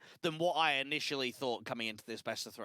Yeah, I do hope that they get their heads back in check, because I think that's the one thing that is going to hinder them the most coming out of that last map up, because you do have to sort of sit there and think to yourselves, if you're Passion UA, how much have they just lost, right? Yep. If they let that thought sort of plague their minds and cloud their judgment coming into this second map, then this is where things will really go off the rails for them. I will admit that last victory against Paravision from Bait was following a pretty significant 5-map losing streak, where a lot of those ones were pretty one-sided to teams like Nexus and Rebels and Mouse and XT, some of which, of course, have been featured in this playoff bracket as well. So the idea that you're going up against this side doesn't mean it's completely infallible for the Bait side at the moment. Yeah, the one aspect I would say is that at least it's the most recent official that we can judge. And if it was maybe a week or 2 weeks ago, then maybe there'd be more to pull from. But when it's yesterday, it's fresh, right? It's right there in front of your eyes. And for Passion UA, I look at those circumstances and think, in 3 months' time, if they were in a 12-9 position in a quarterfinal game, they probably do close. They probably look at that one and say, yeah, we'll go into Ancient, a map up in the series. But it is the lack of depth of experience. And that's where Bait are going to have the edge. I mean, they came back. Some of those overtime rounds, they weren't even close. At least the rounds towards the tail end of regulation, when it was 12-9, it was quite close. But once it got into overtime, and once Bait realized that, you know, they kind of made the mistake of not closing, that was it. They were just all over them. Well, even think about the 3 rounds that led to that overtime in the first place as well for Bay. Yeah, there was some very fast, aggressive paces from Passion UA, and they weren't quite able to find all that much with it, right? Even for Masters were able to beat them out. It came down to a couple of clutch scenarios, but they weren't quite enough to truly turn it over. And in part of the thanks to the likes of Head Trick and Alex as the reasons why that Bay were able to maintain themselves and then get that platform to springboard off of. So a lot of positives again for the Bait side, in my humble opinion, on that first map up, and I feel like that they're going to have a decent opportunity at the very least to close this one out. I know that you switched up to the idea that now this looks to be a 2-0 position, but map to map things can change. Let's see how much will change for Passion UA. Julie set for MPL as he takes his fights and engages in the pistol round. Fear's going to overwhelm him. Captain Kirka, 2 straight headshots. Jack is wearing 0 fix, down and out. That's actually insane that the captain gets 2 kills there. It's meant to be the Julies that sets up the majority of damage. Now, Chiller can get the bomb down on the B bomb side, but man advantage and kit involved for Bait. Hard stack the rotation into the A bomb site, enabling this plant to come down clean and easy. The fuse kit is available on the retake here. Alex will be the man to watch out for in that, backing up the likes of Captain Kirk. Head trick moves, straight headshot. Chiller dealt with. 4 versus 2, Jambo next to Task. Fear taking fights towards the backlines. Jambo has struck over at long. Captain Kirka has been picked up, but so has Fear. On the defuse they go. Waste no time. Fantastic headshots for Jambo, but they've come in far too late. The pistol is taken by Bait. And Passion UA should 100% force buy here. 4 kills, bomb plot, get Jambo on the AK armor, and instantly look to try and reset the economy. For Bait, it comes into a scenario where in that 3v1, just get the kit on the bomb and allow everyone else to pull distraction. Jambo came in close with some of those last kills, but there's no way he's going to be able to win out the rounds.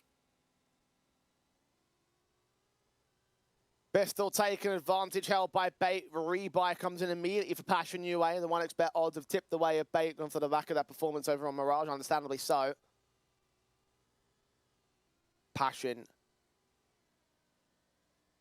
force the issue and take a first tactical timeout to try and insert themselves early. I think they realise that they can't afford to go on the back foot in the early portions of this matchup. That might lead to another factor that would that cause their demise. Oh, they know how important this round is for them as well. This could reset the economy and allow them to go 3-1 up. For Bait, though, this is still a team that, even with the core of players, has been able to have some tremendous success. In the recent last couple of months, they took a map off of VP, they beat Koi in a best-of-3, they beat Ents in a best-of-3, they should have beaten Metasport in a best-of-3, and they nearly 2-0'd BetBoom. They have had some impressive tournament runs and individual success. So they look at this one and say, one more good map. 1-2-0, and we at least get ourselves into the semis.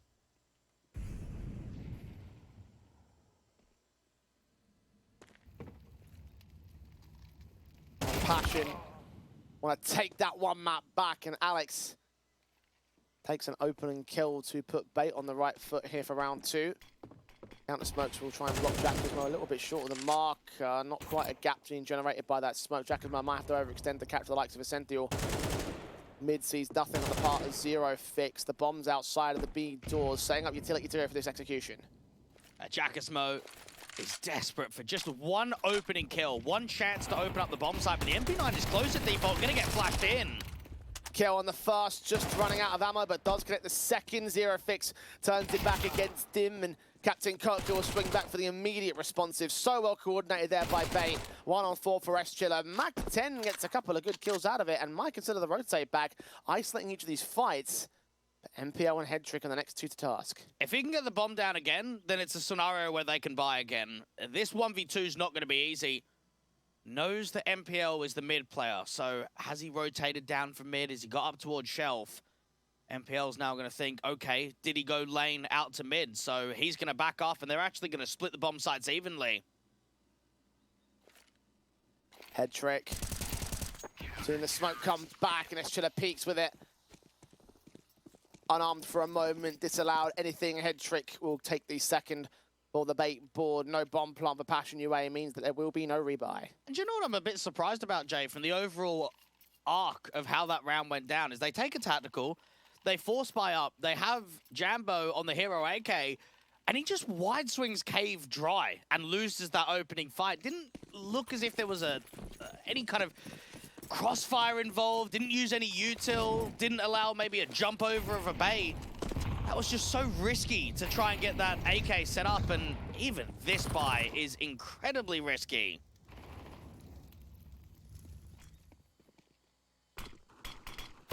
S-Chiller trying to work his hero weapon, part of the force back, already tagged to 44 HP. SMG's close for Essential, does get overwhelmed by Jambo, so that's something back, but it's very fast into that B bomb site and into the hands of Alex, who takes 2 down. SMG of MPL returns back. Is it going to get overwhelmed with the HP numbers in the end?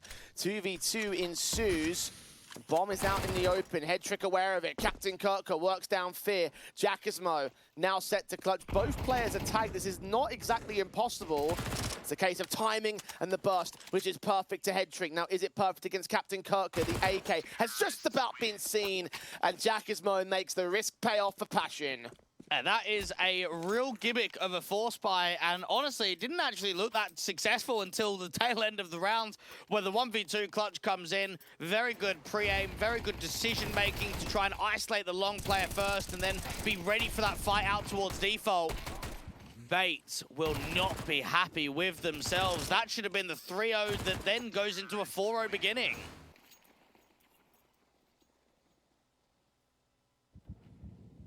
Once again in the early game, both sides contest as best they feasibly can. Look at the fast plays out of main over from that CT side of things. Engagements could very easily be found by the likes of S-Chiller here.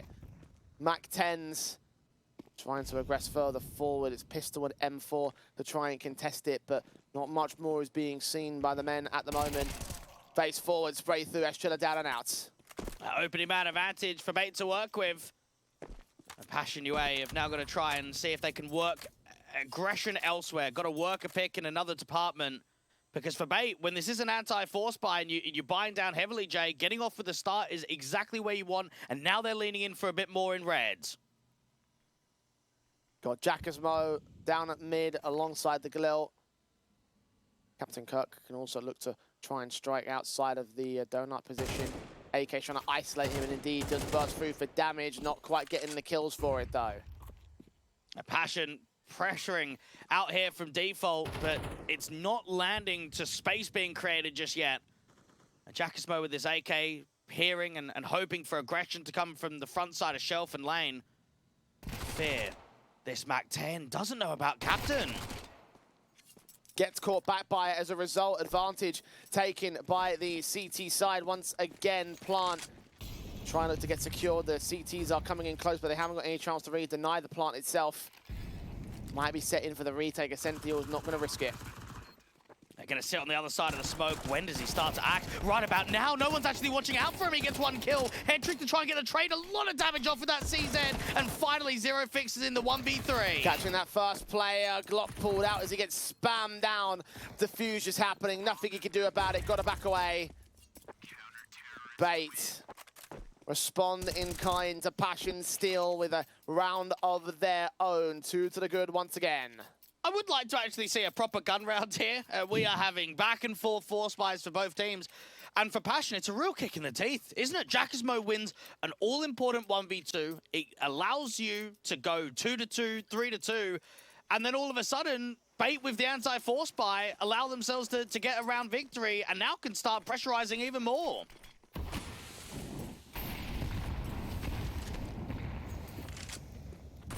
Two-round advantage.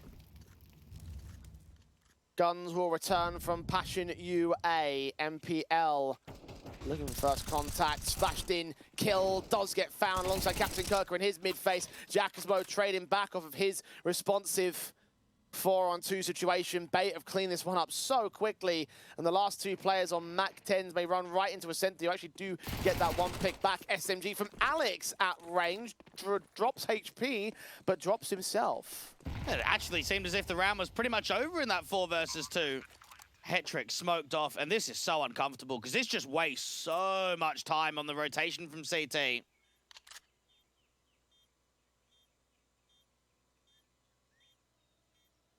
Low HP for S-Chiller. Captain Kirk trying to make a move. S-Chiller's going to get caught. Kissed by Hetrick on the way out, and a double up will happen towards Jambo. Bait make it successful. A 4-1 on the board. And this, Jay, is where we need to discuss the rounds being won and the rounds being lost. So for Bait, they were down 9-12. They were able to bring it back of 7 rounds in a row. You've now gone on to map 2 and you're 4-1. So this has been 11 out of the past 12 rounds being won by Bait. That puts a lot of emphasis on the mental just toll of Passion UA, because they are giving a lot of opening success to this Bait side. Contested initially, but weren't quite able to find the follow-ups on the T side line. So, I mentioned the 3-0 start that Bait was supposed to get. In the end, they turn back towards a 3-round advantage eventually. To the good, they look to remain. Passion will have the gun buys, will have the AK set back once again. But can they make it effective here? Bait have been good with taking the advantages whenever they have. Very little. Sentinel just spotted there by Fear. Can you get Alex? Incendiary's in the way, but the burst is good. A lovely angle to get that first kill. Captain and MPL trade off one another, and Ascendio's aggressive play down from Ramp gets him a kill, but he can't get back to safety. This is very chaotic with the trading. 2v2 comes out evens in the end, and no major HP advantage for that matter either. Players are isolated. The backstab from S-Chiller could come all the way around against MPL. Fear is moving against his man. They're going to try and isolate and deal with this player together. MPL is very stuck, and the only way that he's going to get out of this one is if he fights. And timing up against Eschilla, the AK just about wins it out, and now Hetrick knows at least where one is. Fear does not press towards elbow, goes back in towards main. Missing his marker on the player over at red. Is he going to see him? No, Eschilla's too far deep. Seen his contact. What a quick flick. What a burst through for Passion UA to take 2. And when you get rounds like that, I would say it is anybody's round. You have got aggressive approaches from lane, from bottom ramp, with the spam kill. For Ascenthio, I actually thought he was going to be able to get out of ramp. He got a very good kill, getting down aggressively, and then Fear just spams right through that door smoke to an instant connection to a headshot. That was a 2v2, I actually think within the first 30 seconds. And with that, Bait have been broken on their economy state. M4 only on Hetrick. The upgrade pistols will be forced back into round number 7. It was a must-win for Bait. And that's why that 4v2 on the retake, when it went down to 2v2 and Hetrick got those last couple of kills with the FAMAS at CT, makes it more uncomfortable when you're not keeping mass players staying alive.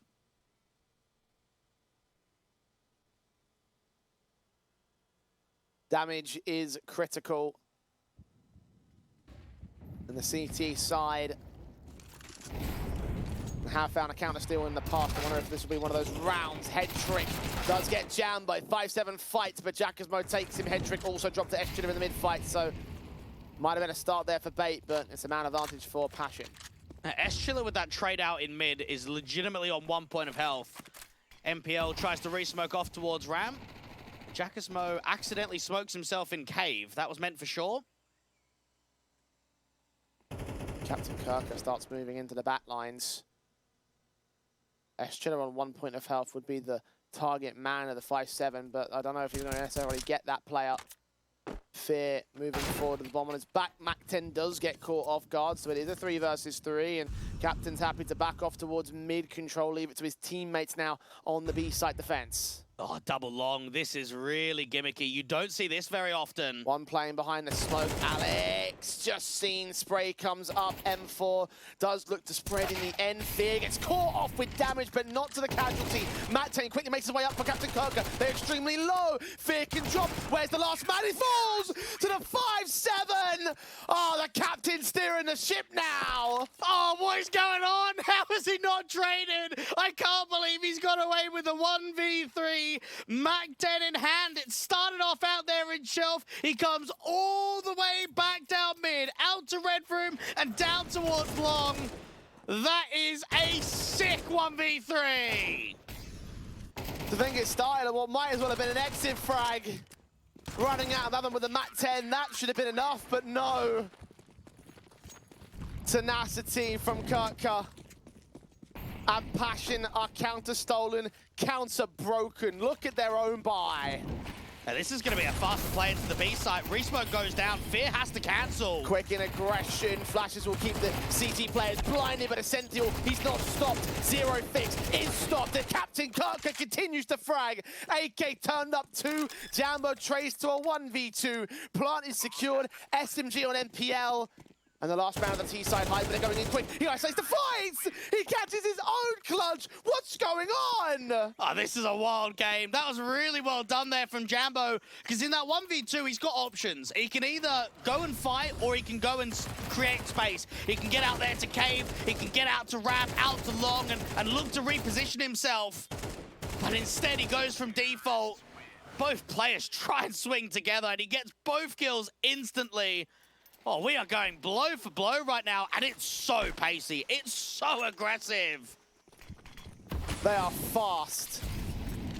Passion continue to keep Bait's economy on the back foot due to the counteractions they're forced by, but the 5-7s aren't done fighting. Neither of the SMGs. Captain Kirker strikes on Fear. Essential trying to back away from Cheetah as the T's back away from B lane. And they've got a player on A. If MPL gets just Eschiller, that might just be enough in the rounds. Eschiller wasn't seen. MPL Careful to the approach. Mac 10 player pixels away from getting spotted. Molly sent, P250 bites on zero fix. Backup gets here and the captain. Oh my lord, they're doing it again. I'm actually watching a pug right now. I don't know what is going on. How is that position not cleared? Jack as well up against the AK. Oh, it's fallen apart completely. Jambo is in yet another clutch situation.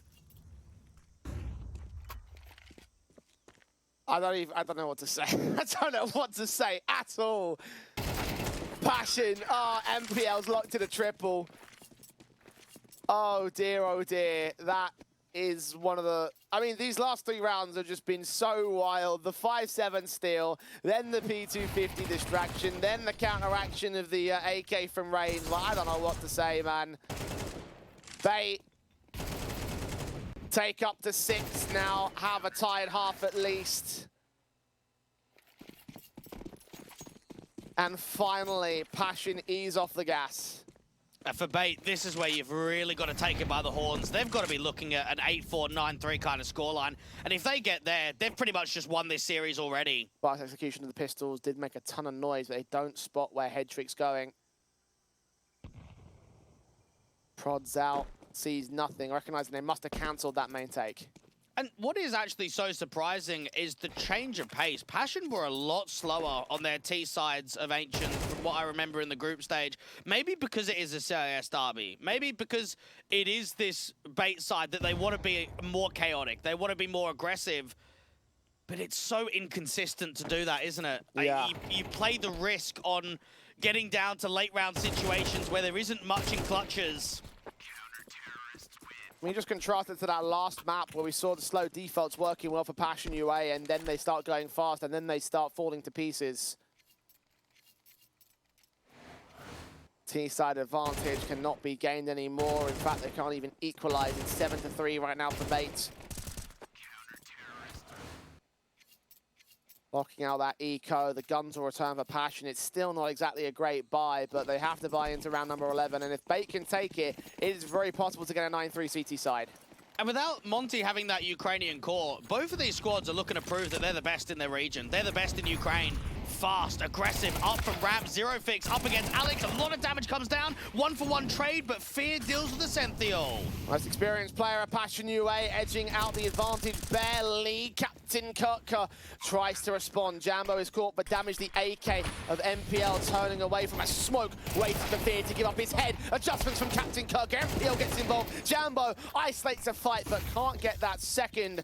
And Bait will make it a very fast retake. A very good idea of the retake scenario for MPL, that obviously he knows that Fear's somewhere in cave because of that re-smoke, but rather than respecting it and maybe repositioning back towards ramp, he kind of sits on the edge of the entrance and is just waiting for the fight on that left-hand side.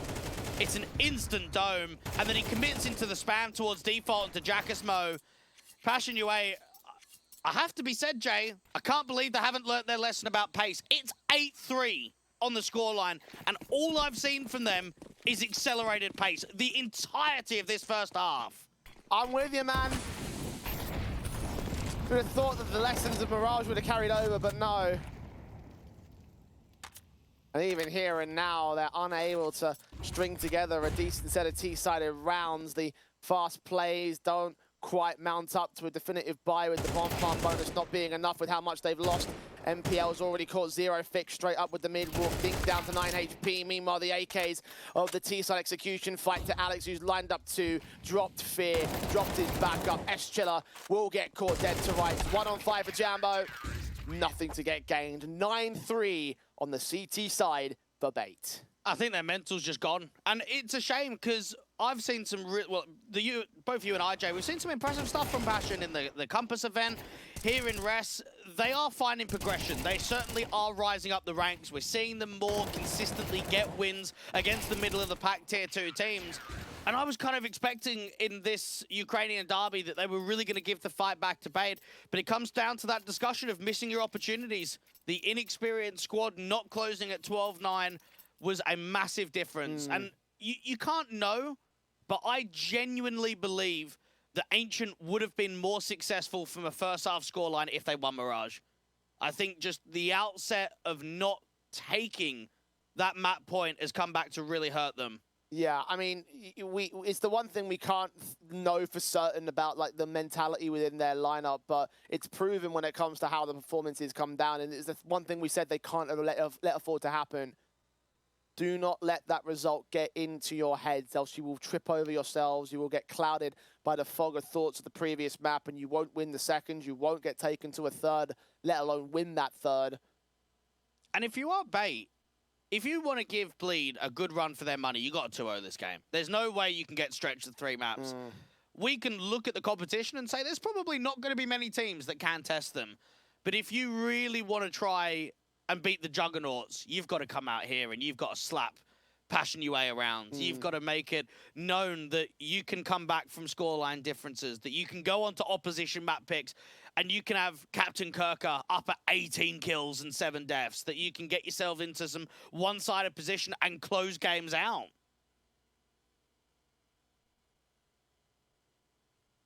They look on for the 2-0 right now. Passion UA just don't know how to respond to bait. It's the CT side at least coming up next, but 6 to the good. A pistol win may well just secure it for bait out and out. We even saw bait, I think 2 weeks ago, beat Zero Tenacity 2-0, 13-5, 13-7. And even that team has surprised us in this playoff bracket. Currently in the semi-finals against Amiga tomorrow. Fast out from bait. Pistols get started on the T side. Zero Fixes at least got on that frag with S-Chiller. Blindness still taking 2 headshots. Sentinel is also overwhelmed with his only trade being on him, and the pistol goes swimmingly to the way of Passion UA. That is a change of pace that works for them. Much more like it. Getting that taste of success, opening casualties out there from the wood cubby corner. And then S-Chiller, he is actually quite blinded on the secondary duel and still somehow gets away with that kill against Hetrek.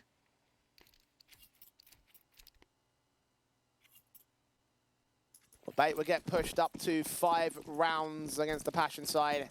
I like that they haven't forced it, because that would have just been really, really silly. No bomb plant bonus, lack of casualties. Just go into the opening rifles. Do not go in that back and forth affair of what we had in the first few rounds of this map. Wasn't too dissimilar to how they played the economy game against Parivision. Mentioned that map up from the last series in the group stage. Very similar circumstances to that as well. 9-3 at the turn of their CT side for bait. Lost the pistol, eco for the conversion, won the next rifle round, and then allowed the parry to come back into a couple of decent rounds, but in the end did take over their final 3. Bait actually do quite well in CIS matchups as well, against the Russians and against the Ukrainian kind of teams. I mean, the Parivision one, map 2 and map 3, like you mentioned, it was comfortable. It didn't get threatened a huge amount at all. Try and threaten as much as they can with this round. Unfortunately, only 1 pick will go their way, and it's made up for by the amount of money that Fear gained on this SMG. 4 alive, gun buy coming in for bait. As you mentioned, Eco was a smart call to make, so they'll bring in the AKs here and now. Chance to contest in this half. Yeah, this is the 17th time in the last 3 months on HLTV that Ancient has been the map pick for Passion UA. It's their go-to in the pool. Let's see why. See if they can draw back that scoreline difference. Use this as a fairly heavy bonus round. Alex as a lurk out from elbow. Everybody else is getting to lane. Smokes to extinguish flames on both sides. Swing forward for Jackismo. Gets punished for it. Overly aggressive. MPL and Captain Kirker take down the 2 side defenders. Fear's going to get out of there. He might even get caught off from the elbow player. Meanwhile, the bomb gets planted in Passion UA. They've got to save. Indeed they do. MPL, this is him almost equalizing the same amount of kills that he got on map 2 that went all the way to overtime at round 15. The in-game leaders putting up some strong individual moments. That was quick, that was clinical to the entries.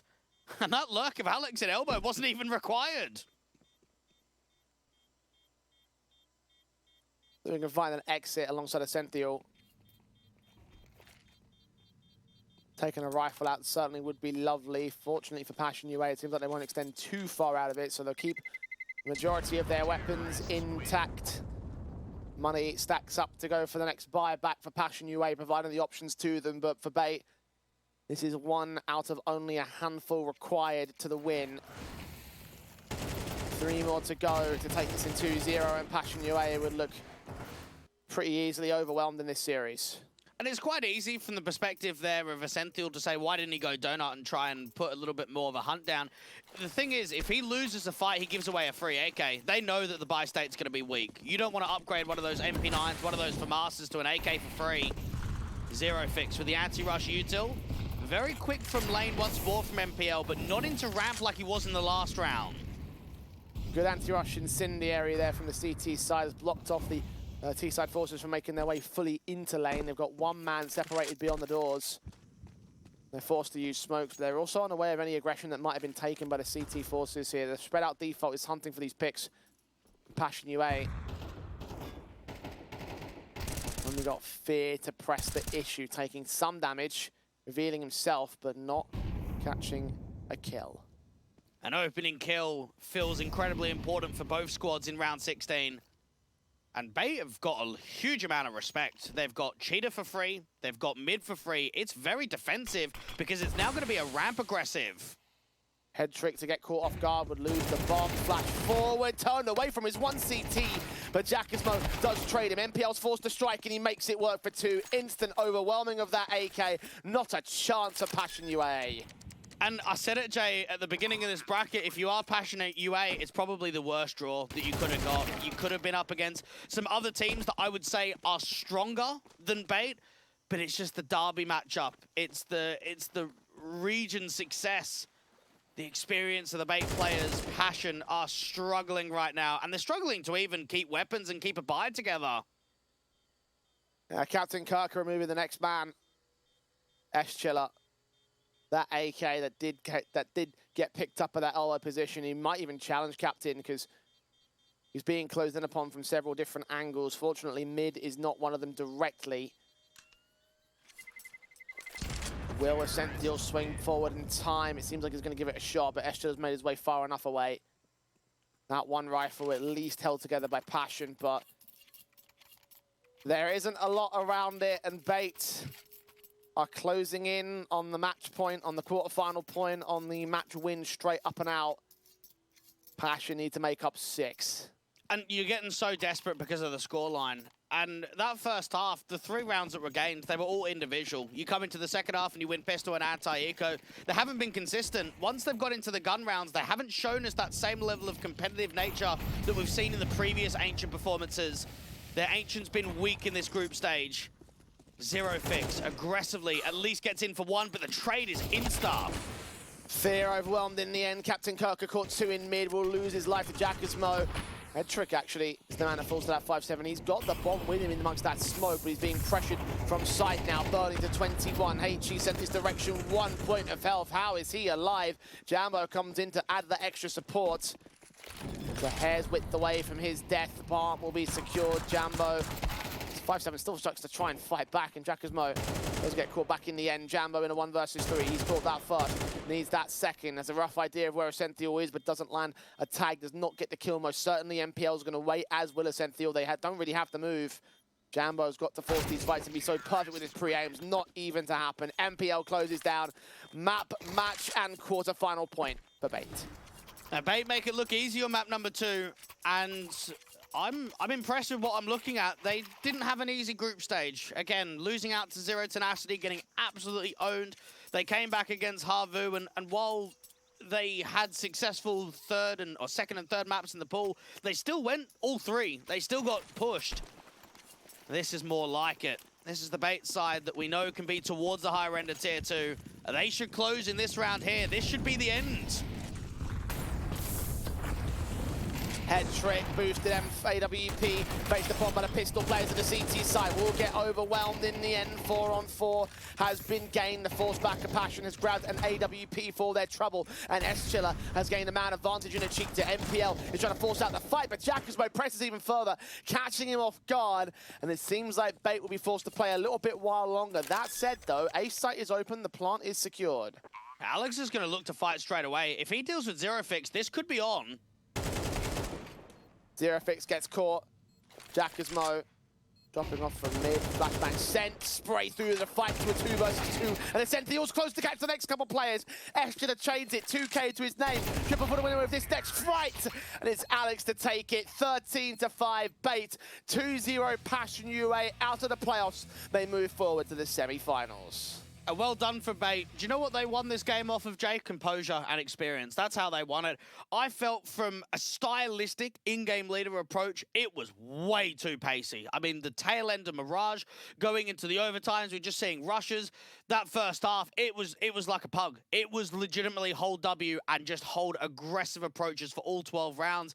And I don't know if it was a pressure thing, if they maybe read the situation wrong, but that's not the Passion UA that I've seen in other games. I have to agree. I mean, this is a team that have held solid so many times in the past, but in the Ukrainian derby, they seem to fall apart as soon as they lost out from that first map up. And it's probably a mentality thing in my eyes. I mean, that's Definitely. my personal sort of thoughts on things. I think so too. Because, like, when you go in for those rushes, I guess you're probably trying to look to get some confidence and frags on the boards, but they just kept running into constant defensive lines and everything of that nature during that Ancient. And just the idea that they missed out their chance at the 12-9 over on Mirage, lost 7 in a row. Like, they just looked completely crippled in that second map up. And for them, it is a bit of a disappointing exit because they have done so well. I am hoping that, as you said earlier, that in a few months' time, they start to look a little bit more confident in themselves because they've clearly got something to them in this team.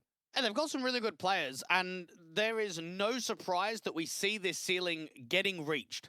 They've obviously in a position now where they've got to reflect on a lot of these HLTV games because they've had some deeper runs at the lower level. They've then been able to have a few isolated victories. I mean, again, in the last handful of best of threes, they've been able to beat Espionage and Sashi, which is two teams that are definitely on the rise in the last couple of weeks or so, and they've beaten 3D Max.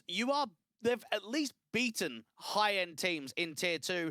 It's just now about being able to do it consistently, constantly making it to at least top 8, constantly making it into playoff positions. So now I wonder what the potential could be and how long it's going to take until they get there. Well, for the time being, Bait will push forward to the top 4, taking on Bleed in their semi-final matchup, our second one of tomorrow's schedule. Omega will take on Zero Tenacity, and we'll decide who will be our grand finalists for this European series and the rest circuit. So some very exciting times, and we still look like we're on for that grand final that we're dreaming of here, Dweg. I could see Bleed and Omega doing extremely well in those series. I mean, Bait certainly got a big momentum swing as of right now, but I do feel like we've got 2 key favourites in tomorrow's semi-final matches.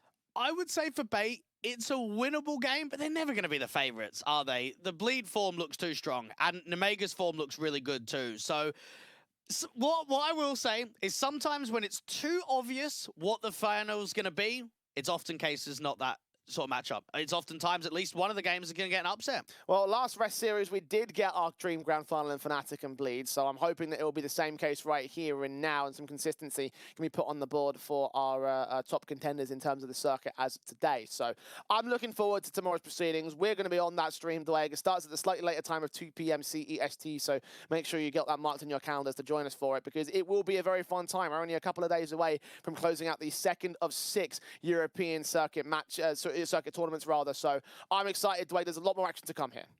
Indeed there is. And again, we just want to see more from these teams. It's about being consistent.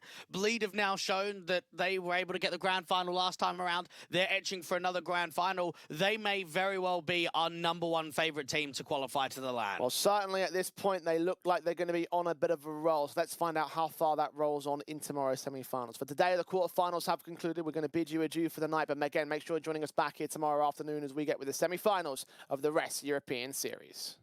Hello, son. Hi, Mom. Pretty girl. This is Eva. Nice to meet you. Thank you very much.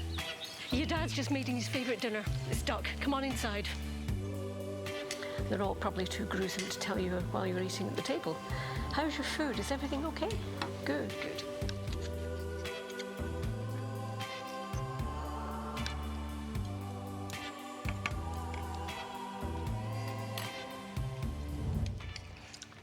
You seem to know each other. Yeah.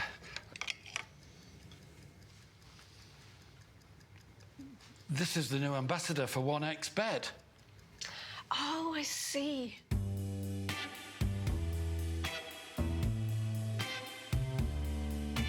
Everyone felt good when Eva Elfie became the new ambassador of 1xBet.